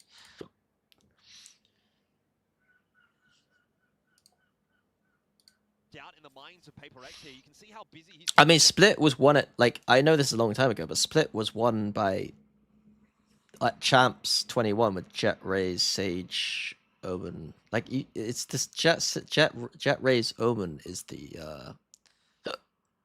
only flashes you need for that man. From GE over towards B. Patman is getting so much work done here, and every second he wastes is valuable. I'd rather have Prowlers and Recon in this meta than flashes. Flashes don't get oops off of lines anywhere near as easily as Recons do. Over on B, locking it down, gets the double, and 20 around. Around Hunter's Fury, Viper's Pit, the Tour de Force. But Forsaken Lotus is weird. Split is understandable. I can understand people wanting Sky on Split or Sky on Bind, but I don't think Lotus is understandable to me. I'd have to watch what they're doing. To the next round though, and GE will come in with a partial investment. I don't think you need flashes on Pro. Position, but it's out towards middle that they're having problems. Something tapping away. Okay. What did GE do now? It was a little bit streaky yesterday. Had some very good rounds. Right here. Do that again. Maybe he can just like that Recon. Here for GE to break the streak. That Paper X just walking up mid. In a row now off the back of the tack timeout that Alex called. Why are they playing 3? Oh, that makes sense, actually. Slows things down. So you want things to go well through the door. Yeah, Jing dumping util, trying to slow GE down. Unable to do so. He row now off the back for GE to break the streak that Paper X have been putting together. That's 3 in a row now off the back of the tack timeout that the streak. It feels like a kind of Wendler type of round. It feels like a Wendler went round because it looks well thought out. But this is what happens with Paper X sometimes. Like, it's a well thought out round, but Jing with his paranoia at a 1:30, he just feels awkward Paper Rex for some put reason. together. That's 3 in a row now off the back of the tack timeout that I don't, like, Alex it doesn't called. feel like he's comfortable. Oh, the pit though kind of slows things down. I mean, he One gets kind of things to go owned, with but more. Jing dumping util, trying to slow GE down. Unable to do I think he should be on this box, shouldn't he? Shouldn't he be on this box looking here? And then he can just fall into the pit. Is Breach even good on Fracture anymore? No, not really. I think it was acceptable. It's acceptable to play Breach on Fracture at the start when like it's like, oh, we're just transferring across our old Breach theory. But now people have got the time to figure out that it's not amazing. That like you probably shouldn't play Breach.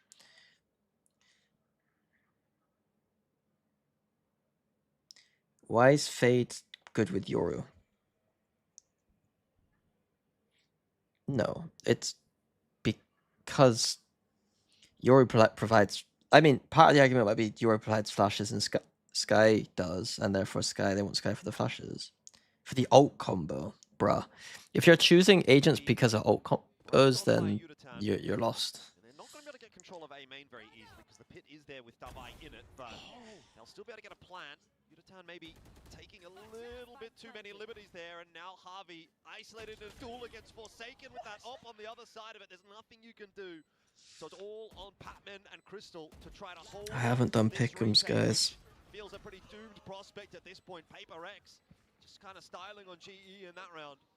Yeah, I mean, this is just a math and then able to see a peak for global esports. They're going to A bridges. GE are having bad ideas, toying percent on that Paper Rex, and GE are still started the day well. They're not playing. How do you nerf Viper? But now that they've arrived, I don't think I would.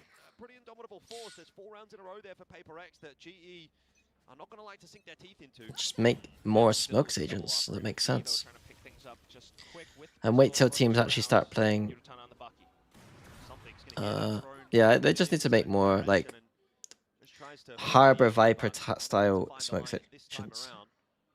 This will be Forsaken's turn next. So you've got 2 ops, and they're both on the same site, and they're both holding the same line. That's crazy. Something's obviously gone wandering back off towards middle, but I don't know that necessarily. What? Something's obviously gone wandering back off towards middle, but. Oh, he was droning. Oh god. Do you think this G Heretics comp is better than a more standard comp? That's kind of what I'm talking about. GE, they need to be capitalizing on those kinds of moments. I think that Americas has the best Breeze right now, as well as the best Lotus. G2's comp I don't like though. Energy's comp. Do I like Energy's comp? I think that because they're playing the Harbor, they're pretty good at the map. Like I prefer this, even though it's standard, because they have the Harbor and they have the understanding of playing Harbor Viper really well. I think the Energy are really good at the map. Yeah, I mean, it's unfortunate G2 play a weird comp and then Lev aren't good at Breeze. Otherwise, I think Americas would dominate this map. Energy are probably the best Breeze team at the event. Right? Probably.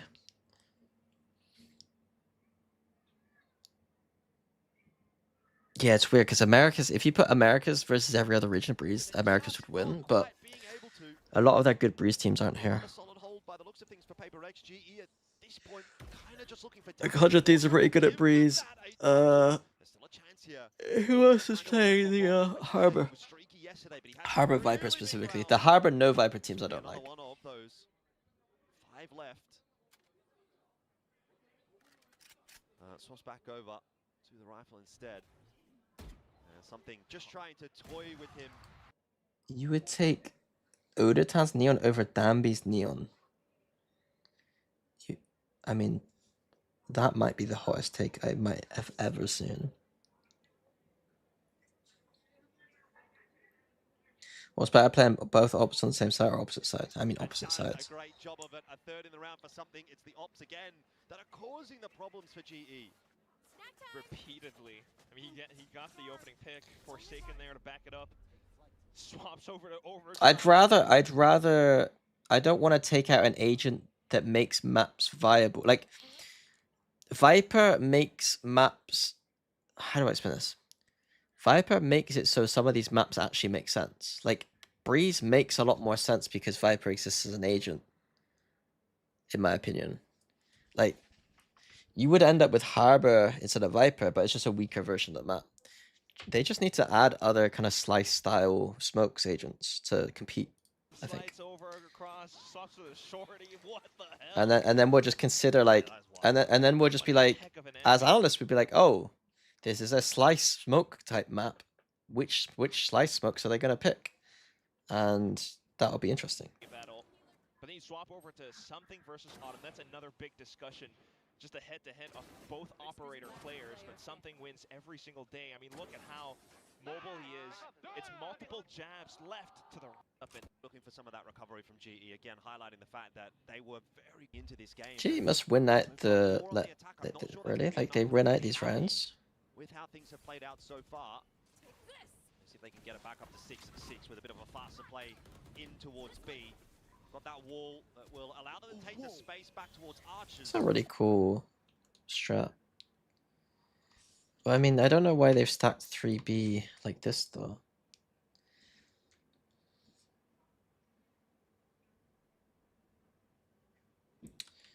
It's weird. 4 on the attack. I'm not sure that's going to be enough for them to be happy with how things have played out so The far. Viper wall comes up and then they can't do anything. 6 with a bit of a faster play in towards B. And then they scale up to CT, wall off CT. It's kind of a cool strat. But now straight through it, they've got to go again into the operator, which is Forsaken waiting. And finding the I mean, PRX lost is yours. It's a cool strat. It's a cool strat, but it wouldn't look as nice against anyone playing middle, or if there was someone hanging around here a little bit more. Like things went right, but the strat looked good. Nothing guys. Let's go plan entrance. Air window. Chamber mapping. Hila. Wait, shoot you. I think it's not upping, right? Maybe I off. wanna kill. I will jump for 3, 2, 1. You have molly? Let's go play okay, boys. Maybe I off. wanna kill. I will jump for 3, 2, 1. They're just doing X6 with Neon Wall, aren't they? Yeah, so that's a big thing. So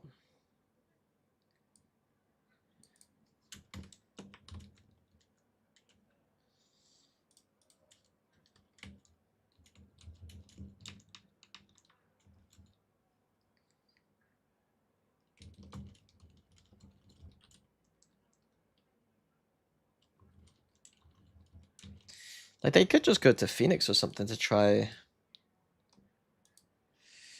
to cover some things up, but I don't think they will. I don't know. You have molly? Let's go play okay, boys. Well, again, Alex a little bit concerned maybe about what's happening in that round. They have just let GE walk their way onto A for a plan. Why is Alex mad here? What? Hila. Wait, shoot you. I think it's not upping, right? Maybe I off. wanna kill. I will jump for 3, 2, 1. You have molly? Let's go play okay, boys. I don't know. What is he mad at? I mean, to be honest with you, I'd be mad at the fact that we've got fucking 5 people and nobody's A at the start of the round. Device put his wall B and then he's running over to A last second. This was something that I noticed it when I was helping them at Champs, was like so many times fucking Let's go play entrance. Device having to run across the map to fill a gap. It doesn't make sense.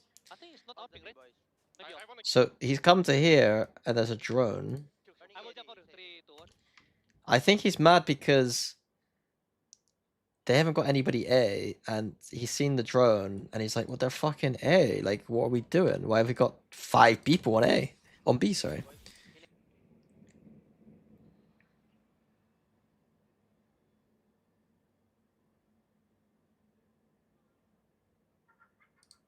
You have molly? Let's go play okay, boys.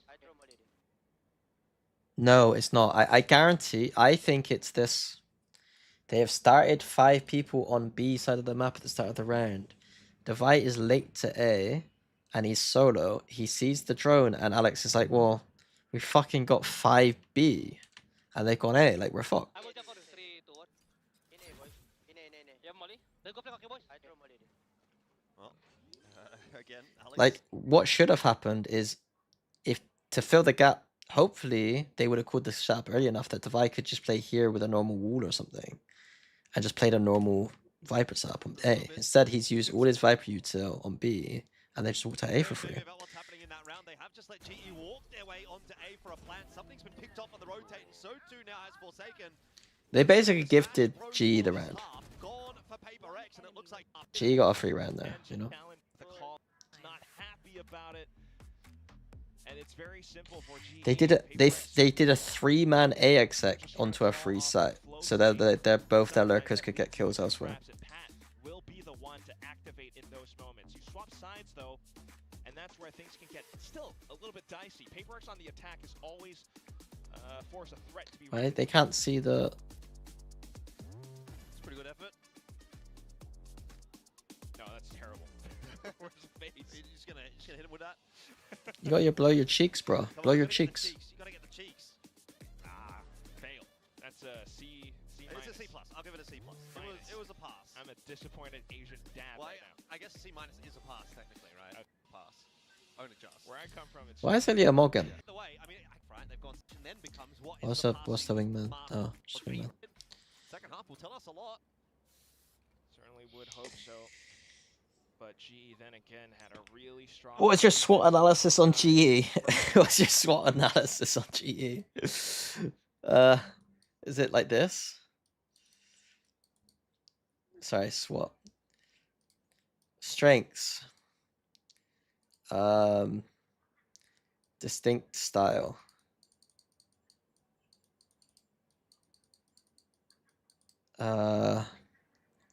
Hardworking.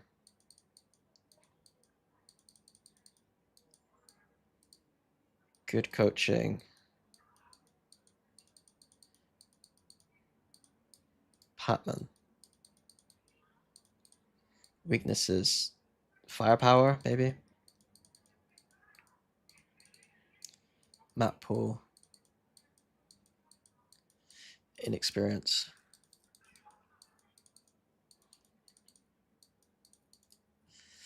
Threats. Nerves. Global. What? Like I always feel like weaknesses and threats feel the same. Nerves at global. Crystal Visa.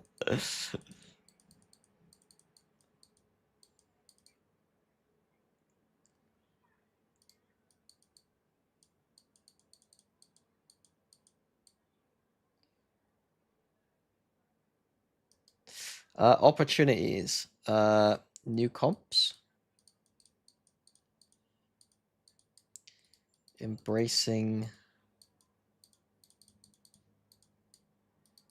the moment. Like underdog mentality, I guess.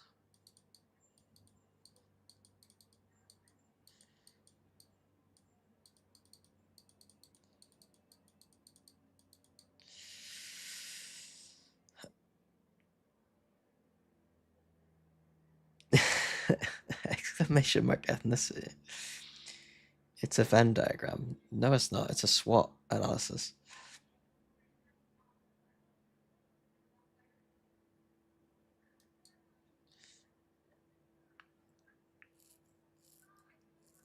Threat is from the outside. Oh, okay. Threat. Threat from the outside.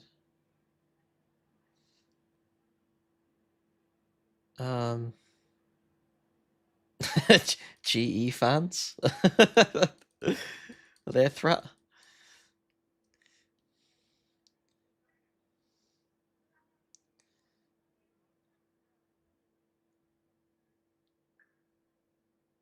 Yeah, expectations increasing. Expectations increasing is a threat for sure. That's not bad. I think I screenshot that for my prep. That's a pretty good way of doing prep, actually. I might do that in the future. SWOT analysis.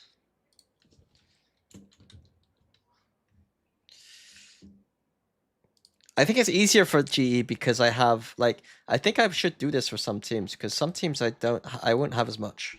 This double Sentinel Breeze. This time they're pushing all the way down middle, something similar that Team Secret did before.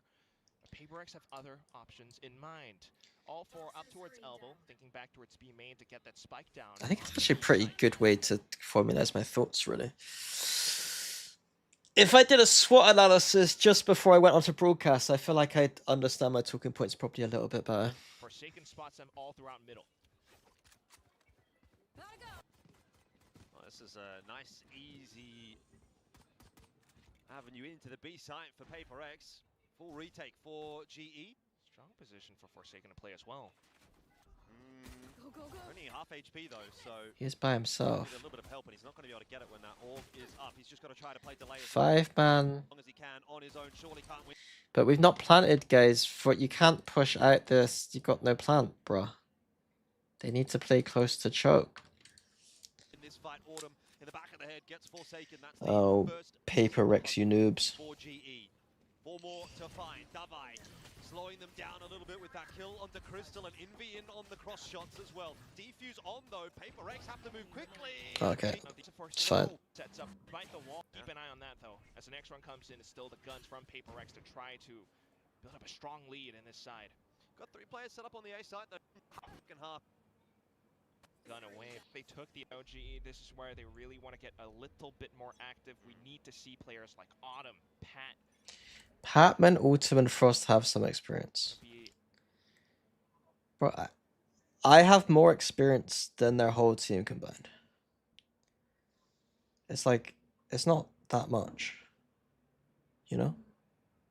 able to figure things out and anchor down sights. For now, spotted out, and Yudotan out towards middle. I think the big name is probably Patman. He has been such a stellar player for GE so far this season. He's been a little bit slow on this map so far. That weight has been picked up by a couple of the others, but I think if GE is going to win this map, we might need some... To be fair, Frost has got quite a lot of experience. I forget, like, Frost has worked with teams throughout Valorant, and then he's also more experienced Counter-Strike person than me, so it's not a true statement, but in terms of people on the actual fucking server, they don't have that much experience, guys. Like, RB has been good. I think you should be hard on Frost team so he calls you a podcaster. I think I'm cool with Frost. I don't think Frost would. I think Frost probably... Frost has respect for me, I think. Even if I am being a podcaster, I think he'd, you know... He'd appreciate that my point of view is coming from a slightly different spot than, you know, quote, podcasters. But at the same time, slow orbs just to slow down PaperX's pace and tempo. And that's big control all over the site this early. No. Yeah, like a job on the office or something. No. Yeah, like a job on the office or something like that. Oh, Jing's gone up. It's a cool idea. It is a cool idea, but he's gone up too early. Job on the office or something like that. Autumn, what a great fight to start the round. GE starting to come into their own a little bit on the defense. Forsaken. You don't have experience of Initiator of the Year. It's just like, wait, I don't know. Do you think Frost would be a good coach if he had players like PaperX Energy Fnatic? It'd be very curious to see what he could do with teams with more firepower. I think he would be good still. He might be a specialist when it comes to working with teams that have got like lower expectations potentially. But I'd imagine he would still do well with players with good teams, you know. I think to end up back on the ace side, but Yudotan's already marking this angle. Has support from Autumn as well. Like, it would be interesting to see him in the with a good roster in his hands. Autumn and Yutatan watching the line that Paper X are just going to contact onto. Surely that can't go well. 1-for-1. Not really enough as far as Paper X are concerned, and Patman picks something out of middle as well. Round is falling apart for Paper X. There's a lot of individual skirmishes not going their way. I think he did. Saw Forsaken, who's going to try to regroup with Devi. But unfortunately, without the numbers in this round, it's pretty much a foregone conclusion. At the same time, Crystal's already extending his feet. Round Not as surely could set up. To give you some ideas, but then again, that's where Petman's positioned. Like that trip at top mid too. I think to end up back on the ace side, but Yudotan's already marking this angle. Has support from Autumn as well. Good setup. I mean, Mourinho has worked with superstar teams, right? I mean, he worked with Porto originally, right, and got them good, but he's worked with superstar teams. If Frost was to go to star-studded teams and do well with them too, then yeah, maybe. And Yutatan watching the line that Paper X are just going to contact onto. Surely that can't go well. 1-for-1. Not really enough as far as Paper X are. Or was he just on big teams that didn't have good players at that moment in time? I would presume that Real Madrid, Inter Milan, and Chelsea, you know. I think he did. Saw Forsaken, who's going to try to regroup with Devi. But unfortunately, without the numbers in this round, it's pretty much a foregone conclusion. At the same time, Crystal's already extending his feet. Yep, he'll be fast on the rotate if necessary, but the way things are looking. Who's Mick? I'm not the Mick McCarthy now. I'm not the Mick McCarthy of Valorant. Something out of middle as well. What did they do in this mid-round? Sorry. Can't go well. Turn and Paper X. But I'm saying 16 and 8. Jeez, especially you're running and slamming right now. Fast for him, but that was. I mean, if that. Similar things could be said about GE though. They called their timeout. They won for Paper X. Is there any manager that's ever like been like? I guess I think the closest analogy for me would be like a manager who's been with one team for a long time, who was very good, like a Fergie type. But then the thing that makes my career slightly interesting is I've been helping like other teams for short amounts of time after. So like the Paper X stint, I don't think any football manager ever went from like head coaching to like. Put together, they are one of those kinds of teams that They were deadly with those sheriffs before. yeah, sort of makes magic out of nothing. Real careful for now. Already baited out one slow. What went wrong with Zeta? I think, just to be blunt about it, I think that we struggle with firepower. I think there's definitely some things that we could be better on. But I think sometimes it's like a little bit of the fundamentals of firepower let us down. Like, there's instances where the coaches are doing a really good job of getting some good reads, and Sugar's getting some good reads. But then we can't convert rounds sometimes. There's definitely still like that's not the only problem. Like, there are still issues in mid rounds where it's like defensive issues for sure. Like, I think there's some defensive issues that I was trying to help with, but it doesn't seem to translate well. I don't know. Like, some of the mid rounds break apart very easily. I have Haven in my head quite distinctly here. A bit of conditioning while then peeking over in towards B main, but Autumn's perched up top, an angle that Paper X might not expect. Pat still has to stay back to delay even further as well for more rotations to come across. A long rotate here for GE. Japan's a very weird scene when it comes to like team building.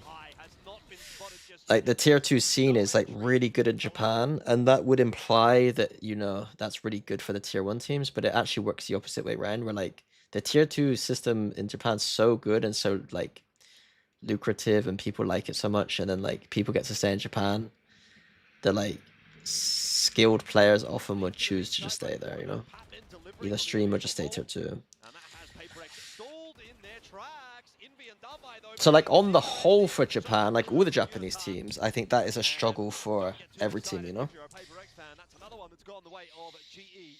9 to 8, they claim Further as well for more rotations to come across. a long rotate here for GE if Paper X inevitably take this site. Autumn up on high has not been spotted just yet, and there is no entry allowed into the B side. Both Autumn and Patman delivering on the initial obviously once. He's been there. We can go B. Only one guy or two. Apa airport? Let's scan as well. I know smoke. I hate how they cut off the comms, man. They cut off the comms at the interesting point. Yep, one guy or two, that is going to be correct. It is once again, though, Patman and Autumn who are over there and were such a thorn in their side in the last round. Here it comes, fast lane out, similar approach. Both of the duelists pushing their way forward down the lane. Envy. Yeah, B is definitely a pain point for GE. Now as Autumn has to try to recover, but oversteps on the peak Running low. and will be put down by something. Paper X. Yeah, but and you just have to admire it. I mean, the calling again. Excuse me. Some of their parts, the coaches. From S tier to F tier, where do you rank Frost? I think S tier. Overwhelming the side, you know, I'm kind of thinking if this goes down to kind of slow. I think in the S tier. Where Paper X has to play Potentially A tier if he wasn't able to do it. Like, I think that if he had a great roster and wasn't able to like make them go top 3 at tournaments and stuff and like win trophies, then I would consider him an A tier coach who was S tier at building up low expectation teams. But at the moment, there's no indication that that couldn't be the case, so I just presume he's an S tier coach.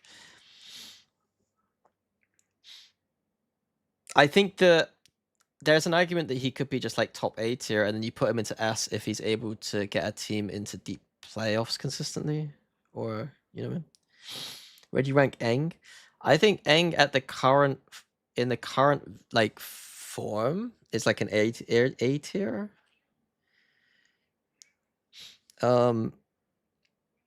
With the possibility of moving up. I think that his stint on KC, obviously for outsiders, will put him much lower than what I think, but I think he's still like an A tier coach.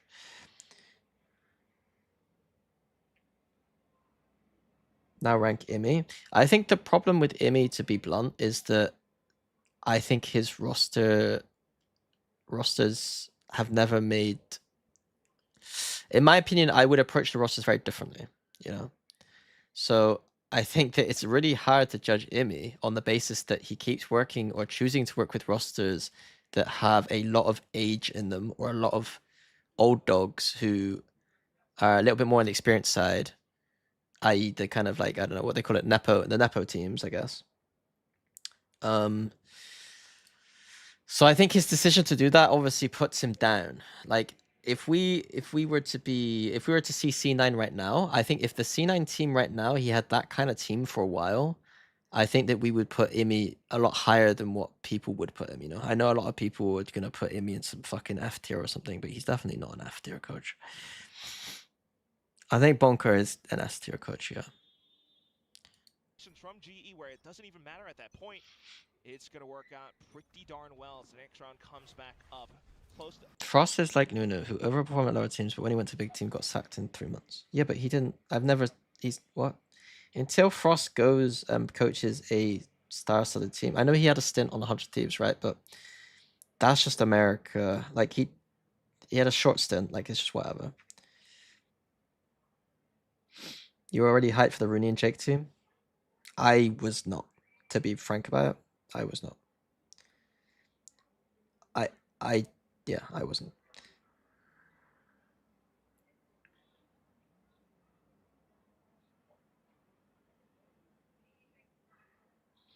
Would Anders be a good head coach or S tier?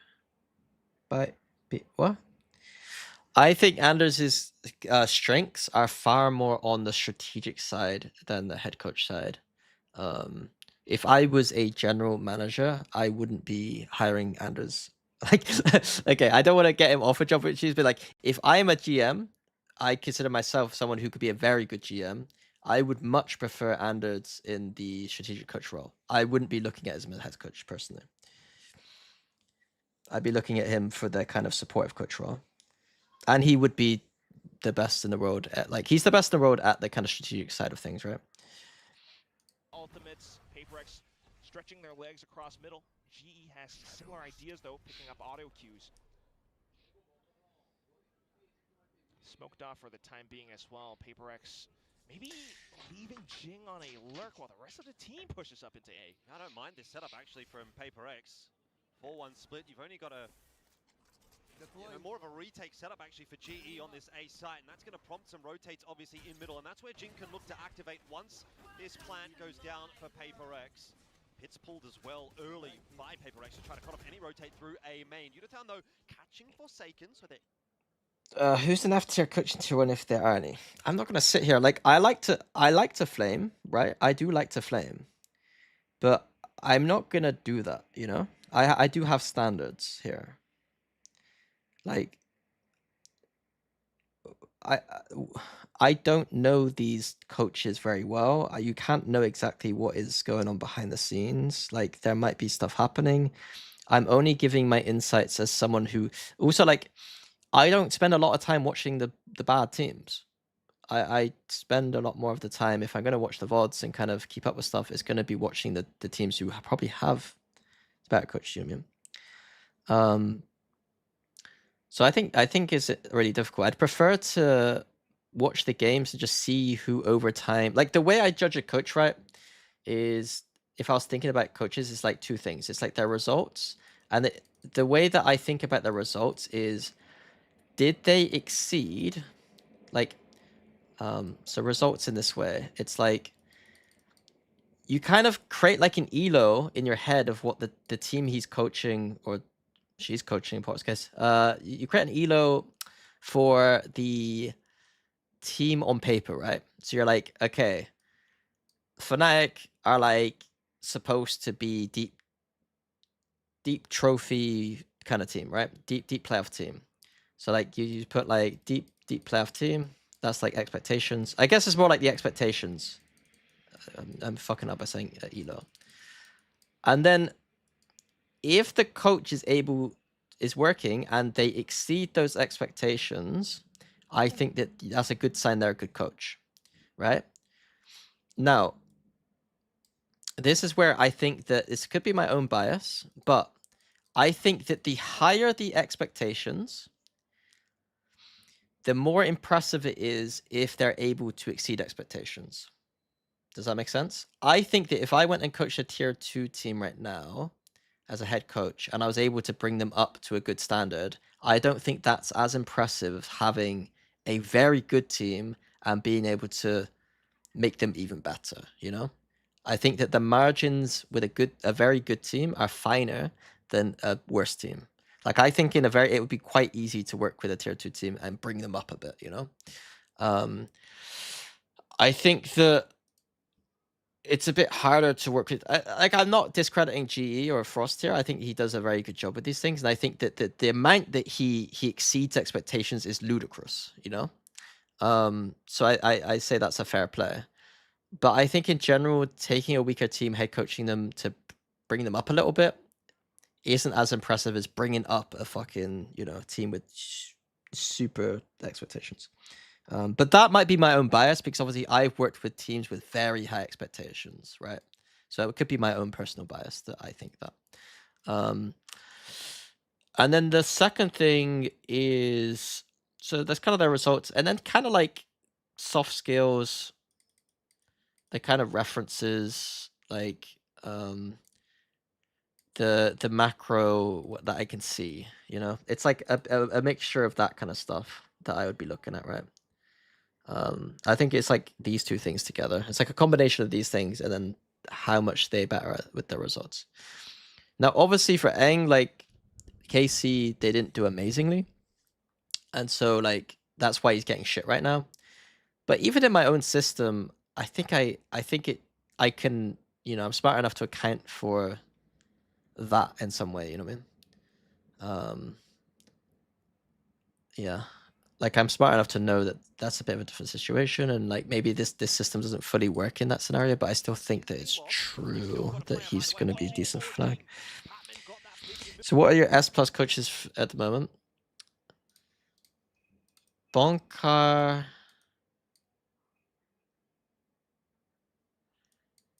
Josh. I know this is like, I'm not saying these are all S plus, but in terms of coaches that I like, unironically, the 3 teams going to NA right now. I think the owner is very good, and I've always had a lot of respect for owner.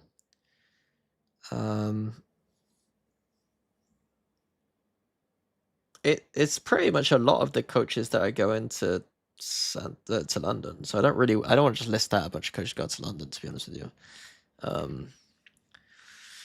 is so important. Spike is planted, but it's 2v5. Can you tell us who the bottom 10 players going into London? I'm not that mean. They had the idea, but they did not have the execution, and GE I think Fraud is good. I think that there is a problem in some of his teams where I don't see as much structure as I'd like. Like, I think that just adding a little bit of the Lev style to some of their maps, just a little bit more set things now and again, I think would really help MIBR.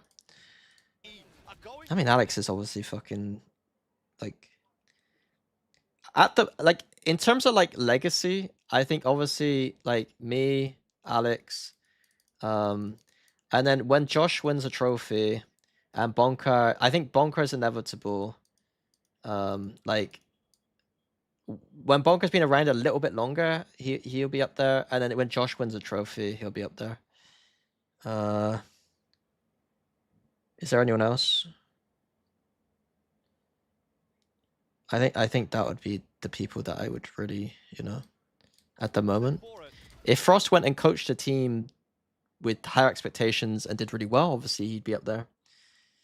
It is just Davai who will have to pull off a miracle round inside the pit. Newham Weber. I think we need to see for Newham Weber. I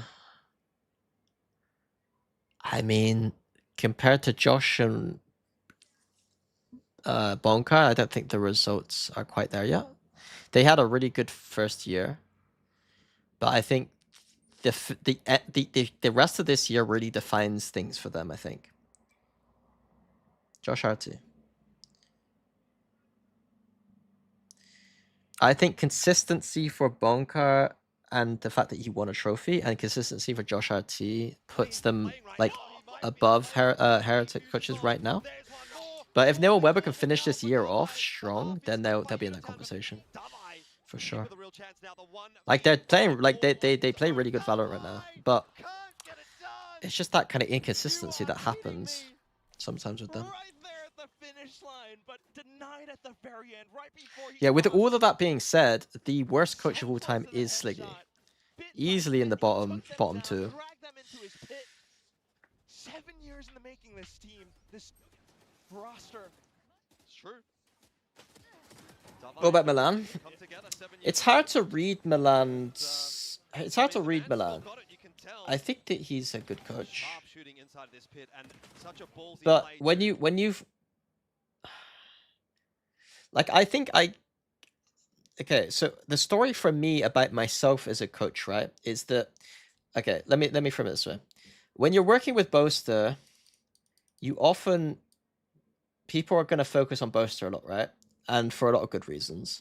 And so it can be hard to feel out how much Boaster is doing versus the coach. For me, I think I can avoid that narrative a little bit because I literally helped Boaster become the person that he is. You know what I mean? Like, I helped him become that person. And you can see in those early VODs that he absolutely wasn't the kind of person he is now. And I would give myself some credit for helping him on that. And then the other thing is that I did help PaperX a little bit. And with that little bit of help, they seemed to, you know, I don't know how much of it was me, but I think that they did tangibly improve in some things with my help. And so I can avoid the kind of Boaster narrative, Boaster carried me narrative a little bit, I think. With Milan, it's harder to see what the relationship was. I think he was a good leader, but it's harder to know exactly. Like, I think he needs to, if he works with a different team, we could then see what his style was more, if that makes sense. Boaster's Mini's creation. I mean, I've made the joke before, but You know, not peak again after that half was stuck, but I'd still be worried a little bit looking at that round for GE. I think if I was Frost, you'd be looking at that and saying they've peaked one by one. That could be awkward, but we don't have time to talk about that. okay, some of these rounds just feel a little bit too easy. Like, if you're gonna full AXX into a Sage, then I do expect GE to win the round pretty easy. A nice little push out from Autumn though. Trying to cut them off on rotations alongside Pat. It's a nice angle. It's not looking like it's going to go well for Paper Rex. Wait, is that the gun buddy on this skin? Why does it look so small? Again, essentially round. I think he's ground to pump down. A full off again. Maybe Avi back over on A.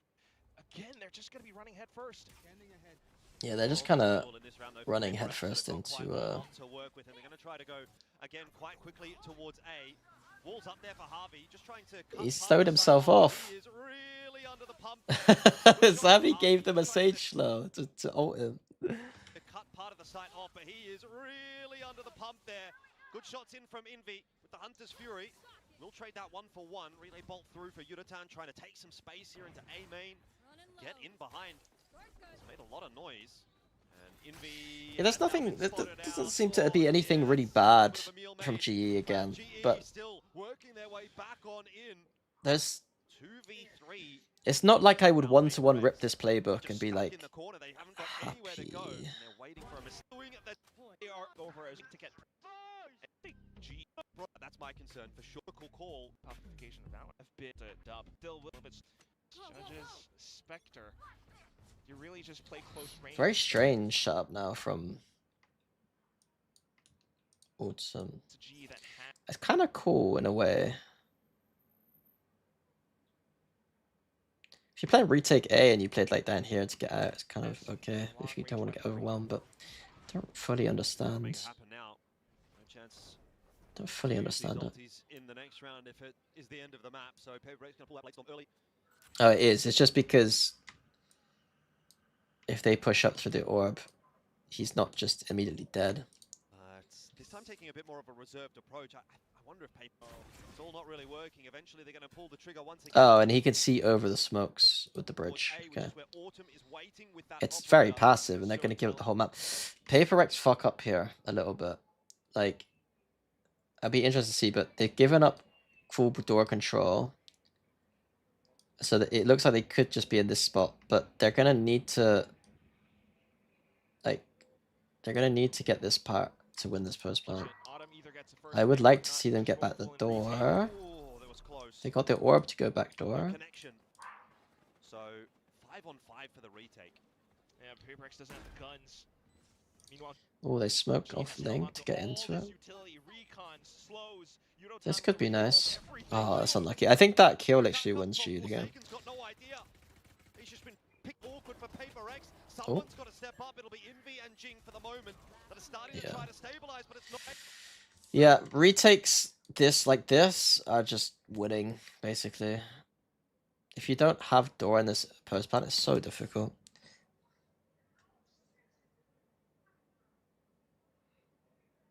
Hello, Vin.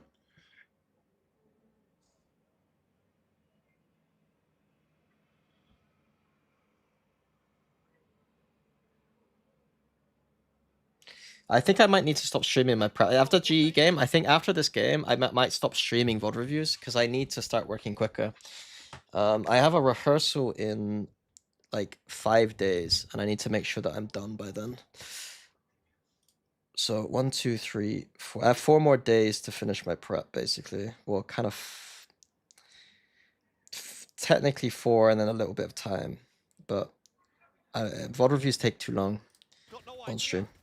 He's just So this might be my last one, and then you'll have to see my actual opinions, how I formulated it all starting to get awkward for on the Paper Rex. desk. Someone's got to step up. It'll be Type of Envy and rehearsal. Jing for the moment. It's just like, I presume just a rehearsal to just test the positions we're stood in and just make sure everything's working, and just, you know, if we're doing any segments, then we rehearse the segments and Trying to stuff. stabilize, but it's not enough.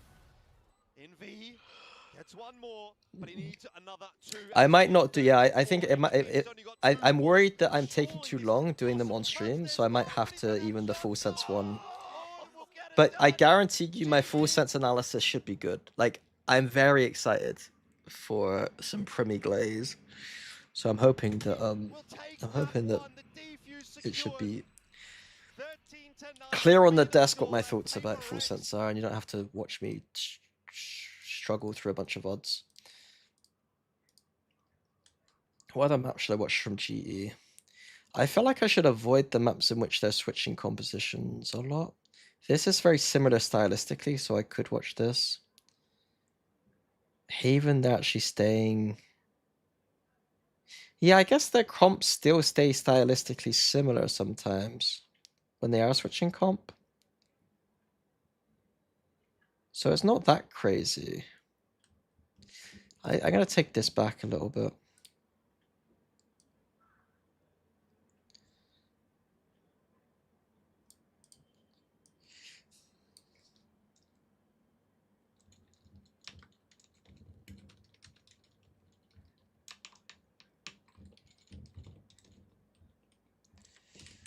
It's more like they still play stylistically similar on maps. So I think that this is like for GE.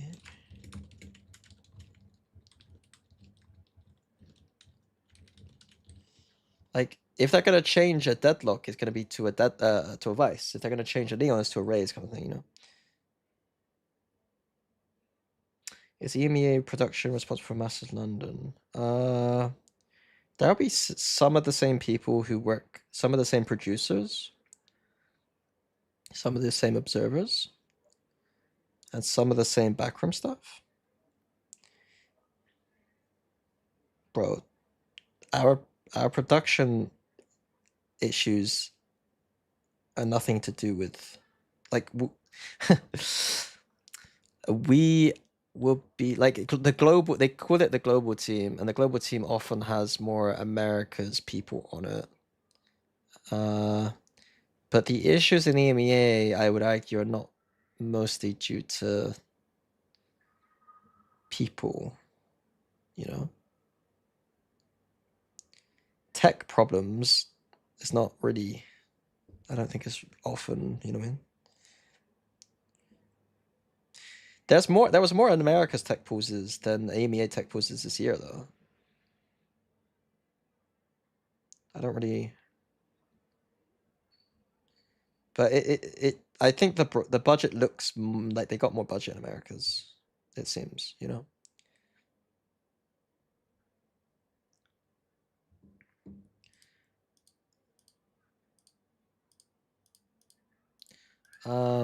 I think that we do the in-game stuff kind of well. Like the when they do the stats and stuff in the game, it's kind of cool.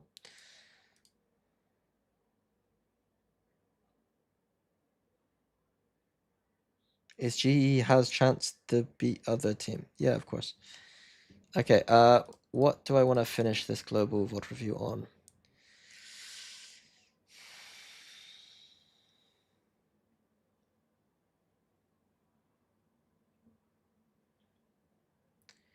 I quite like this comp. I prefer this as Phoenix.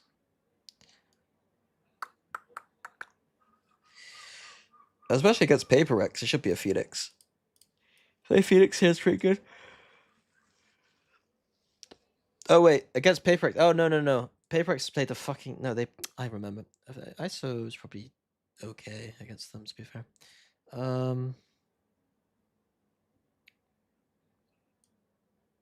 This is kind of cool, but I think Primy being on...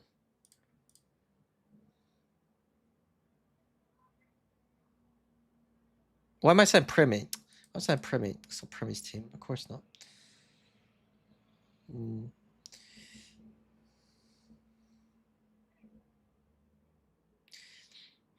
I just don't really see the need for... Yeah.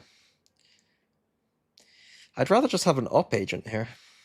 I guess Udotan can op on the stage, though.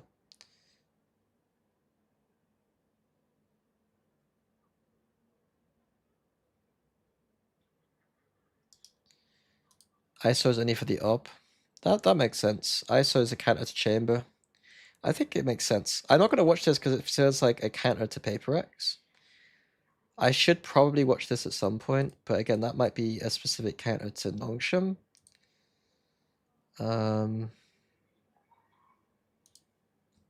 Maybe I'll just write that down. Haven.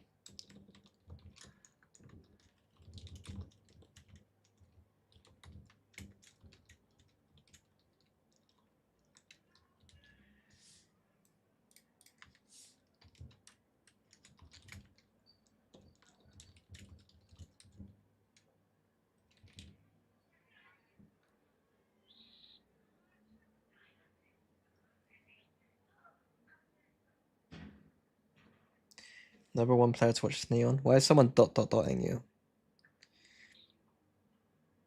I think it is more than reasonable to say that the number one player is Neon. I think Primi is the number one, but it's not de facto. If you're going to have an opinion that isn't Primi, Neon is pretty reasonable.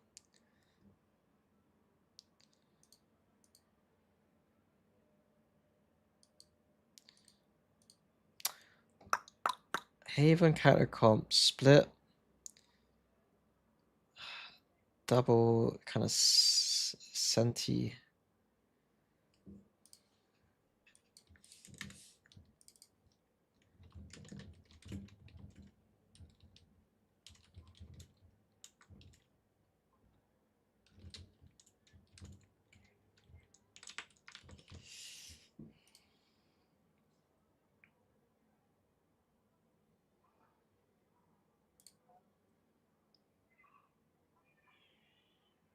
Fracture Breach. I mean, if you're gonna play a trap comp, I guess it kind of makes sense. Deadlock Breach, there's a lot of synergy, but I think you could just do this with Fade. Just have Fade instead of Breach here, and I think this is kind of cool.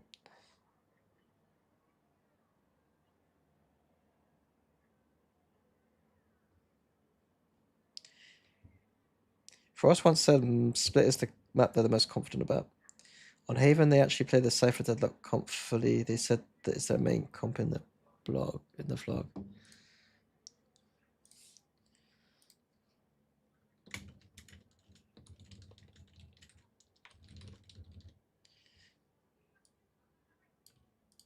I will take your word for it. I'll take your word for it. Should I watch? It's between this then.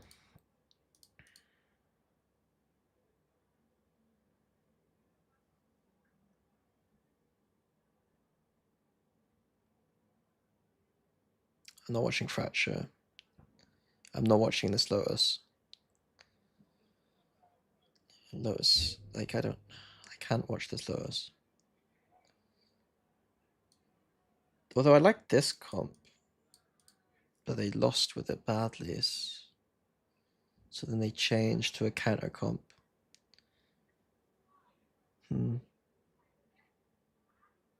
I have watched Pro already.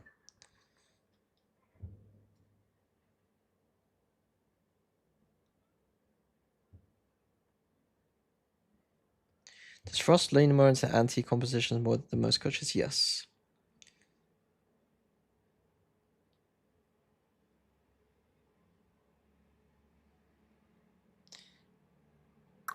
Oh yeah, the players wanted to play this comp. I remember listening about that or something. I heard that on a podcast or something. Okay, Haven or Split. Haven is the more interesting, I think. Let's see, because I honestly think an underrated narrative is everyone's going to be focused on Global's anti-strats, but I think that Global might have some maps here where they can be anti-stratted with these comps. Like, if I was coaching Fnatic and we're watching Global with all these weird comps, there are some holes in these comps for sure. That I'd be looking to exploit. Managed to reach the playoffs every stage. So I'm gonna actually look at it through that perspective this game. runs. Now, they weren't too bad on their attacker's side versus So Neon. Oh, it's attack side first. Okay. KRX. So one thing they got, they have to use cages to cross A for A control.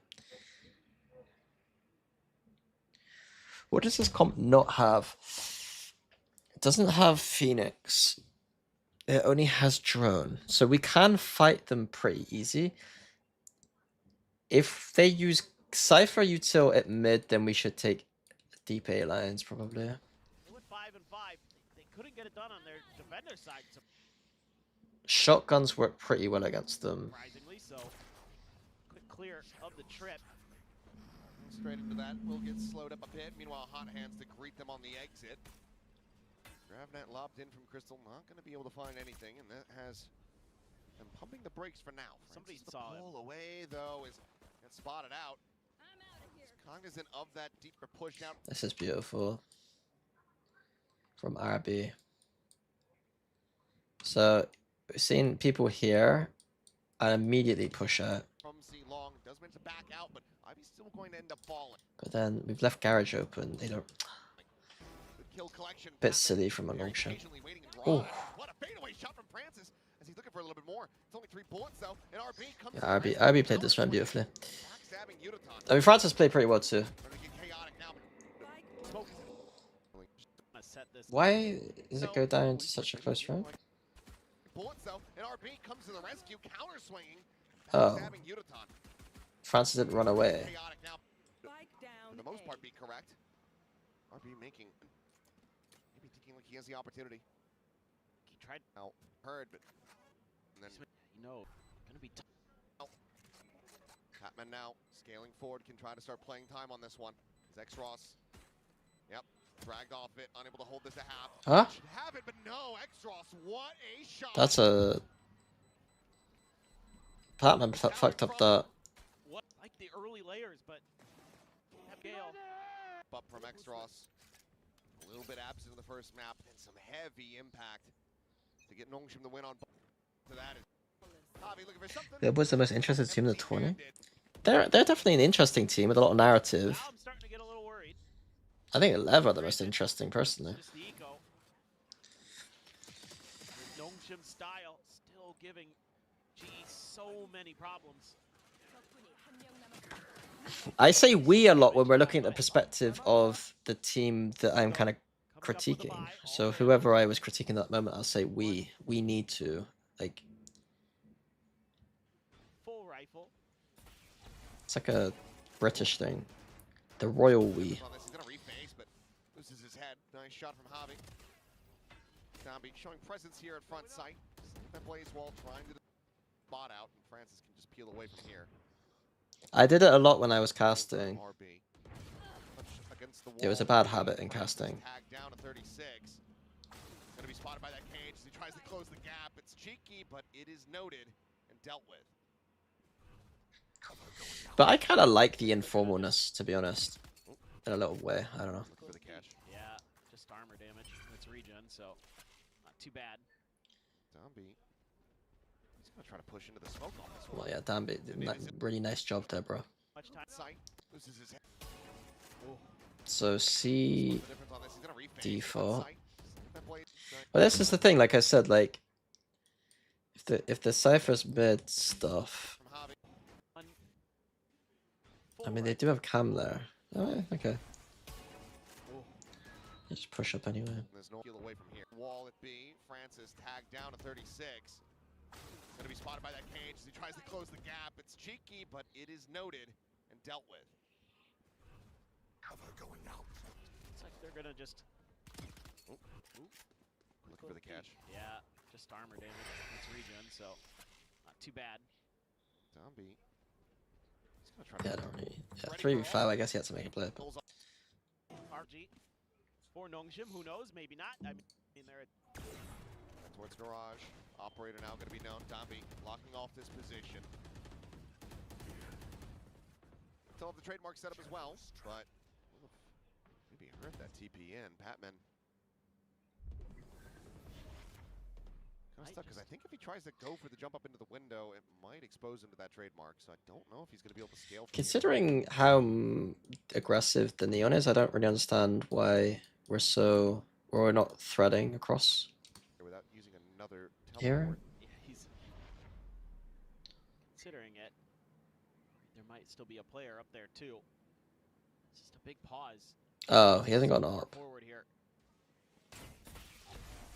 Jocked out on the forward corner. Francis just trying to stay dialed in on this line.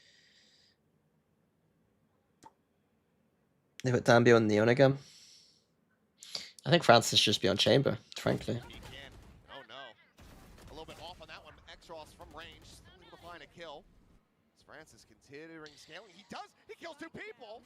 Pat got past the Jocked out on the forward trip corner. because of that. Francis That's kind of cool. Exros from That range. TP in the corner. Find a kill. Is Francis considering scaling? He does! It's just for it to be one. But How much of this do you think was on purpose? operator now going to be known. Dombey locking off this position. Still have the trademark Like set up all in the place. shooting and the TP across? Does that feel like they did it on purpose? Kind of stuck, because I think if he tries to go for the jump up into the window, it might expose him to that. Considering it. There might still be a player up there too. It's just a big pause. I mean, purpose is in they planned that at the start of the game. So Francis just trying to stay dialed in on this line. Like it's an anti-shot. Again. Oh no. A little bit off on that one. Exros from range. Still able to find a kill. Is Francis considering scaling? He does! He kills 2 people! At 30 HP! I mean, I get it. Patman, great lurk. But that was massive. To find out about it as Francis will fall, but Dombey focusing in, catching Patman with util in hand. Going up. Quick setup on the blaze wall. As Autumn now fishing, but here comes the backstab. Curveball through, full flash connect. Maybe there, bumping up right. Get away with that. That is a massive turning point of the round. Okay, I don't understand why Nongshim are playing 3A every round Another one of against a those comp game that changers. isn't really good at taking A. Back on Biden. That one right there. Frustration as well that it led to. Don't really get why they have to play 3A every time. Recon gets the ping. Ivy happy to eat these though. Wants him to peek.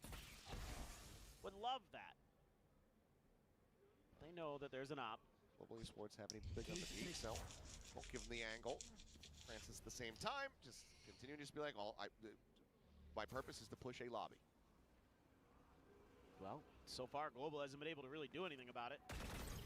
Ross gonna be getting kicked off by that one, but here comes Francis. Finds Decent the kill. damage. Ton of damage on a crystal. As the Hunter's Fury is trying to get the punish off the back of that grab. But the chamber. Why don't we just set chamber up on a deep lane on A?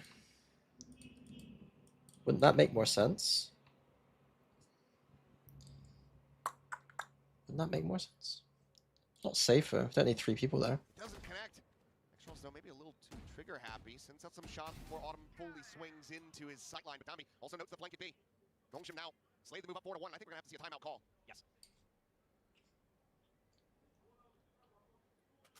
You're gonna have to figure out better ways to deal with this long A fight.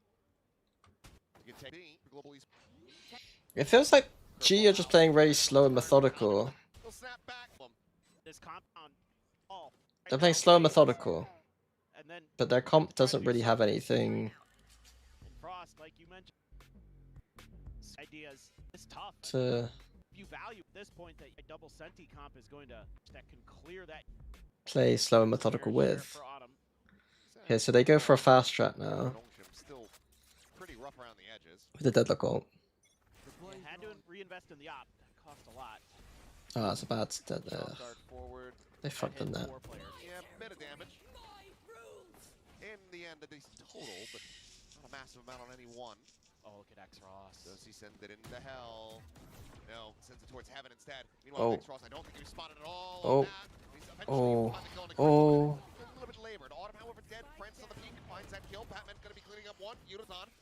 Yeah, I thought they played much more like this, by the way. Like, they've been playing very methodical. Go in here, retake here, and then lurk.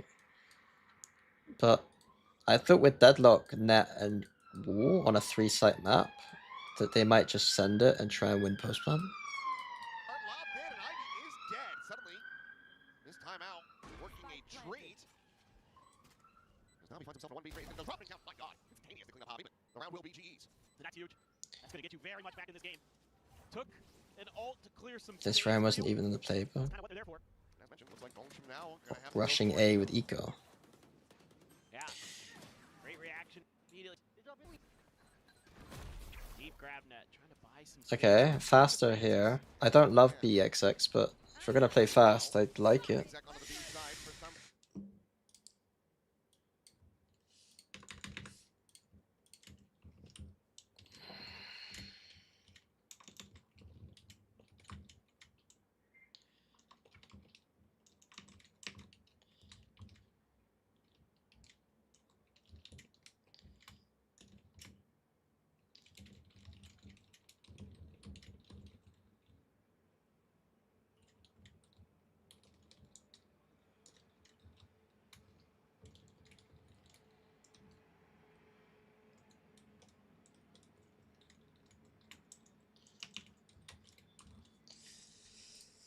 I'm really seeing the attention paid here by Global Esports.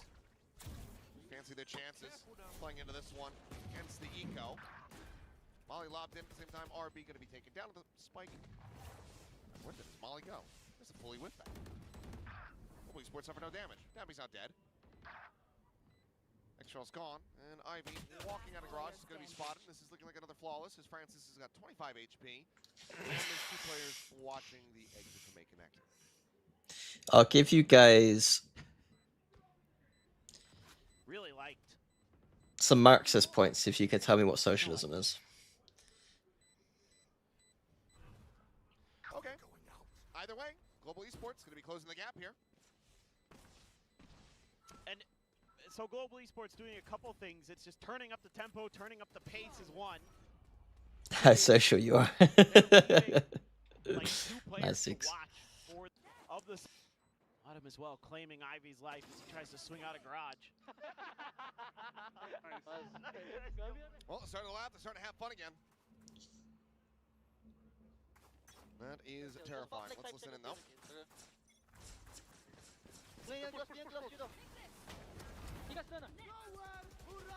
Well, Hunter's Fury in response to this one, but it's going to be matched on the opposite side. Both of them. Have I read Marx? Primary sources, not very much. No. Secondary sources, yeah, quite a bit. Like, I've read some Lenin. On each other, unable to find the I've read kills, some but it is going to be Yuratan taking some down. stuff about Marx. Judge does not care about the relay bolt stun. Nabi, spotting.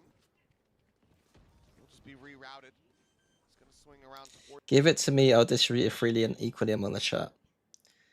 Yeah, that's I think wrong. Yeah. Yeah, that's not really. Towards that C connector side. Spike planted. Hatman still posted up. Able to find Francis. With RB at 5. I mean, there's definitely different interpretation definitions depending. But I think the like the 101 the definition I think most people use is definitely not correct of like, you know, the ways it's used in common parlance or whatever. It's kind of, yeah, it's kind of interesting that there's a big difference between the definition in like common usage and actual usage, if that makes sense, like theoretical usage. Going to be Yuratan taken down. Judge does not care about the relay bolt stun. Nabi, spotting. He'll just be rerouted. He's going to swing around towards that C connector side. Spike planted.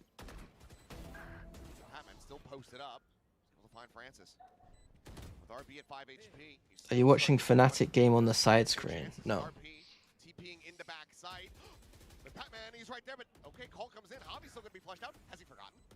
He saw the omen. Batman's now killed 3 people. He's killed 4 people. Out of ults though in this Thrifty. So they took a timeout and just started running it down. But it is a lot easier when a couple of the rounds have been anti-ecos. My mouse has just died. One sec. That gives them the neural theft too, so they know Dombi's back here. Curveball out a little bit early. Does manage to find a nice shot on the Unitron, but here goes Patman yet again. Pulling the previous into 2 here. RB trying to line him up, but he too shall fall. Meanwhile, XRS is complete opposite side of the map, so nothing to be found here. This is going to be 4 rounds consecutively for Global Esports, and Nongshim likely going to have to call their own timeout ahead of the next buy. Yeah, for sure. But Yeah, I mean, Social is more of a ill-defined term for sure. this completely changed the dynamic of this map. I think it's communism's the funny one, where like I guarantee like if you ask most people to define what communism is, they'll just give you the wrong answer. Get some good trades going, something that this team has been really good at. They'll say where its wealth is all equally distributed, and that's not that, is it? Thinking this season, good trade against Shooting like no timeout. It's just when the workers own the means of production. Say it with me. Yeah, it's just gone fast strat, fast strat, fast strat. Any impact whatsoever. Very much going to be lobbed through TV to backside. And Ivy unable to find their shot. Yeah, they look so much better when they go fast strats.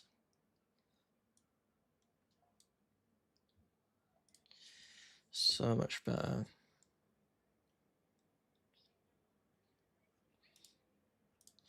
Oh, he should absolutely be dead.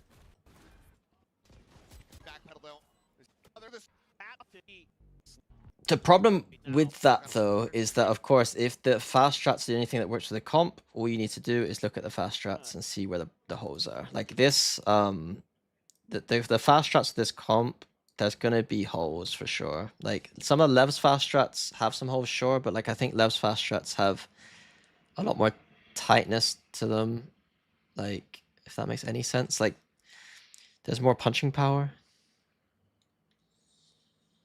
And like this, I guess what I'm trying to say, because they have the Phoenix and they have enough util on the map to actually do some stuff and then go a place. Whereas with this comp, I feel like you kind of have to go a place, if that makes sense. to try to take some space in the mid. One sec. Sorry, guys.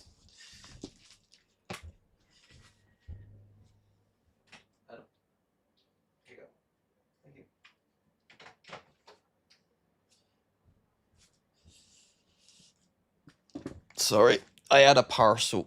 Grip at window, but there's a gap for by garage. Change up. Ivy. Yeah, it's just my intercom sounds old school. Maybe if he can find his comfort with this push out of the mid. Has some backup of damage. Look at the spot out. Needs a paranoia in response. Tries to go for the reposition, but Dami to the rescue. As that bandit out the enemy element. Push forward to the Cypher's window. walked into A. Off of the 4-1. It's good anti-eco. 17. He is. Ah? That's true. Having a 5-17. He is definitely on pace. I guess it's okay to do this smoke if you got a neon, but I don't really Put up think another you need to. blinder. They really don't want the chamber ult to hit them. To put up another blinder. It's weird. I think this smoke is so underused for attack. Or like this smoke, I guess. Like a top C smoke. If you got Phoenix, especially. If you got Neon, it's okay because you can just wall. But that smoke is better for attack than it is for defense right now, I think. Probably in the 400s. You're basically saying Chamber's not here. Danger, danger, danger. Chamber is not here. That's what Nongshim are saying right now. Multi-kill round here, or if Nongshim will be able to plant their feet for one final from this defender side. So many big ults here too. This op is kind of the only thing that's given me any kind of thing they did after that first time out. So the methodicalness is okay on this rank because they can finish with the ults. Like if they didn't have ults to finish here, I would be criticizing. But because they got the ults, it's okay that they did a little bit of This time it connects. I do think that this is ludicrous. From Pat. We need paranoia, Pat. Can't be lurking in A main. Lock in here. France is going to be taken down. Exos was able to find. Okay, how do they play defense? This is where I think there's going to be potentially some more issues. Oh. Oh no. Oh, I remember this. Okay. I think I've watched this. Because I'm like Magnus Carlsen and I can remember every single fucking game I've ever watched, of course, because I'm a savant. I remember this. I think, if memory serves, it could have been a DRX game actually. GE rely a lot on heavy Senti setups on A, but in the meantime, they gift a lot of map control. Almost all of this part of the map is going to be the attackers. And so a team that comes in with a game plan that is simply to take the map from them and maybe disrupt some of the Senti utility will have a pretty good time against GE, in my opinion. Unless GE have added protocols where they understand how to do some good push outs and get proactive, I think they're gonna struggle. Yeah, I would basically default A main start of the round, and at the same time, like send 1 or 2 people here because they're not gonna disrupt you very much. If they deadlock net you, then you obviously have to like just respect it for a second or two. And I would then just do my normal kind of garage default at the same time. Like I would default both parts of the map at once, and then within like 15 seconds of the round, you probably got the whole map. And then at that point, you probably just need to break, like have some shocks to break this. And then you've got everything, and then you could just do any fake you want or any execute. You could basically flip a coin, a 3-sided coin, and just choose a side. I mean, I think it should be 2-sided because I think B is so catfish. Like just flip a coin and then go C or A at that point. Or flip another coin, there's a fake coin, and then it says fake A or C on it. Instead, let's see what Nongshim do, because I guarantee it's not that. Yes. They should be, they're Nongshim's natural game plan, i.e. they have a chamber who's going to be set up on A, is actually very good against GE. The chamber is going to get this for free, and then they can work their garage default, and then they'll have the whole map. The issue is that I think what happened was Ivy was like walking up as if there's threats and like taking ages, and then they didn't do anything about this util.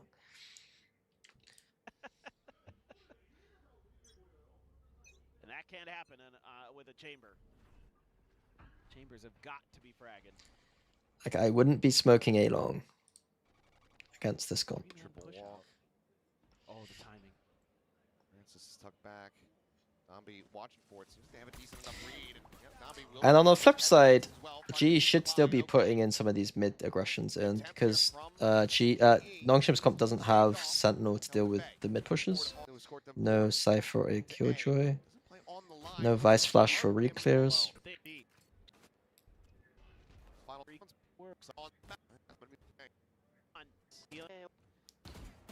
Yeah, you see, like immediately heavy setup, weak A again. They are ready to fight mid. Again, GE kind of struggles on this defender side, at least so far.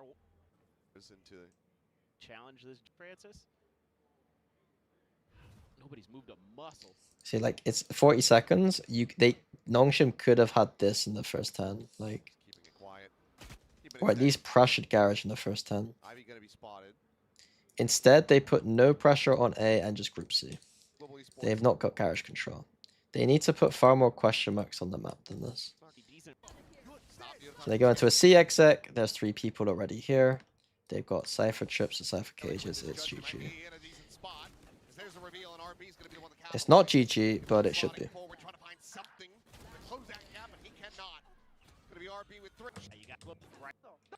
Nongshim's already in your house. Oh, excuse me. Nongshim's in your house. Nongshim's in your house. Yeah, so they might need to wait for this at the start of the round, but as long as you just wait for a second. Okay, I don't care about the eco. Nongshim. This guy's loving it. Same again, heavy A sub, but it's gonna be passive agents. Oh, that's interesting. What the fuck's he doing there? Autumn Cypher. Oh, let's see. Why is he Cypher opening sewers? What's that? Nice push out on mid. Nice push out on mid. But Nongshim are playing wrong still. Nongshim playing wrong. Nongshim will continue to play this VOD wrong. I remember. So what I'm gonna do is just skip quickly because I think I have the foundation. I remember the foundations of this map. Yeah, they're playing wrong. They're just rushing. They're being really stupid. I'm gonna quickly cross-check it with a different VOD. Yeah, 1 minute into the round, 30 seconds. They've done nothing on the map. against a comp that can't do anything against you. Even 45 seconds in, and our Chambers only just got here. They don't understand. Like, the thing about some teams, especially, this is a problem in APAC in particular, is that they don't have good reads on how to play against different styles. A lot of APAC strengths are running it down with double duelist, and why they're really good right now is part of that. But when it comes to actual map theory and thinking about how to play different comps and stuff, they're usually very poor. GE obviously is a little bit of an exception where they're really trying to make that part of their game, but it's a little bit more wonky and a bit more like it's a little bit more novelty is probably the word. Is probably the nasty way to put it. Like a little bit more. I don't know. Yeah, a little bit more. I guess innovative is the nice way to put it. Novelty is the kind of bad way to put it. Masters Champions, by the way. That is the sign of the times in 2026, where there is no info cycling.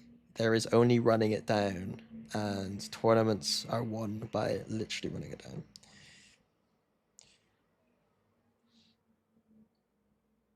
What do you think about China teams running no Silver Haven? I think that Fade Vice is the best combo on this map. Chamber has some legs, but I think Fade and Vice are the consistent two that I would be in terms of high skill ceiling kind of agents who work well in this meta. I think it's Fade and Vice personally. Fade I've been interested in since around the end of 2024, I think it was 2024 when G2 started playing Fade. Maybe early 2025. I'm good, Saifleave, thank you. Fade because of two dogs. I've gone through this before, and this is the kind of thing that I probably need to, you know, I'll go through it now because I'm not going to stream anymore after this because I do need to lock in a bit more. But the long story short about Fade, I think on defense is you have a lot better info cycling than the server. Like you have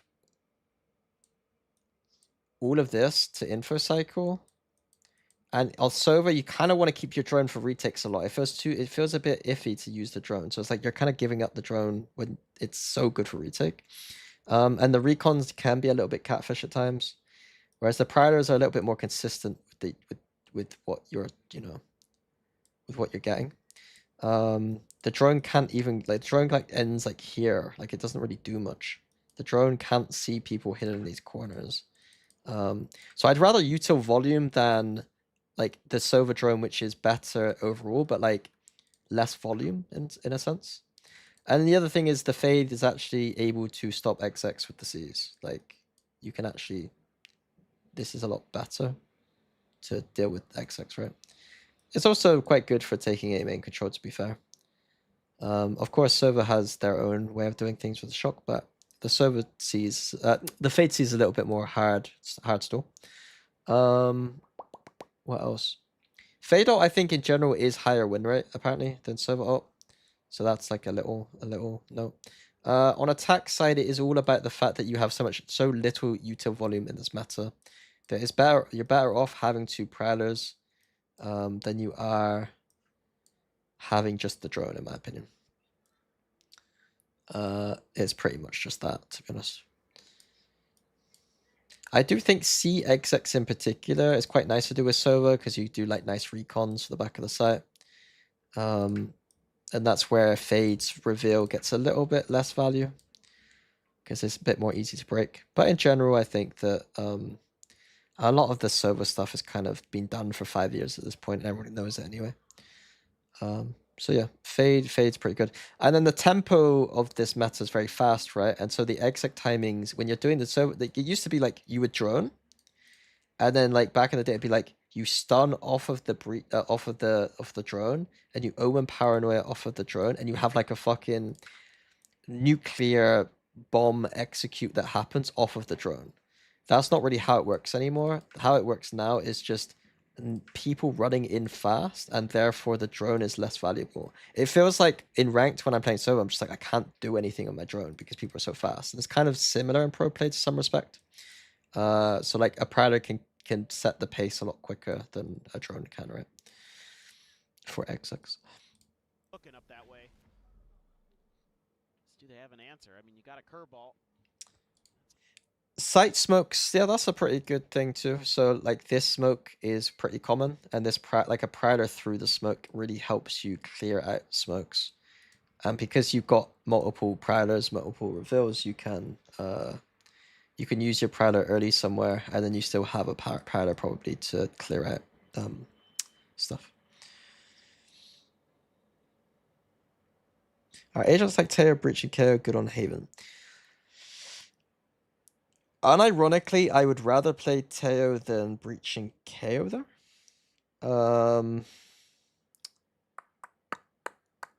Teo's interesting actually. The problem Teo has is that his util volume for information is quite low. So on defense side, you don't have as much. There's probably some cool trap play thing you could do with Teo, but ultimately I just think Fade's the more consistent agent there. There's definitely a gimmick comp with Teo you could run, and I would be kind of happy about it. KO and Breach I don't like at all. I think the Breach play patterns are very obvious, and I never like KO on this map. Like, you used to be able to throw a knife here to stop, to get information on people's sewers with the smoke, but the cooldown's too high on the knife to throw it like this at the start of the round. Defensively, I don't think there's many good knives, to be honest. Like, you could throw it here for like control, but who cares? I just run past it, kind of thing. You know, I'm just gonna run past your knife. Definitely an answer. What would be the best controllers to combine on Teo? I mean, there's some synergy with Astra because the Gravwell, but like, what ended up happening with Teo better is that Omen was actually really good with Teo, I think.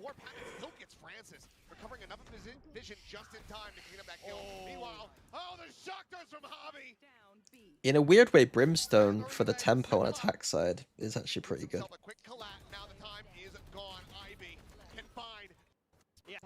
Yeah, okay, I'm gonna go watch, quickly watch an older VOD. So this VOD here, even though they're playing different agents here, because I want to see if it's the same issue here on their defense. You're running nothing that clears trips. And they've got 1,111. You're running nothing that clears trips. That is true. This comp cannot get rid of any of the trips.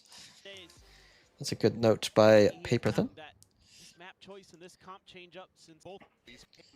So, right. Let me go into a few rounds, and then after this map, I'm done.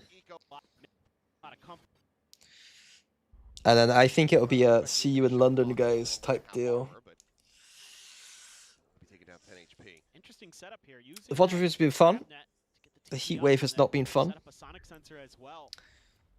But I need to lock in a little bit. I get a little bit nervous. I get a little bit of anxiety about how much time I got left to fully figure everything out. Hasn't wanted to try to test it. In fact, he throws the trademark in there. But that's not going to get the spot. I'll be safe for now. Do you think Teo, Omen, Vice, and 2 Juras would be bad in this map? I just think realistically, you just rather the Fade than the Teo. In that. Are we going to review PaperX and EMEA teams? I'm not gonna I'm only doing, I think, the group stage for broadcast, and so I'm not gonna do any of the first seeds on broadcast, I don't think. So there's no point in me doing a VOD review for first seeds when I don't have much time, you know? I don't have time left. You will see me breaking it all down on Sliggy's stream, though, with the first seeds. And in EMEA, I'm going to do off stream. Full Sense I do off stream, and EMEA I do off stream. EMEA I already know so well that like I probably don't really need to do much prep, to be honest with you. I could probably tell you the fucking playbooks off the top of my head. How to perform with diabetes. Seeing he's had some pretty good moments. This one right here reads the refract perfectly. Kind of keeps on, you know, as well. half arm. It's kind of cool. Having a bit of a rough go on a frac. 4-0 start for him. After having a bit of a rough go on a Net fracture. deep, Spot out of the paranoia, and then leave a trip. decent amount of respect needed to be shown. Mako the only one with the half armor, but It's kind of cool, taking down but the HP. again, as soon as they get re-cleared, they're fucked. The exact onto the B side. Oh, Zip it over here from Kevin. Haven, man. With the covering fire. Haven. The BXX on Haven. Not thinking of deep enough. Nice, very good move. Be up GE1 position. Oh, they are almost Yudo, the flash, And then just need to be careful as soon as the op comes out. get in position. Oh, they are almost lined up for him there. I mean, Does get struck down. Clearly, there was a setup shift. Like, obviously, they're playing much stronger on A this game than they were before, so I can't really draw too many conclusions. Through. Area mesh now going to be lobbed in. Swinging, playing off the Seekers, knows that there's going to be one tucked away in the cubby. Mako kid. I think that's maybe, if I was good at vocalizing that, I think it's something to just point out. It's like, if I can't immediately tell exactly what the intentions are, that's probably a pretty good thing, because it means that you can't really be read very easily. Feel like maybe A is going to be the re-hit. Hatman tuck. We'll find the spray and Mako cannot deny the defuse. It's more, it would be more general. Well on their map pick. Anti-strat to Boaster, I'd be like trying to work with Boaster to figure out how we would want to like take map control versus this team, rather than, Similar ideas in this round. hey, they just do this every time, we can just do this in return. Thank you very much, Shenanigan. Shenanigan, thank you very much for the sub, I appreciate it. 2 kills. Beautiful work from it.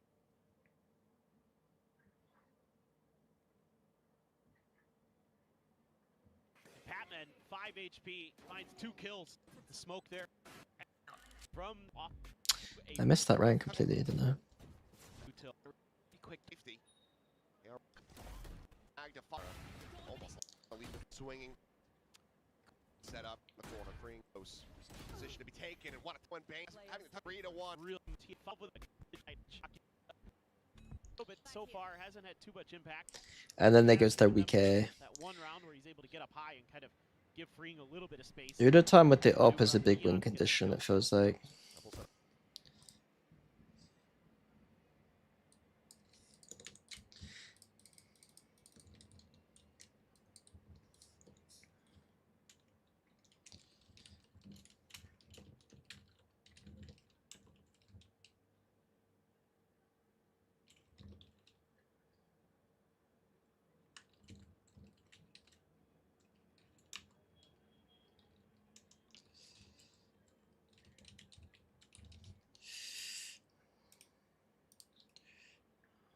It's like they do obviously have the net to fight, but like it's also like it's a bit like Breach, where it's like if they throw the net, then I know you don't have a big piece of utility for the next, you know, for the rest of the round. And so it's not really a good way to fight, if that makes sense. It's a good way to trap, but not a good way to fight. Like if they throw the net A main every round, then it's essentially meaningless, right? Has no other backup and no ability to get further forward. Once again, it feels like another team is not really. Like DRX just do B every round. Alright, APAC bad at Haven. Is APAC bad at Haven? Young now in around the back. Finds they try to go through for themselves. Nasty stuff there. Finds the headshot on the second tap. He's able to get that full rate of fire going again. You're gonna see you on stage in London. I'm gonna be doing group stage for the desk, and then I'm gonna be on Sliggy's stream for the rest of it. Surprising there with all that space they were being given on A that he would wrap over. Felt like maybe it was a bit of a trap. Up carried over into Young's hands. Yudo considering the peak. Flick not to come through. Please do vote review for sense. We'd love to hear thoughts. I don't have time, guys. Either you get a VOD review of Full Sense, and then I'm shit on the desk, and then you don't get to see me do good desk work for Full Sense, or I do the VOD review of Full Sense, or the other way around. You know what I mean? I think I'd prefer to do like good at my job that I've got a big opportunity to do. You know what I mean? KRX is Like, gonna be running London's a so big opportunity for me to show that I'm not an idiot when it comes to talking about Valorant. see if that's something Or that can talk about Trevor Valorant in a way that there. people find at Very least effective. interesting, It's a nice beyond the little fact that I macro obviously know what I'm adjustment. talking about. Clear quick, he's delayed. This much attention onto a B side of Haven for quite some time, but Crystal check around the back, ends up getting caught there. Spring's able to find him. Yudotan, however, putting Hyunmin down. Duelist's dead and into a 3v3, but obviously the weaponry still favoring KRX. Are you gonna stream as well with Sticky or just be on his stream? I don't really know. I don't really care, to be honest. I think it'd be fine to just join Sticky's stream, to be honest. I'm not really... I don't really need to, you know... I don't really need the... Yeah, like... I don't think I need to do it through my stream, personally. Already down below half HP. Wants to at least just try to take the weapons out of their hands if he can. Swoop coming in, finds the operator. Gets himself a window of opportunity, but has to start sticking this. This is no problem. Taps it, baits it, Bane wide, swings it. Get it. Yeah, so since the timeout, KRX has gotten a couple rounds to go. The multi-stream ad revenue could go crazy. That trip, though, Yeah, but I'm not going to be adding much to his stream, right? Realistically, I don't think. So it's like, slowing it's down not a big Freeze, deal. gets the kill, but gets caught by Autumn anyway. Like, he gave me some ad revenue last time, but I ended up just giving it a lot of it back to the mods, I think. Here, there were some good immediately better. So I mean, we're mates. It's not going to be awkward or anything. We'll just chat about it. I mean, I don't really need... I don't think either of us are that fussed, to be honest. See what they want to do after this timeout. I mean, so much of this again. Some of those kill trip off of a lobby. Neither of us are particularly desperate for the money, I don't think. Doing a thing. There's a Yutani, he's gonna go pushing, and he's gonna be rewarded. Has to use the... Oh, actually doesn't have to use the dash. Pushing. Doing a thing. There's a Yutani. He's gonna go pushing. Yeah, Udatan's ult is a big wing on here. Use the... Oh, actually doesn't have to use the dash. He looks smooth with it on the whaler right now. Regen armor. He's right back up to full, so Mako dead, smokes down. Yutani, and a timing shot, freeing down to 30. KRX. Oh, they are gonna be having a... No, I don't pay my mods, but I different sight. Kenman, maybe however, should maybe think will about find how himself to 2 be kills. nice, but Annihilation not quite gonna be able to find the grab. Meanwhile, Young scaling forward. to be honest, I don't stream enough, and like Hell of a while. I appreciate my mods, but Crystal now on the approach and eventually is rewarded as Young re-swings into I think, the spray. you know, it's not like I'm getting Sliggy level viewership. Way out of Avi down to consideration over the top. Not checking up. Out. He gets that kill, and suddenly an ace clutch starts looking a hell of a lot more likely, but the timeout call working a treat here for Global Esports. I don't know if Sliggy's mod gets paid. I don't know how it works. I think it gives him some money sometimes. He dashes away here from the annihilation. Got the re-trigger on it. They're not gonna show I will not be something. back to full-time coaching later this year now. Yeah, potentially, but you don't just going for the play off of the flash. I'm hoping London is a stepping stone for me to become Autumn. a much more entrenched analysis in and yeah, I can't even speak, so I'm never gonna get more work. Kill cam this time. More entrenched analyst in the scene, to be honest. Hopefully viewed as more of a actual analyst and not just some guy who was once a coach on the broadcast. But eventually is able to find the kill. Down 25 health though. Heard somewhere that buttering up increases your viewership. Things looking a little bit more busy. He can flash. Just produce the kill. Yeah, it's a lot of just op. If they don't have op, I feel like the comp doesn't work as well on defense. This is an mini map.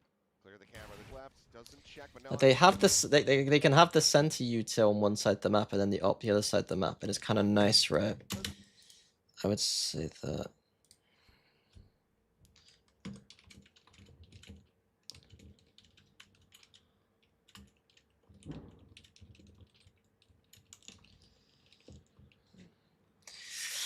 I think that's the TLDR. I think I'm gonna finish it there.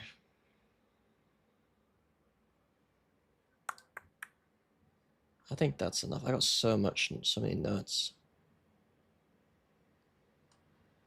So many notes. Okay. How many viewers we got right now? I don't even know.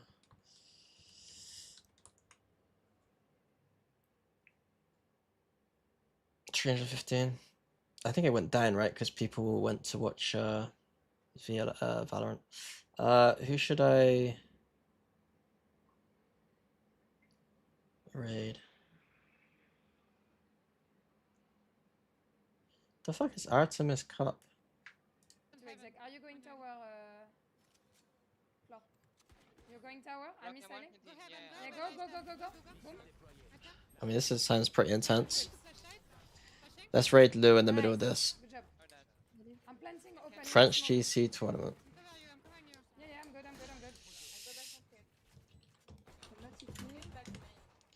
I have one missing. Right, I'll catch you guys in a bit. I probably won't be streaming for the rest of the shit. Jen.